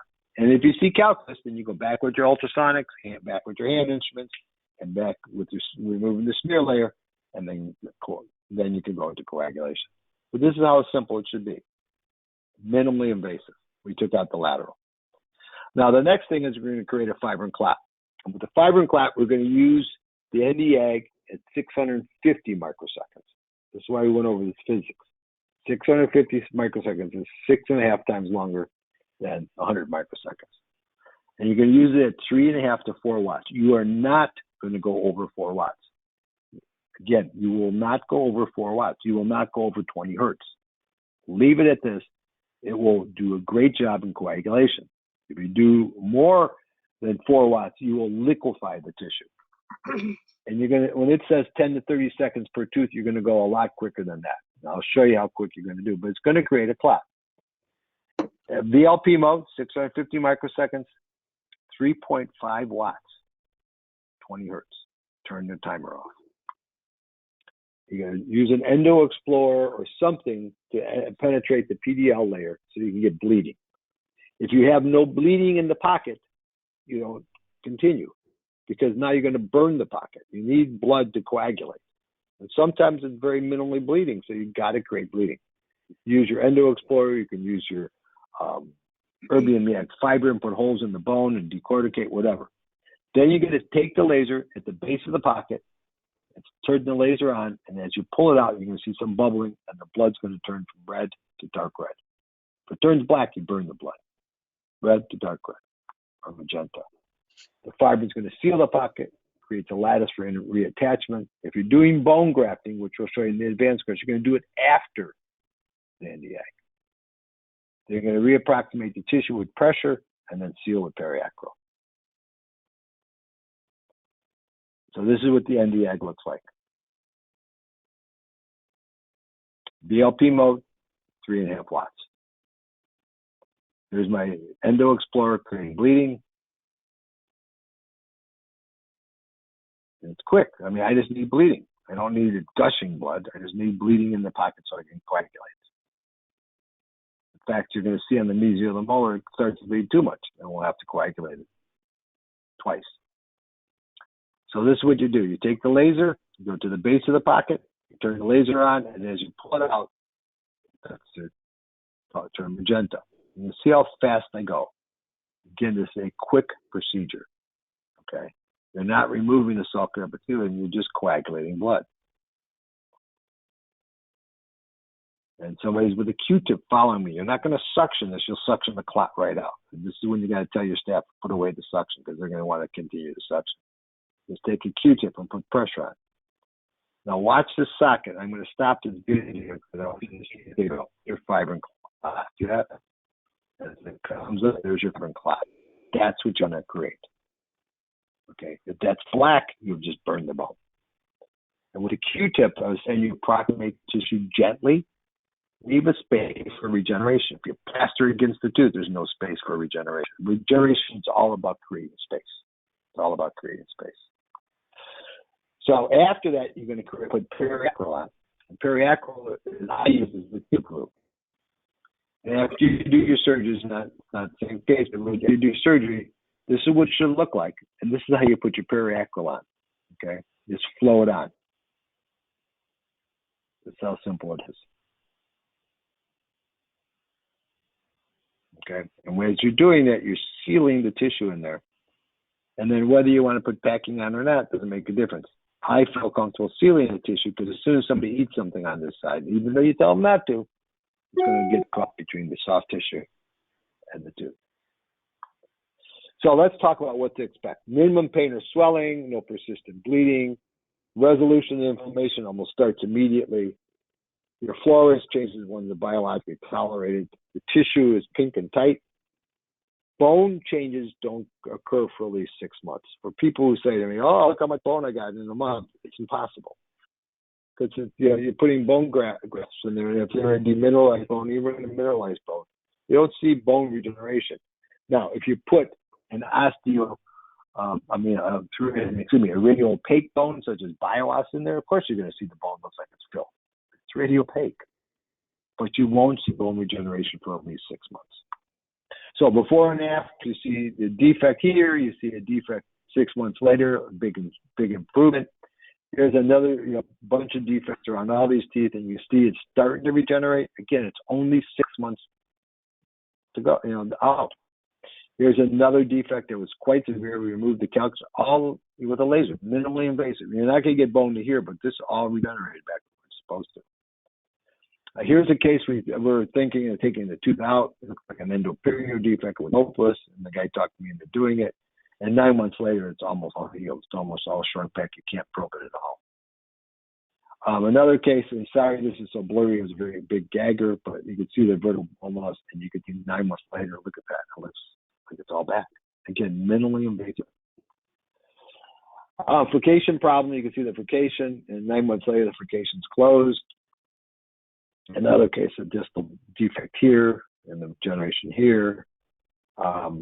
Bone loss in here, and the bone loss, how we regenerate the bone support here. And then this is a case where I thought I went over a new dentist, bone grafted it, got all the bone regenerated, all this is new bone. It was pink and tight. And I guess the dentist just took it for granted. That's what we always do. Another case that was really severe. This is a recent case.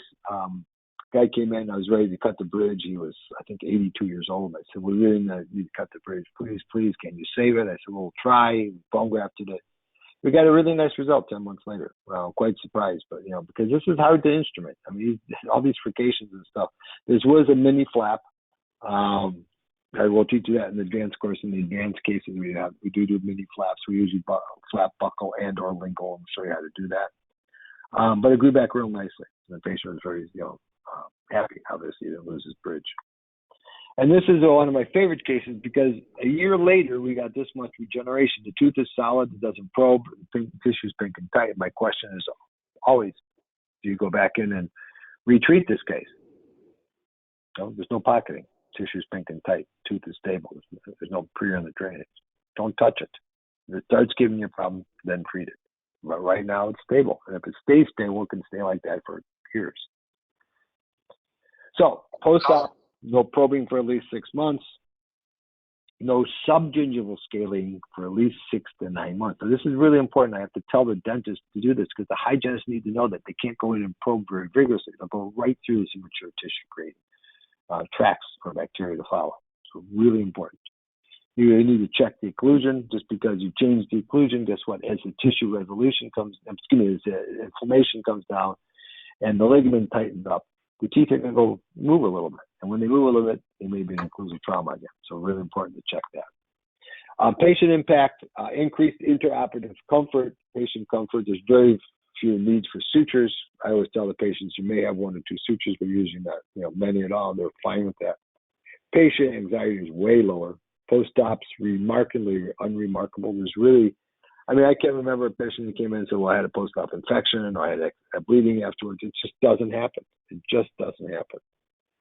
Clinical outcomes much better than non-laser treatments. And I can tell you stories when you come to some of the classes. I'll tell you stories of cases where I spent a lot of money, a lot of time, and still got a mediocre outcome. And when you put lasers in there, the outcomes come out much better because you're killing bacteria. You're consistently removing epithelial linings. You're creating a fibrin clot. There's so many things that you're doing right as far as healing is concerned. Especially if you look at healing studies. And increased patient acceptance is much better. And you start talking about lasers, it looks more high-tech, and patients are like, oh yeah, I know I have lasers for my eyes, I have lasers for with this and that and the other thing. They understand lasers. And when you tell them it's minimally invasive with no minimum or no sutures, they love it. And then their friends tell each other, and before you know, you have a laser practice. So as far as instrumentation, you want to get the variant tips for surgery. You want to get 14 millimeter tips because they will get worn down and shrink and break. And you want the 600 micron end cutting. You want the radial tip, which is the X-Pulse tip. Both of them are 600 micron. They are more flexible than the sapphire tips, the clear tips. If you use sapphire tips, I guarantee you'll be breaking them a lot. Your light worker comes with a 300 micron fiber. If you do a lot of perio, you want the 400 micron fiber. And you want a tips carousel. You can seal it up, throw it in the autoclave, and you're ready for the next case. You don't have to have tips all over the place. If you're doing implant debridement, these are the tips we use. We use the sapphire tips. They are clear, they are more money, and they're more brittle. But you can put more energy through them.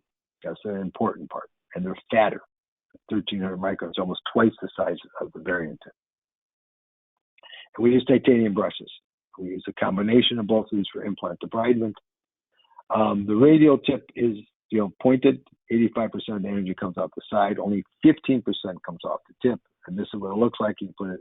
That's the photoacoustic effect that removes the smear layer. Imagine that in a pocket with all that vibrations again with water and blood against the root surface. It's going to remove that smear layer. Okay.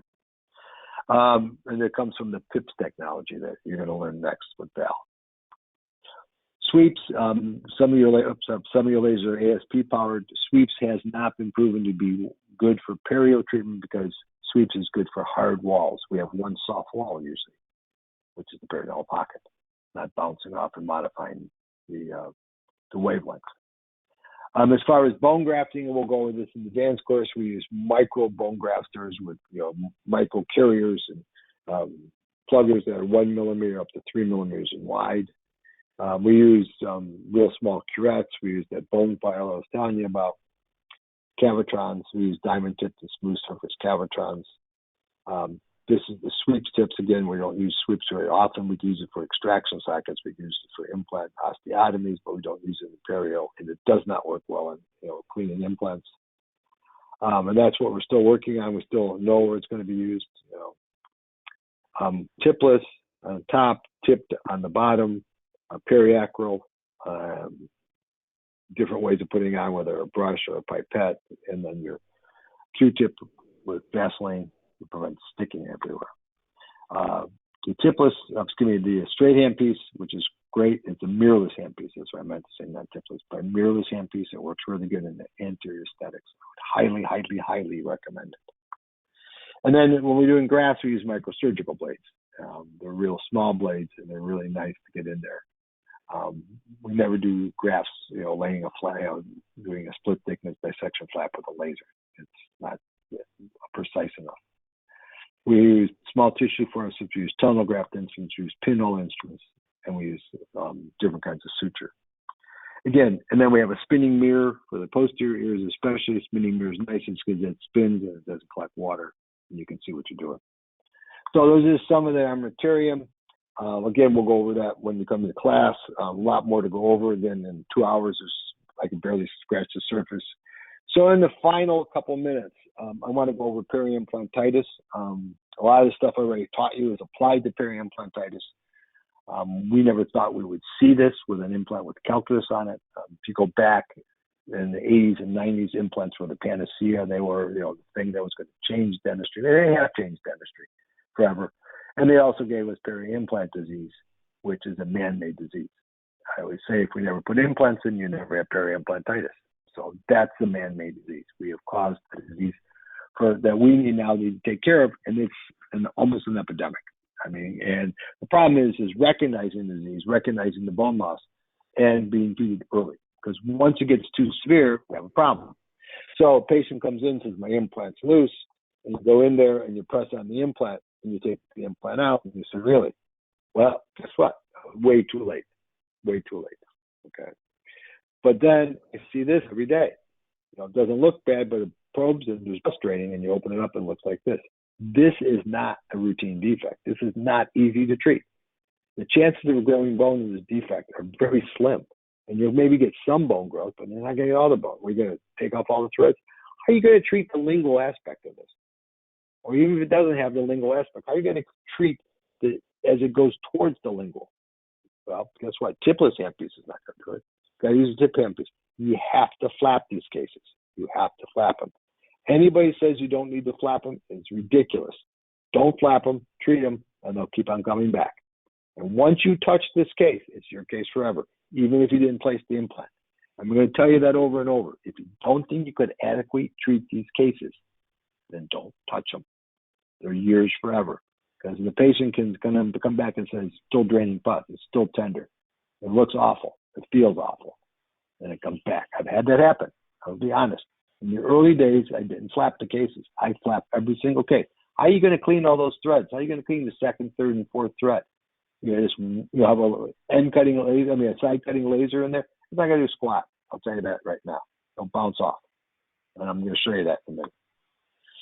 So you have to flap these cases, but you're seeing more and more of these. Treat them early. The first sign of bone loss, flap them back and clean them. Flap them back and clean them, because this is what's going to happen. You're going to see more of this. You're going to see more of this and more of this. This lady wanted me to use stem cells to save her implants. I just laughed at her. I said, there's nothing to save those. First of all, who put those in right through the nerve? And then we see this. How about this peri-implant? What we're going to do with this zygomatic implant right here that's totally clouded the sinus. She has a bad sinusitis. How do we treat that? I don't know how to treat that except take the implant out. You got to get the ENT involved with that, because once I pull this out, she has a big hole in the sinus. And then you'll lose the fixed hybrid. So anyway, these cases get more and more complex. Understand that, on a tooth, that the fibers are perpendicular to the root surface. On an implant, the fibers are parallel. Why do you think cement's such a problem? Cement sits here on the tooth. Guess what? It has fibers that block it from getting in the periodontal ligament. You have cement on an implant, the fibers are parallel. The bacteria goes right in and destroys the bone. Once the cement gets infected, This infected cement becomes a nidus for bacteria, and the bacteria just walk in and eat away the bone. That's why cement on implants have become such an issue. Was there ever an issue on cement around teeth? Yeah, a little bit here and there, but you've never seen such an issue as around implants. And this is one of the reasons. Frank Schwartz did a study in 2013, and he worked on implants, and he showed that there were several ways to treat implants. You could use EMS technology, which is glycine. That's glycine right here. The problem with glycine is once you pull the tissue back, you have exposed bone. If you used air-powered abrasive on exposed bone, what happens? You get air emboli. Don't use air-powered abrasives when you have an open flap. And I say that again, when you have an open flap. Somebody misquoted me and said, well, you can't clean the implants when the flaps are closed. I said, when you have an open flap and there's exposed bone. Well, I want to make it perfectly clear. And then you have erbium YAG lasers, you have titanium brushes, you have erbium chromium lasers, and a bunch of other stuff. And Frank said that the best removal of biofilm was an air-powered abrasive, except don't use it on exposed bone. Don't use it around exposed bone.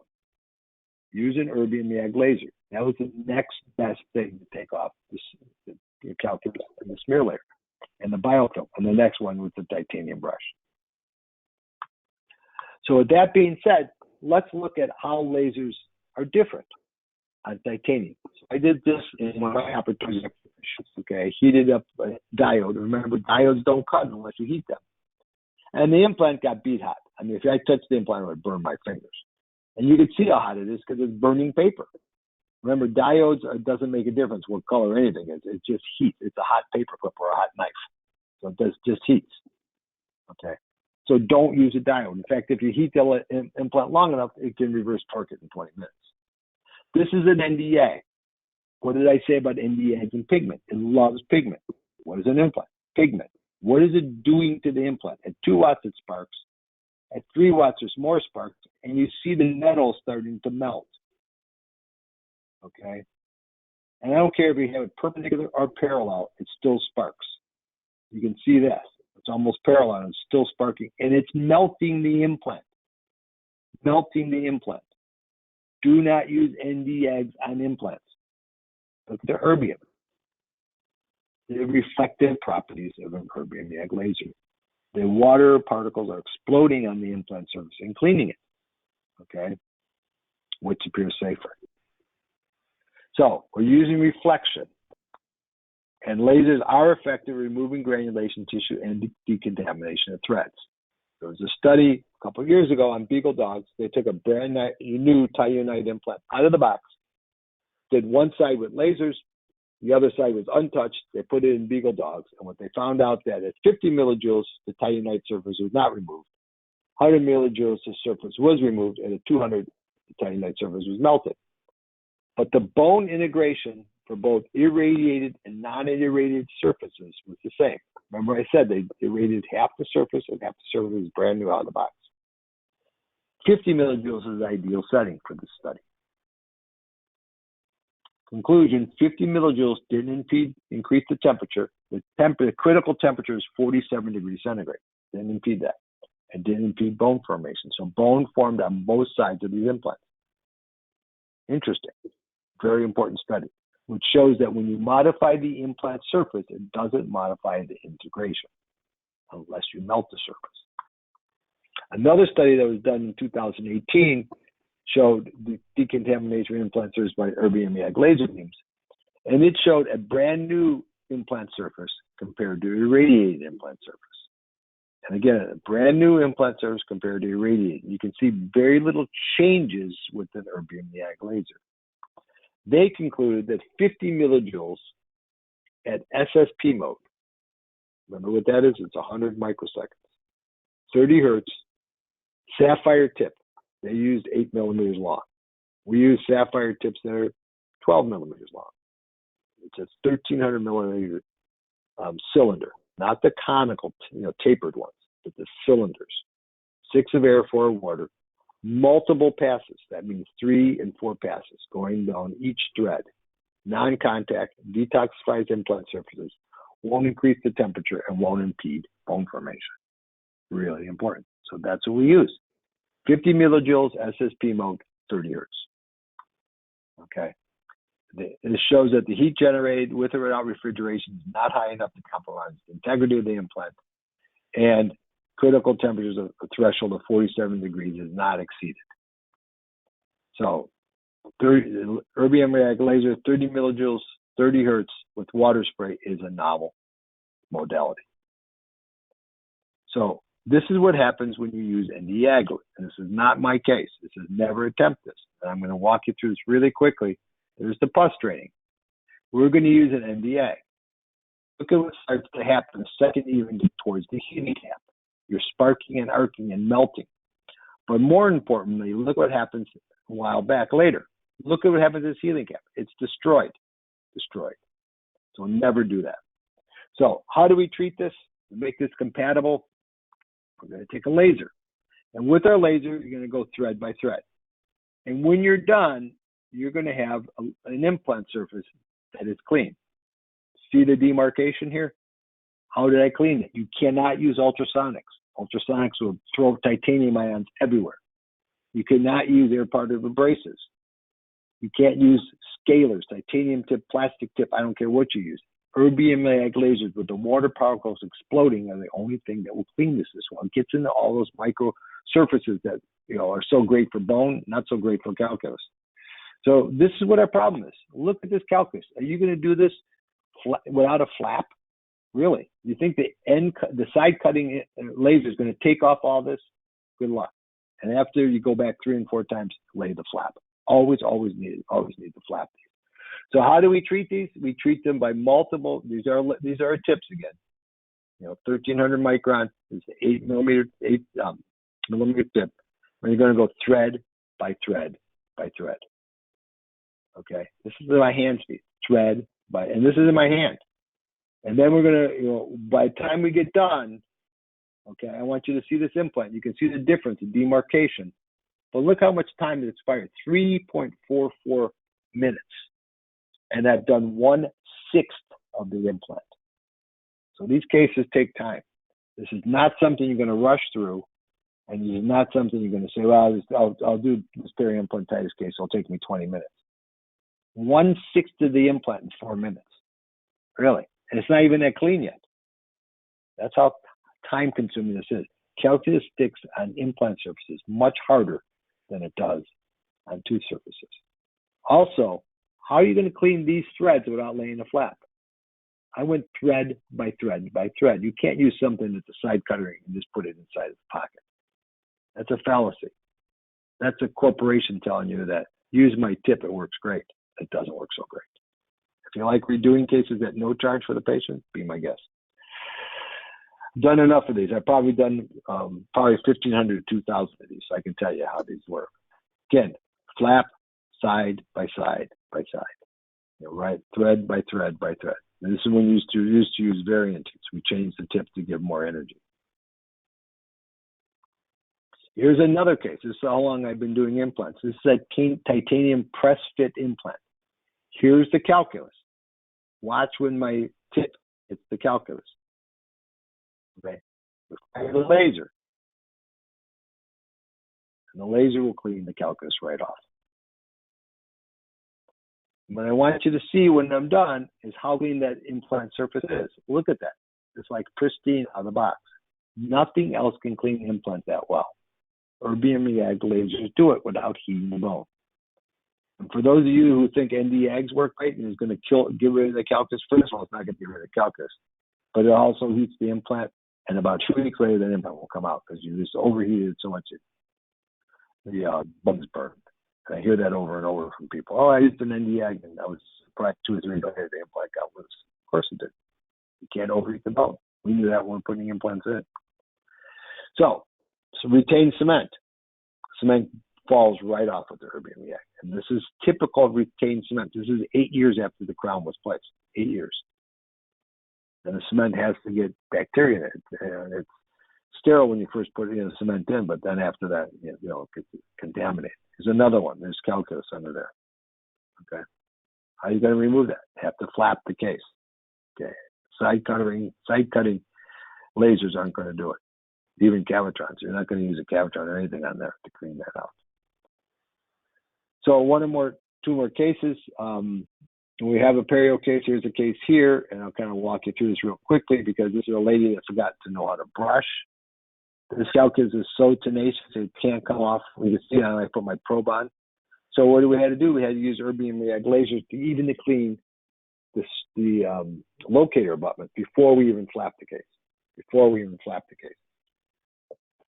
Then we'll flap the case, okay? And when we flap the case, we will go in there and clean. Oops, too far. We'll go in there and clean the surface of the implants, okay? All the way down through that. And you can see how old these implants are. They're polished titanium, so they've been in for a long time. And the patient healed real nicely. And we bone grafted it, and she came back 2 weeks later, looked great, and then she never came back for cleanings. So you can imagine what they look like today.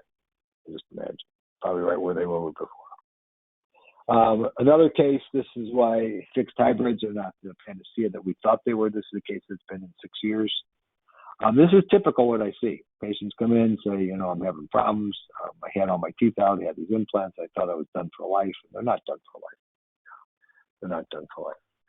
So we go in there and clean it. And this is a tough case. This is a very tough case because you got a lot of plaque in there.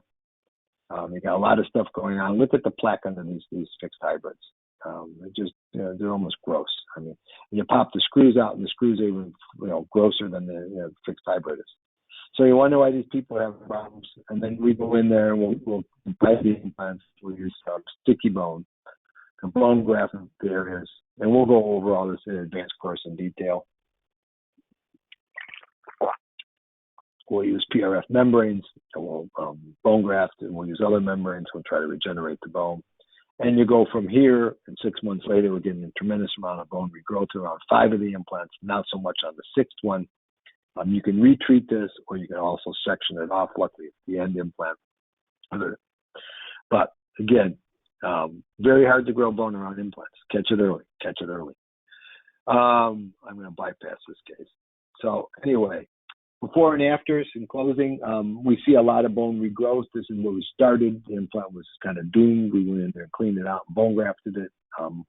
Luckily, we got it when there's no crowns on. You have to take the crowns off for access. You can't get to the lingual.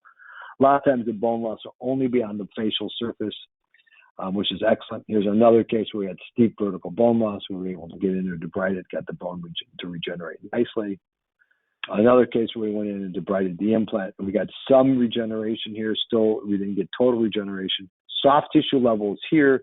If the soft tissue level dipped down here, we'd actually have to take the threads off, which is I hate doing because there's all titanium the pH.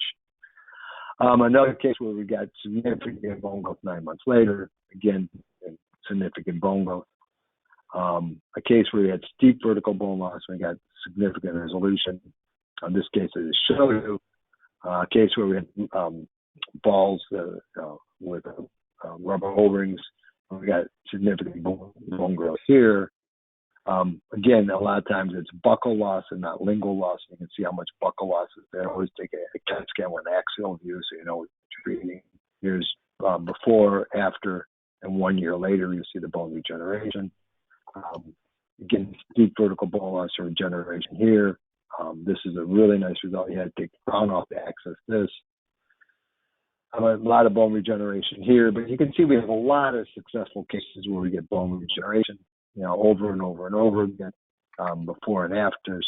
And the last case where we had significant bone loss, the implant was put in probably almost 30 years ago, tomato on the stick, still a tomato on the stick, the bone 4 years later, and then a 7-year follow-up, still stable and still the tomato on the stick. So in closing, we're always trying to fix things. We have excellent tools. We have a lot of emerging protocols. Everything we teach you, everything we believe in today, date us, because 5 years from now it may change, 3 years from now it may change as we learn new procedures. Welcome to the family. It's a lot of learning. It's a lot of sharing. That's the great part about Lightwalker is we get to share what we do. We get to teach what we do, and you get to learn. And the more you know about the physics and you know about the laser, the more you'll be able to reach out and try your own things. It's time, we just allow the body to repair itself, all the biological basics. And you have to be brilliant on biology. Brilliant. And know the law of physics. They don't change. The law of physics are the law of physics. And Einstein said, if you can't explain it simply, you just don't understand it well enough. And that's what I find was people question the science. They just don't understand it. So be a student, learn. And in closing, this is again the basic biology would be brilliant, because without understanding what you're treating, then it's a lot of magic and voodoo, and you need to know what you're playing with.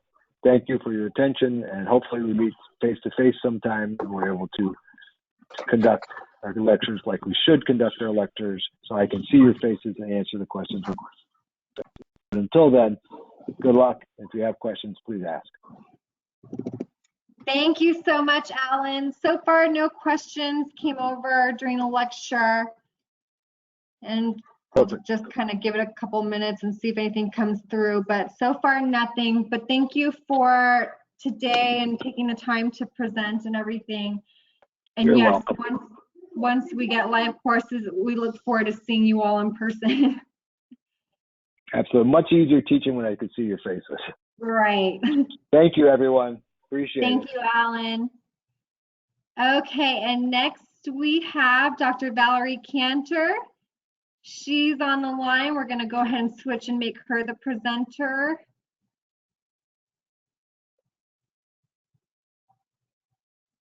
And hi, Val.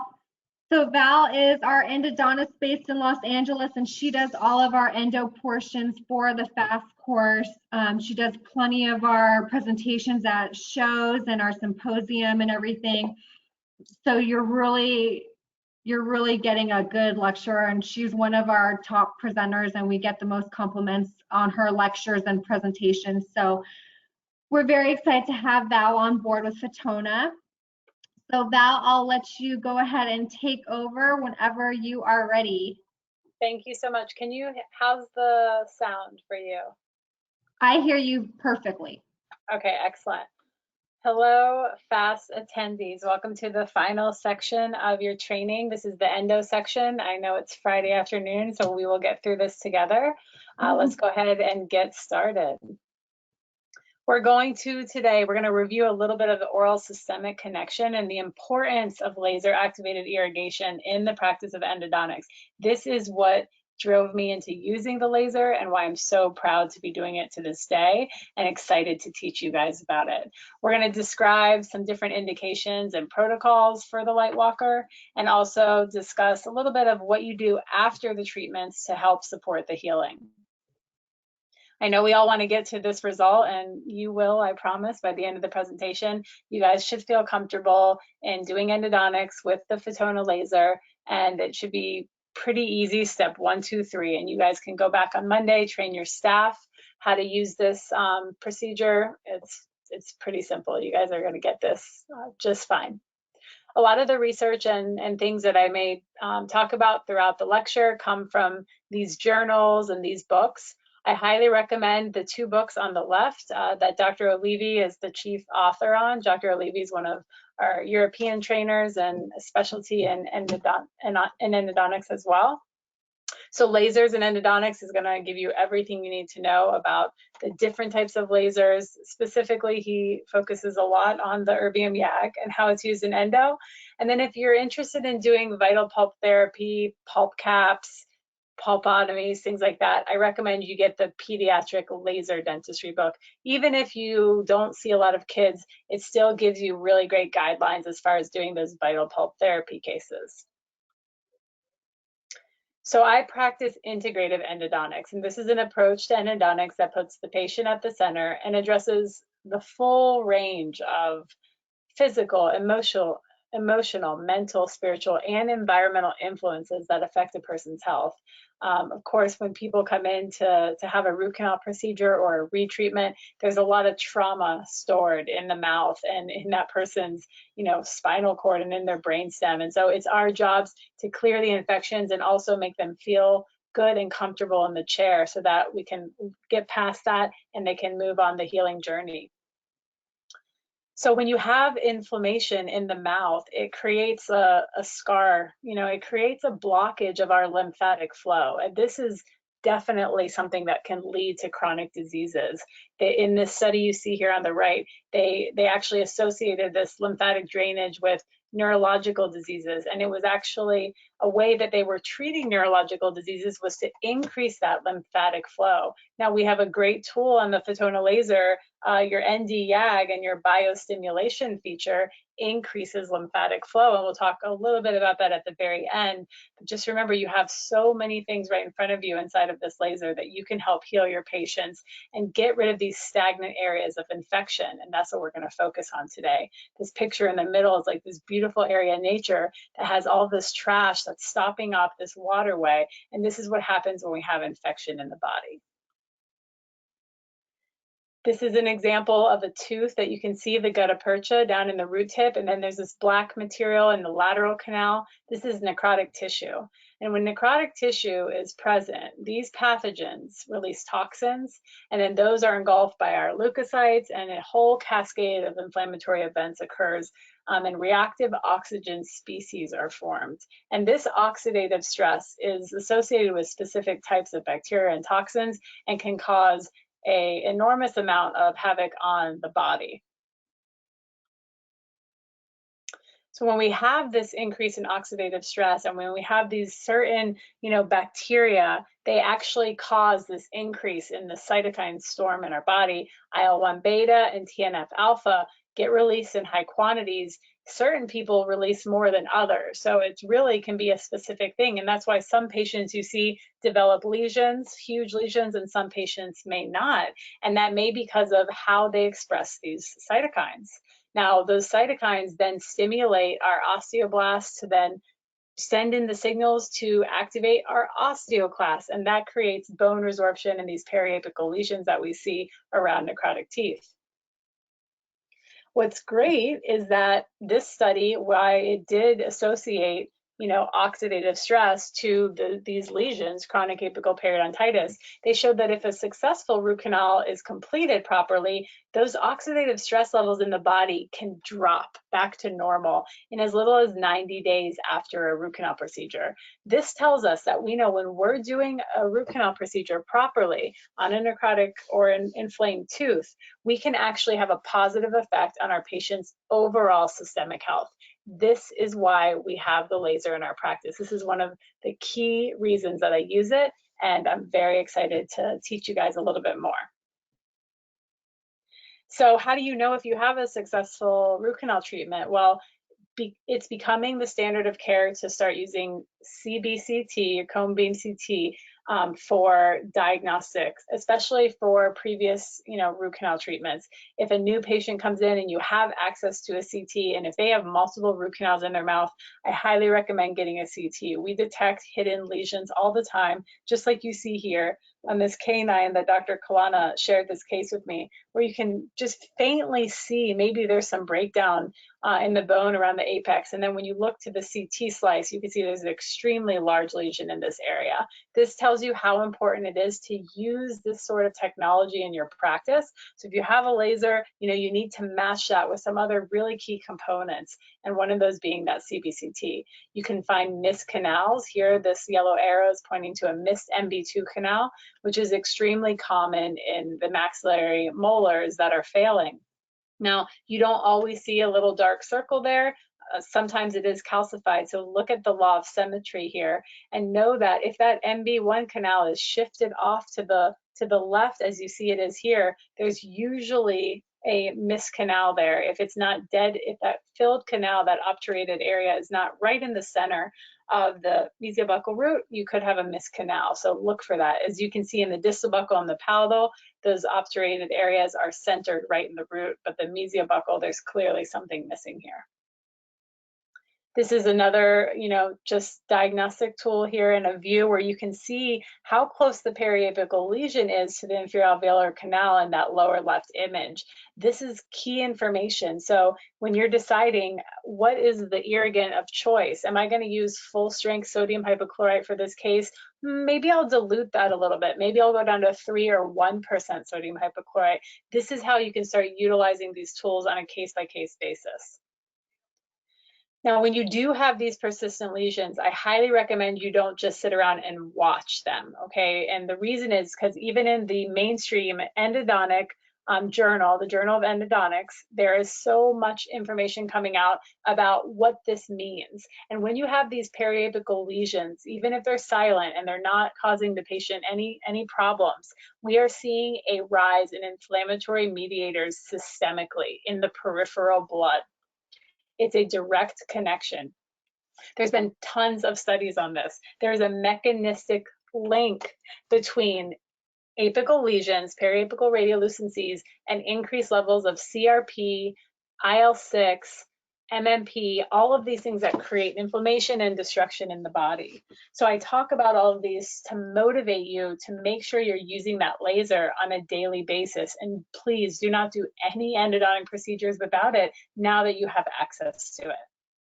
Believe me, I questioned everything that I've done before. It's like the ACBC, what do I do before I had the laser? And I'm following up on patients. And I definitely retreated a couple of cases where before, when I didn't have the laser, I'm not seeing 100% healing like I like. And so, we're having a lot more success now with this activated irrigation technique. Here's another study that said if you have an apical lesion, you are 3 times more likely to develop coronary artery disease. So these results are staggering. And this study, even more specifically, really knocked me off my feet because they actually took plaques out of patients where they had a heart attack. They actually went in for surgery, they removed the plaque, and they were able to study that. And this is in 100 patients. And what they found was that these plaques were the thrombi were loaded with bacteria, and most of those bacteria, in fact 78%, happen to be endodontic bugs. So this list you see here are all endodontic bugs, and these are readily found in failing root canal cases. So we need to do our best possible job to clean these teeth out properly, ideally the first time around, so we don't have to mess with retreatment cases. And of course, these things are trapped in these tiny, tiny areas. Look at this micro CT. This is an incredible, incredible view of a maxillary molar. And as you see your 4 canals now, and now you get into the apical area, watch all the dark areas that are going to pop up. These are all lateral canals, isthmuses, and just accessory channels everywhere, especially in the apical third. It's going crazy. Look at that. How are we supposed to clean these areas? It seems almost impossible. And this is what happens when I do retreatments and I'm pulling these gutta-percha and this cotton left behind, whatever it is inside of these teeth. There's just black pigment and bacteria lining these materials in so many cases. This is a view of an MB2 groove and canal that was missed during the initial treatment. So please, if you're going to do endodontics, now that you have the laser, you still have to use your discernment in which cases are going to be comfortable for you to complete properly, and you're going to do a good service to your patient. Because if you're not able to locate the MB2 canal, that could be an issue, and you may have to then send them out to a specialist if you're not that specialist. Now, when you are doing your cleaning and shaping and you're instrumenting, look at how much debris is created in these teeth. It is substantial. And this material is just getting packed in the isthmus, and bacteria are definitely incorporated in that. Now, traditionally, we use standard needle irrigation like you see here. This is just not cutting it, okay? There's no way that that's getting into all of those lateral channels that you saw in that micro CT just a few minutes ago. And the gold standard for quite some time was ultrasonic irrigation. Now, this is a view of that occurring here. Look at the ultrasonic. This is in a tooth model. So you're seeing like a 2-canal model, and that ultrasonic instrument's vibrating, and the black material is biofilm. Okay, so this is bacteria plugged down in this area. And you can see it moving everything around a little bit, but not doing much damage. Now, how is the laser going to be any better? Well, the erbium YAG laser, as you guys have learned today, excites water. So photons created by this laser can create a photoacoustic shock wave within the irrigating solutions that you're putting inside of the root canal. The containment of these shock waves streams the solutions through the entire system and enhances their effectiveness. This is what it looks like. So you have the tip sitting down into the pulp chamber. It doesn't need to go much deeper than this, and you start to get streaming throughout the tooth. Now here's what it looks like in that same tooth model. Now I will comment that this laser tip, which you see right here on the top right with the light about to start coming out, is right at the opening of this orifice, as it would be described in this model. So you can keep that in mind, and we'll talk a little bit about tip placement shortly. Look at how this biofilm is disrupted within seconds. Now I'm going to keep this on because it's not fully removed yet. The laser is still firing, but you still see small bits of biofilm that are trapped inside the isthmus. I show you this because do not rush the procedure. Allow the laser to do its thing. All you have to do is hold it there in literally one position, but you have to give it the time and the solution exchange that it needs to remove those biofilm and kill any pathogens. Now, you know, I sat through my first FAST course and I was still a little bit confused about what is an erbium YAG laser actually. And so I like to show this slide because if you hang out while your service tech comes in and lifts the top off your laser and you can actually look inside, you know, what's deeper inside that you won't be able to see, but it's a crystal of these elements, erbium, yttrium, aluminum, and garnet. And all of these elements together form this beautiful cluster that create the erbium YAG component.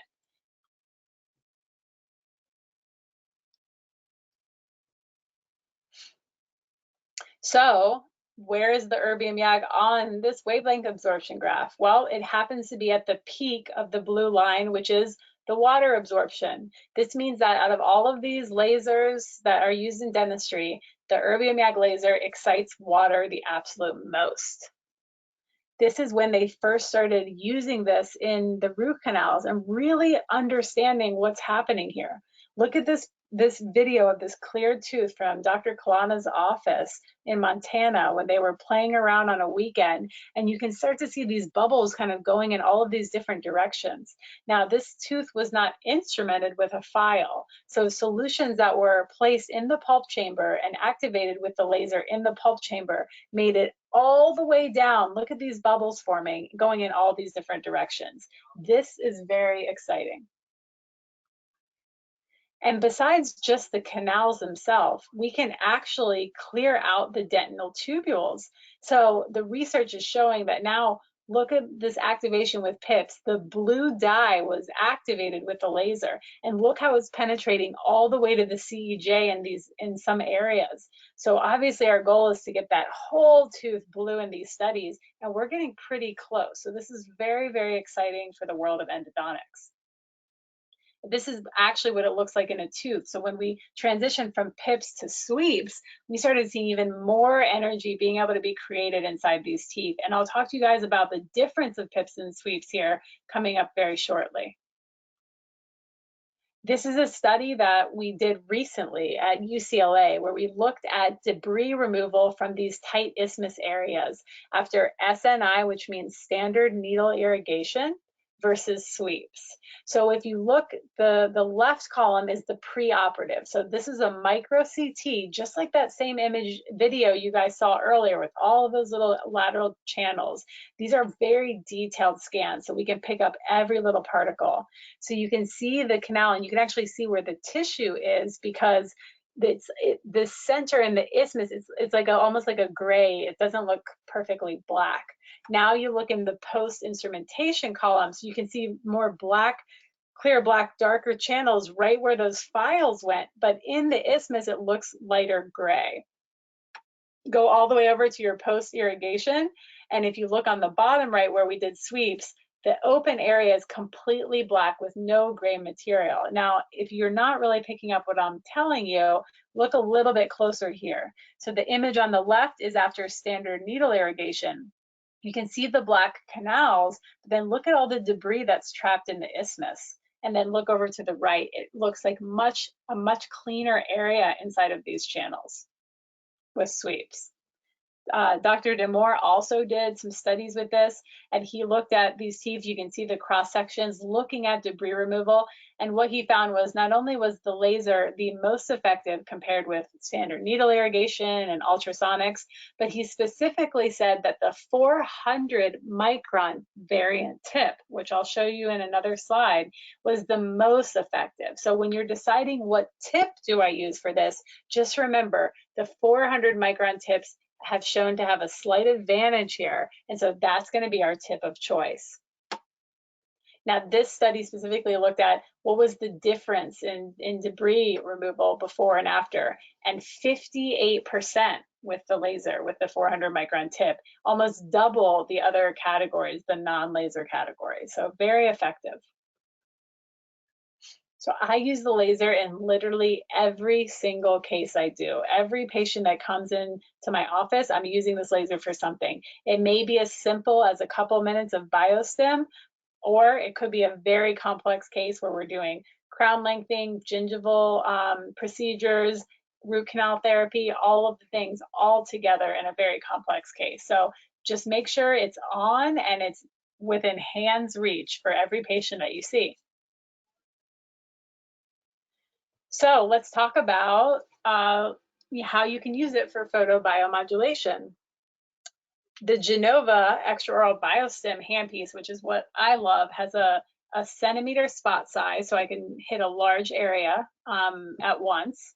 And I'm basically just going to lightly paint this laser across the TMJ, across the muscles of mastication. And if the patient has any sort of infection or even neck pain, I'm going to hit the entire cervical lymphatic system with that laser.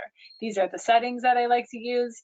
With the Genova, you have to go up to 25 hertz to actually get the laser to go to 5 watts, which is my ideal power. Now, if you have your 300 micron R21 fiber, you can do this at 20 hertz. So that's really nice, and I'll show you guys what that looks like as well. This is the Genova handpiece. I absolutely love it. I just hit such a large area in a shorter amount of time. And so if you're interested in it, I highly recommend reading up on it and talking to your rep and seeing if it would be an ideal situation for your practice. This is the spot size. So this was actually a case that we were working on 24 and 25, so I could stimulate the area on the apex of both of these teeth at the same time with that large spot size. So I've definitely used this feature. Being able to pop off a newly cemented crown has been extremely helpful. You know, sometimes those teeth they never quite recover from the preparation or the crack or whatever's going on. So it's really nice to have this option. And you don't promise the patient that it's going to work. I've had a handful of cases where I couldn't get the crown off, but very often it does. So just, give it time. I usually will spend 5 minutes doing this procedure where I'm painting the laser across all the margins and the occlusal surface on these settings. And then I just take either like a little crown remover and just slowly start to wiggle, and a lot of times it will come right off. Then I'm going to clean up all that cement that was activated with the laser energy. Now, sometimes just for better isolation, you can use the erbium YAG, or every once in a while, if I need to stop bleeding, I'll go ahead and grab my ND YAG fiber, the 300 micron, and just do a tiny little gingivectomy there where needed, so I can get a nice band on that tooth and get a proper seal. You can actually use the laser to do your access preparation, as you see here. So you're going to crank up the power on this. You're going to use plenty of air and water. I like to use the HO2 handpiece for this, just to allow all the air and water to get right into the area. Sometimes if you try to put an H14 tip in a small access, you may start to burn the tooth a little bit. You have to make sure that the water can get all the way in there. And always test the water is coming out before you put the laser into the patient's mouth. Sometimes it will take a minute or so for the water to flush through. Sometimes for me, because I use a lot of EDTA and sodium hypochlorite, the little water ports, there's 3 little ports on the laser, can actually get clogged. And so I'll take a little endo file and I'll poke through and make sure those openings are clear, and then I can see the water flush out, usually within about 10 seconds after I do that.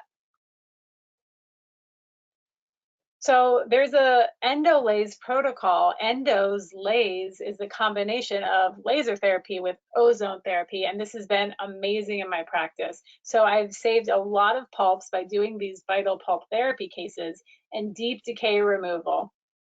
And why does this work so well? Well, the erbium-YAG laser is extremely effective at removing karyogenic bacteria and karyostentin. This group of bacteria are easily wiped out by the erbium-YAG laser energy. In this study, all the samples were free of bacteria after the erbium-YAG treatment. This is what it looks like, just slowly just painting the area over the pulp. Now we're not actually into the pulp, so I'm just very carefully, and of course I'm going to clean a little bit on the outside of the pulp before, and then I slowly just kind of cover and move into the roof of the pulp as well, and do my best whenever possible to avoid an exposure. And usually in these cases, the pulp has receded a bit, so you have a little bit of space there of that affected dentin that we need to remove and then treat. On the right picture, you can see this is like an ozone cupping device where we can infuse ozone gas, which is really great to kill bacteria and other sorts of pathogens as well. It not only does it disinfect, but it actually activates our enzymatic antioxidants and free radical scavengers, and it helps modulate the immune system by activating our immunocompetent cells. This is just that view one more time. We're just painting along the area, ozonating. And then this is the view after. Let me go back. There you go. Oh, sorry.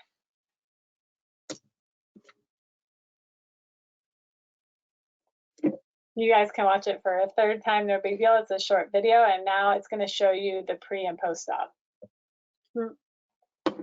Trying to, but I guess it doesn't want me to do that. So let's just show you right there. This is the pre-op, what it looked like before the laser cleaning and ozone, and then this is after. Now, I think most of you, would be a little uncomfortable with placing an indirect pulp cap on the picture on the left, but I think most of us would be pretty comfortable placing an indirect pulp cap with the picture on the right, and you can get there very easily with this technology. This is what these cases turn out like afterwards. You can see there's like a nice dentin bridge that forms underneath the restorative material and protects the pulp, and the PDL is healthy. So I've had a lot of successful cases since I started incorporating the laser into these treatments. This is a pulpotomy case. So this patient was referred for a root canal procedure. Once I accessed through after this, traumatic incident that this young girl had, I decided to use the laser to access. I could see the pulp tissue, the inflamed pulp tissue. I started removing it until I got down to an area where it didn't look inflamed anymore. And so I talked to the mom and said, hey, we can do a vital pulp therapy case here and save this pulp and keep this tooth vital.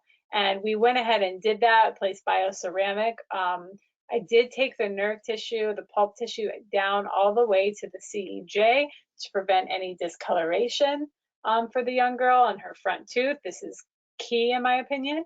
And so we placed the bioceramic. These are the different settings. So remember, as you're going from enamel to dentin to pulp, you're really changing the tissue that you're interacting with. So you need to change your settings as well. And you can see that reflected in these numbers here on the left on these Photona screens. We start maybe with our pulpotomy as we're just opening up the pulp chamber at, maybe at a higher watts at like a 2.5 to get into the pulp to remove the rest of the dentin. And then once we're on pulp tissue, we're going to lower our settings significantly down to maybe change our pulse duration as well to from 50 microseconds, the SSP, to 100 microseconds in the MSP mode, and then we're going to have 100 millijoules and 10 hertz, plenty of air and water initially as we start to remove the pulp tissue. Now, when we want to get our final coagulation, we're going to increase that pulse duration. Okay, we want less, less penetration and a little more heat to create that coagulation, but way less energy. We're going down to 0.4 watts here with no water. So go ahead and take a picture of this slide. This is really important. And a lot of this came from Dr. O'Leavy's recommendations in that pediatric laser book. This is the result here, a healthy PDL and a nice dentin bridge formed under that bioceramic. So great successful case here, keeping that pulp alive. So let's talk a little bit about endo. This is Dr. O'Leavy. If you haven't seen him before, this is kind of the history of lasers and endodontics. We have conventional laser endo, where you should try to take a tip as far down the canal as you can. Photodynamic therapy, where you see the blue dye, so they're actually activating. So what laser do you think that is? That's probably a neodymium YAG, where you're activating that dark color, that blue dye inside the canal to kill bacteria. The problem with both of these is really you are not going to be able to safely get around curvatures. The laser may interact with one side of the tooth structure and not the other, as far as where the forces are and where the bending is in the tooth. So you have to be really careful with these. You can get excess heat that can actually cause damage to the root. Now, laser activated irrigation is a general term where we're putting the laser in a solution, and it could be technically anywhere in the tooth. And specifically, photon-induced photoacoustic streaming was developed to just be able to put the tip in the pulp chamber and allow the erbium YAG energy to create shock waves of travel all the way down the canals, around every curve, and in all of the little accessory areas. So these are the differences in lasers. So if you're talking to another practitioner that says, oh, I've got this laser, I do laser endo, just be aware that it could be any of these types of laser treatment. And so it's important to get a little more specific, talk about what wavelength they're using, what's your technique. And I believe we're using the safest technique by being able to keep the laser tip in the pulp chamber. Safe not only because you don't want to break a tip, but also, like I said, you don't want to overheat the periodontal ligament and the external surface of the root. Look at how this root just completely fried due to over radiation with the laser energy. This is with an ND YAG fiber at 2.5 watts. This happened. So this is an example of what it looks like when the laser energy is happening. So we're just going to put this tip right at the top of this little test tube. And we're going to run the sweep setting, and you can see bubbles and splashing happening, all the way down into this test tube. Now, the splashing can occur, especially if your placement's not correct. Now, if your tip is down, hovering right above the furcation, right above the orifice, you're going to get very minimal splashing. If you're holding the edge of your tip right at the occlusal plane, barely into the access, you're going to get splashing at that superficial level of solution. So keep that in mind. If you're seeing a lot of splatter, you're actually probably not deep enough inside of the tooth. It's important that you isolate properly. So of course you need a rubber dam. This is absolutely critical. And then I even go above and beyond and seal every little crevice that could possibly be leaking around my rubber dam. There's a few different components. There's OraSeal, there's Opal Dam like you just saw. But when you have that perfect seal, then you can introduce the laser tip and you can see the still of these bubbles coming out. Now pay attention to positioning here. This is very important. This is what you're going to share with your staff when you go back on Monday. You are only holding the laser in this picture, okay? You are holding the laser right in the perfect position, and you be careful with that tip and you focus on what you're doing. Your assistant is adding the solution and suctioning the excess solution. So they're double fisted right now. You can have them kind of go in any position that doesn't get in your way. You don't want them to be down into a canal. You want them just hovering, just like you, just in the chamber. They can even come out a little bit and squirt it right over the occlusal. As long as you can keep the solution flush with the occlusal plane, you always want to have solution in the chamber. Otherwise, it's going to start evaporating and splashing. And then as you can see, to make that happen, if that suction were a little bit closer, it would just pull all of that solution out. But that green suction you can see is pushed over to the side, and that's going to rest on the clamp, and that's actually going to be a perfect way to just get overflow without suctioning your chamber or your reservoir of solution.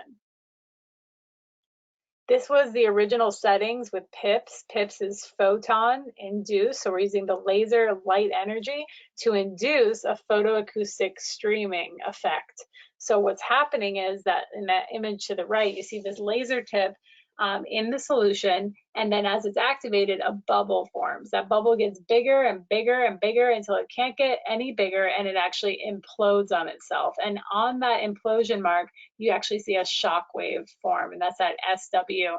You can see that outline, that beautiful shock wave, and that's what's doing the damage here, okay? As you can see, it, you have 0 air and 0 water because your assistant is adding solution. Now, if you really just wanted to use regular water or distilled water, whatever is in your laser, you could turn up the water here. But generally with endo, we're using other irrigants. So that's why we're gonna have 0 air on 0 water is important, and we're gonna have our assistant add our irrigant of choice. Whatever you guys usually use for endodontics is probably safe with the laser, and we'll talk about that in a moment. This is an actual video filmed at 40,000 frames per second, where you can see the bubble formation, the collapse, and then the subsequent shock wave that Dr. Olivi published. Again, here's a PIPS tip, and this is showing PIPS setting, and look at all the debris coming out after this initial access, all of that pulp tissue being broken up and removed. If you're not quite seeing the effect that you want, check your mirror. It may have a burn mark in the middle. It may not be clean enough. And remember, we're dealing with light, and it's reflecting off a series of mirrors to give us the energy we want. So always check your mirror. We clean ours in between every single case. So let's talk about the difference between PIPS and sweeps. Well, there's a couple things. When sweeps was developed, which is shockwave enhanced efficacy photoacoustic streaming, we wanted to get enhanced shockwave. Sounds good to me. Well, what's different? One of the things is that we have a shorter pulse duration, and this is actually critical because in this type of laser, in a free running pulse laser, this is really important. This 50 microsecond shockwave that you know is your SSP mode can be so powerful even with 0.3 watts of energy. Now, why is that? Because you're dividing your millijoules by that pulse duration. Now, 50 microseconds is a very fast pulse duration. So when you divide that millijoules by the pulse duration, you get a huge amount of peak power. That's 400 watts of peak power in that tiny fraction of a second, and that's the kind of energy we're putting down into this canal system. Now, what if you shorten your pulse duration even more than 50? Well, that's what happened with sweeps. They were able to cut that in half. So with sweeps, we're using a 25 microsecond pulse duration. So we just doubled our peak power, and this is why it is extremely effective at creating shockwaves in the canal system. The other thing about sweeps is they created a dual pulse mode. So what does this mean exactly? There's two forms in it. There's auto sweeps and X sweeps. Auto sweeps of the dual pulse mode is this automatic variation, okay, this temporal separation between pulses in this pair. So it's really between about 250 and I think 550 microseconds. You're getting this range of this double pulse. So basically what this means is you have one pulse that comes out, and then it says 150 on this slide, you guys, but it's actually 250 from the most recent research that I've been reading. So you have one pulse that comes out, and then 250 microseconds later, which is extremely short amount of time, a second pulse comes out. And that cycle happens. And then you have your other pulse coming out, and then 260 microseconds later, a second pulse comes out. And then you have another pulse come out, and then 270 microseconds later. And it does this sequentially all the way from about 250 to 550 or so. So there's a lot of pairs, and they're all slightly timed differently. And why is this important? Well, every tooth is a different shape and a different length, and it's got different curves inside. And so we want that timing to be perfect. And it's hard to know, well, which exact, time separation is critical to have this double pulse situation. Well, what are we exactly going for? Well, I like to show this to explain it a little bit more. When the timing's just right, this kid is flying through the air. So that's what's happening with this temporal separation. Look at all those bounces, but then when you hit the right one, the kid goes flying.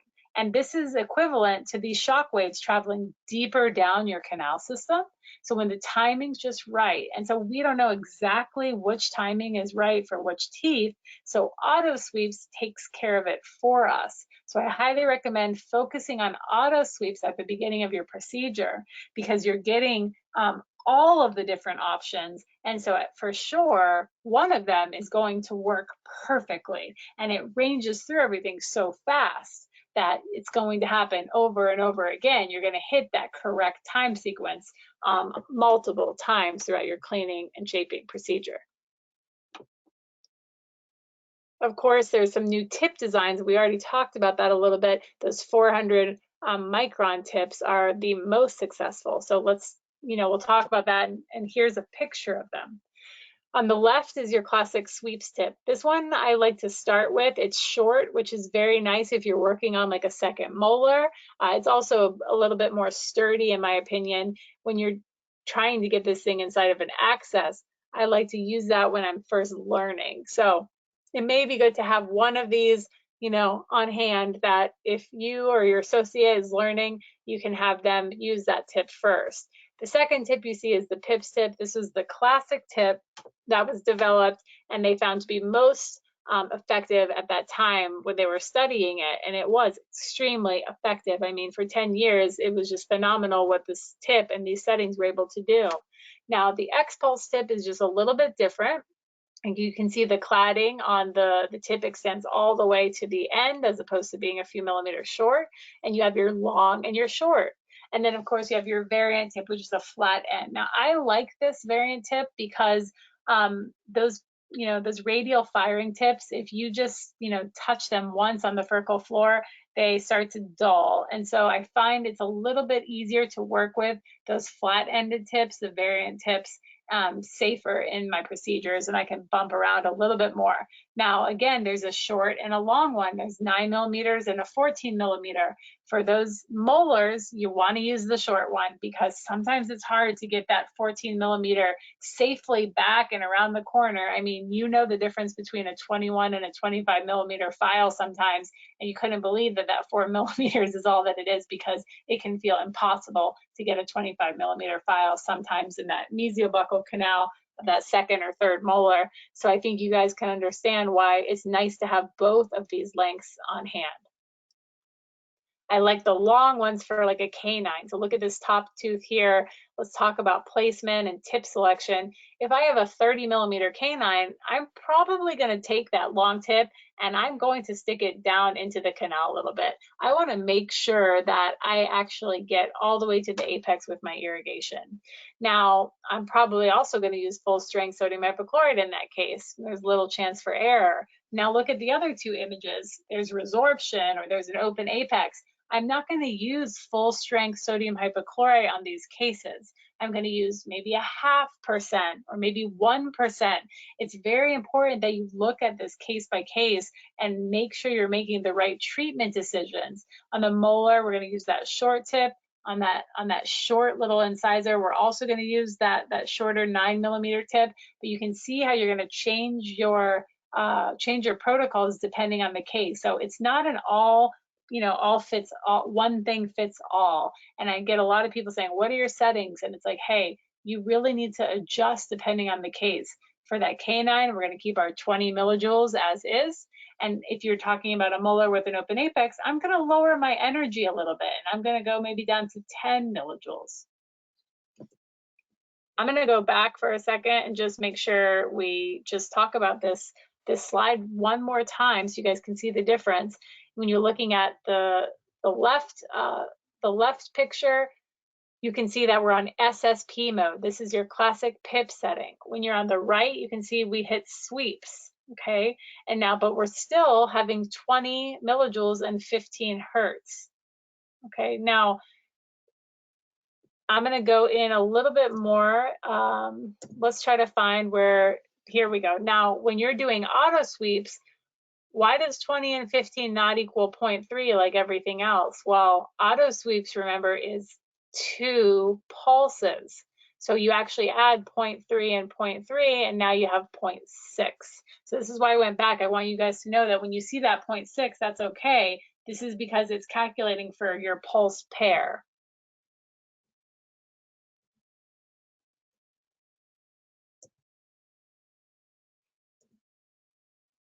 Okay. What's important to remember is that when you are treating with the laser, you do not want to blow out your apex with your file system. You want to make sure that you're keeping that constriction tight so that you can use your laser to its full power and not worry about extrusion happening. And as long as that apex is intact, you're not going to have a problem at all. Now remember that you cannot rely just on radiographs.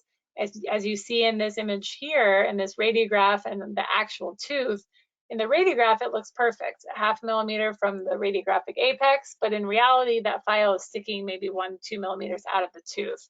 And then in the bottom picture, it looks quite short, but it's actually perfect. So please keep this in mind, and please use your apex locator to verify your lengths. Here's the USP mode. So this is an ultra short pulse. So this is using that 25 microsecond pulse that we talked about for sweeps, but this is not a dual pulse mode, okay? So that's why our total watts is 0.3 still, because we're only doing that one pulse every time it's released, every 15 hertz per second, okay? So here we go. If you have an older version of the laser software, you may see S sweeps. If you have the newer, you're going to see USP. These are the same. As you can see, 20 millijoules and 15 hertz gives you 0.3. Under the sweep setting, you're at your ultra short pulse, your 25 microsecond pulse. So we're still going to use our instrumentation, and I definitely do. This is a Wave 1 system that I'm using here. And you're going to take your tip into the access opening, add your irrigant solution, and start activating. So that is the sequence. Every single time I put a file in the canal, I immediately go back with the laser and irrigate.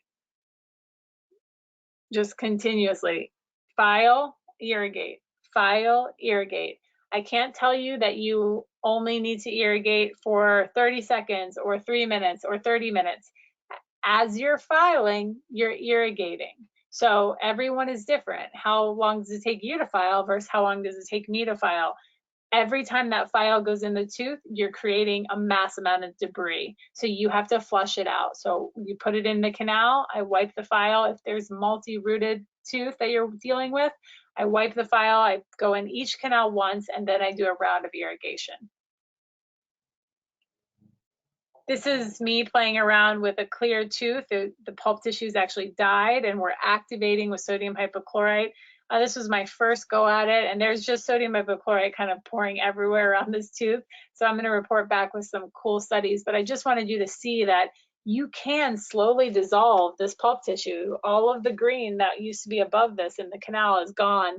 It can take up to 20 minutes if you don't instrument. So you do want to instrument the canals. It's going to make it go a lot faster as far as the tissue breakdown, but it is possible with just patience and irrigation and going through the solutions, you can dissolve a lot of pulp tissue without even touching it with a file. Now, how do you choose what solution you're going to use? Well, The first time I go in a tooth, a lot of times I'll use water, especially if there's any chance that your rubber dam's leaking, any chance that you might have an open margin or sort of, the crown might be leaking or something, any chance of a perforation. I'm always going to start with water. Make sure there's nothing leaking, make sure nothing's getting into the patient's mouth. Okay. And if not, if you're absolutely sure there's, no chance of leakage, you can start with sodium hypochlorite. Anywhere from 0.5 to 3% is plenty as far as your initial irrigation. This is what it sounds like. You can see the suctions off to the side. And of course, debris and everything starts coming up. You can see I'm moving the tip around a little bit. I like to point it over each orifice.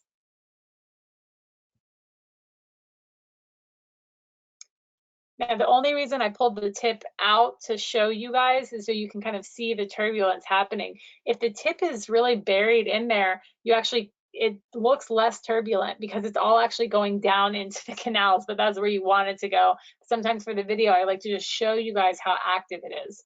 Look at this retreatment, the gutta percha, you can see that gray tissue and everything trapped in the isthmus. And then afterwards, after that laser irrigation, with really clean and open isthmus. And the laser is not going to remove that gutta percha for you. So if you've never done retreatments, I wouldn't try to start now. But if you do retreatments, what it's going to give you the advantage is getting those small particles out. So I use my solvent. I like to use eucalyptus oil to soften the gutta percha. And then I actually do irrigation with alcohol, and that clumps it all up and it makes it fly out of the canal. And so it can be very helpful to get small little pieces of debris. Sometimes files come out, little pieces that may have been trapped. When you're doing a retreatment, you just never know what you're going to find. This is another video showing the 400 micron tip.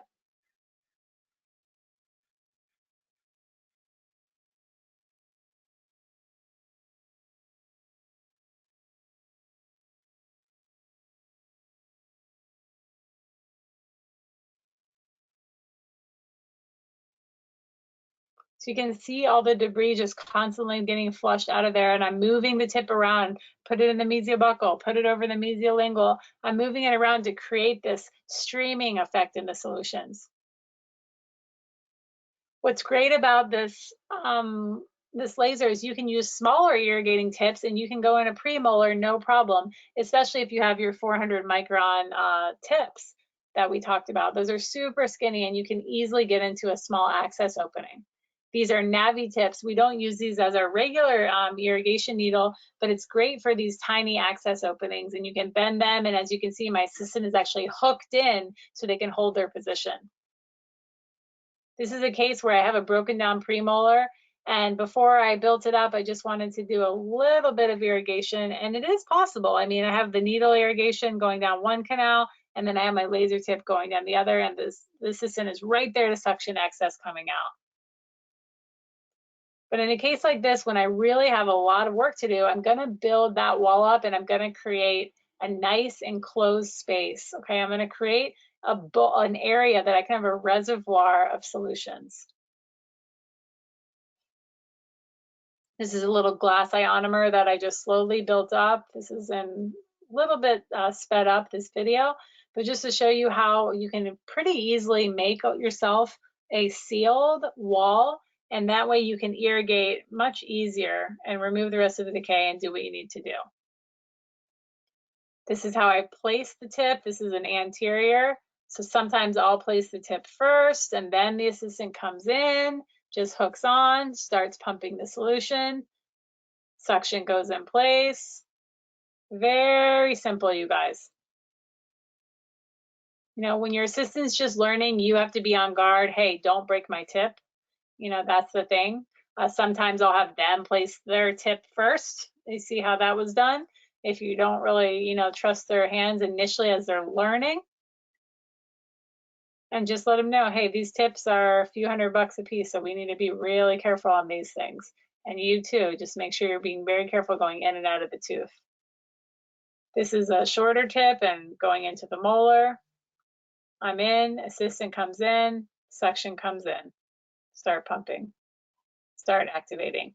Do not start the laser until your chamber is full. Otherwise, it's not going to be effective. You'll just hear a loud popping sound and there'll be no streaming of solutions.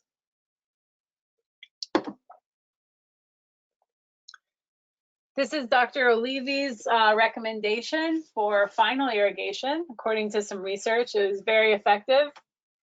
After you're done all your instrumentation, you're going to do a rinse, a laser activated rinse with EDTA for 30 seconds. And after that, and I do water in between, then you're going to go through a few rounds of sodium hypochlorite. So you activate for 30 seconds and then you rest for a minute and just let those chemicals do the work and dissolve any remaining bacteria or biofilm. Now, it's important to do the EDTA first in this final cycle because you're going to wipe the smear layer off the walls and you're actually going to open the tubules up and allow access into those tubules of these little shock waves that we're forming. So we want the sodium hypochlorite to actually get in the tubules and clean any bacteria that may be hiding. And so it's important to remove the smear layer first before you do that final sodium hypochlorite irrigation ×3, as you can see here in this diagram. It's very important, according to the research, if you want to get complete removal of biofilm and complete bacterial kill, you need to use 5% for that final 1.5 minute activation of sodium hypochlorite. 3 rounds of 30 seconds, so that's a total of 1.5 minutes of 5% sodium hypochlorite needed at the end. This is what it looks like during your resting period. You're going to see those bubbles forming. And once everything's gone, those bubbles pretty much stop.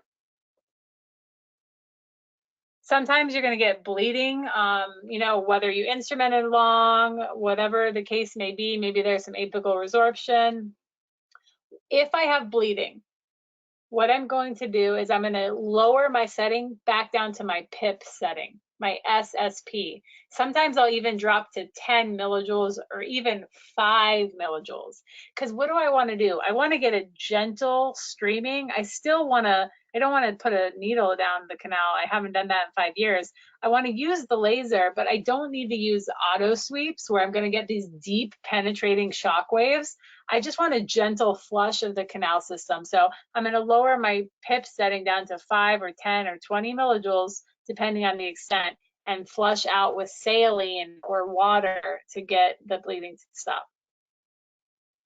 You can take a picture of this slide. This is kind of A to Z, 1 to 21, all your steps from anesthesia, how many times you need to irrigate.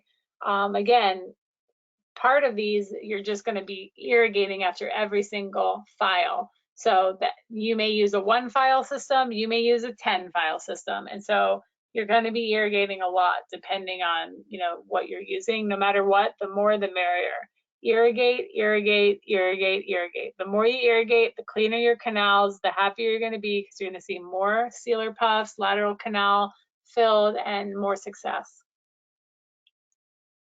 Here's your laser tip positioning. Just remember, you just have to hold it right there.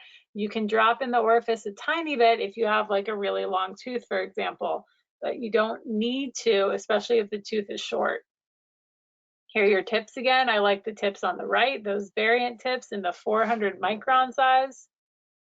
You're going to start seeing cool results and little webs and fins in these teeth. Look at those beautiful, those got that mid-mesial canal there. Tiny access openings. You can be sure all the isthmus is cleared out of these with the laser activation. Cool little lateral canals and puffs are going to start coming your way. This is a case that I completed quite some time ago. Pretty, you know, decent lesion. This is in a periapical image, meaning you know that lesion is much larger than that. And this is our follow-up with a CT. So looking pretty good with our 1-year follow-up. And you see that nice isthmus fill there in the apical third. That's great. Pretty cool accessory anatomy filling in this tooth. And then that sealer coming through the sinus tract. This is another case with some apical resorption and a pretty large furcal lesion. But this tooth was not cracked and it was a primary endo infection. So you see this nice lateral puff here after the irrigation, and you see the sealer, how it's filled the resorptive area in the distal.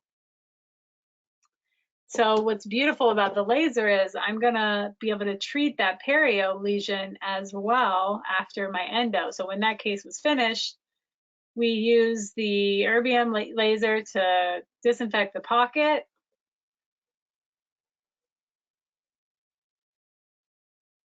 I have my water on here. I want the water to come out from the laser and down into this area. You don't want to do this without water. I'm using my sweep setting, and I'm planing the root and just making sure I break up any infected inflammatory tissue in and around the furcation. So I spend a little bit of time here. And then afterwards, I take my ozone for additional disinfection down in the area to activate the red blood cells, the immune cells, disinfects anything else that may be down there. And then I like to use my ND-YAG fiber to degranulate the internal portion of that soft tissue and use some heat to create a nice vibrant clot there.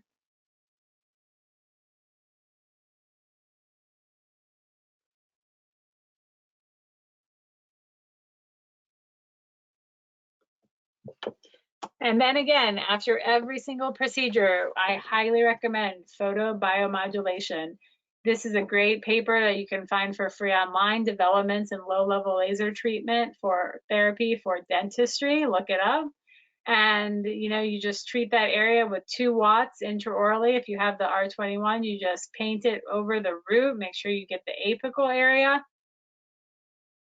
And there's been studies on this. It decreases postoperative pain. So please don't let your patient walk out without this. It takes 1 minute. And then I also do the TMJs, and they're gonna love you because it gets the blood flowing in the TMJs. It relieves that soreness from being open for 1, 2, 3, 4 hours. I don't know how long your endo's taking, but sometimes they take a while, and it's really nice to treat the TMJs and the masseter.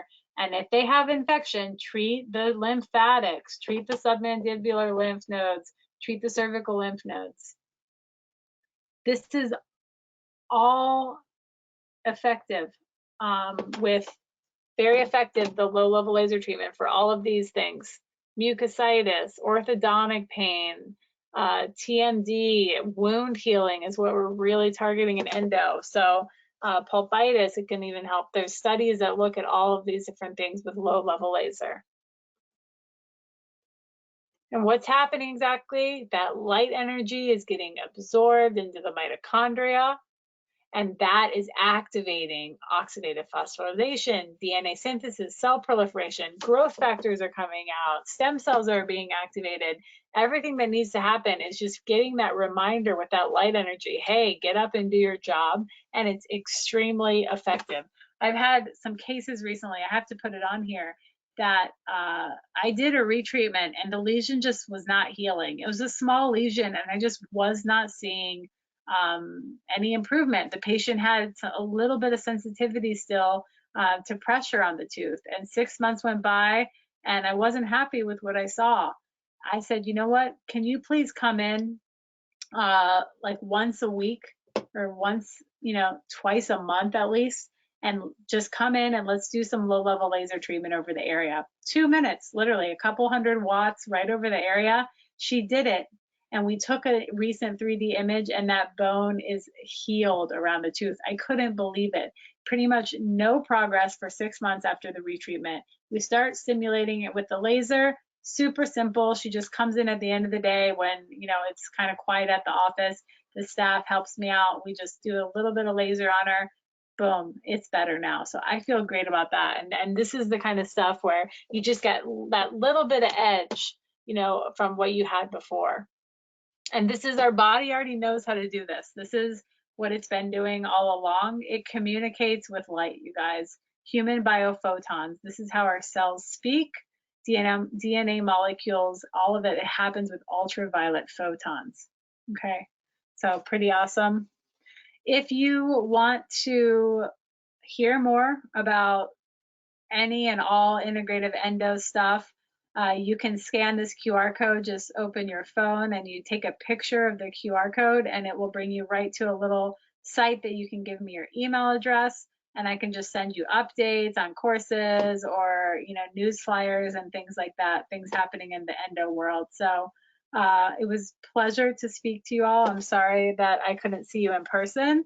We're right on time at 5 o'clock. Thank you so much. Thanks, Alexia, and thanks, Fatona.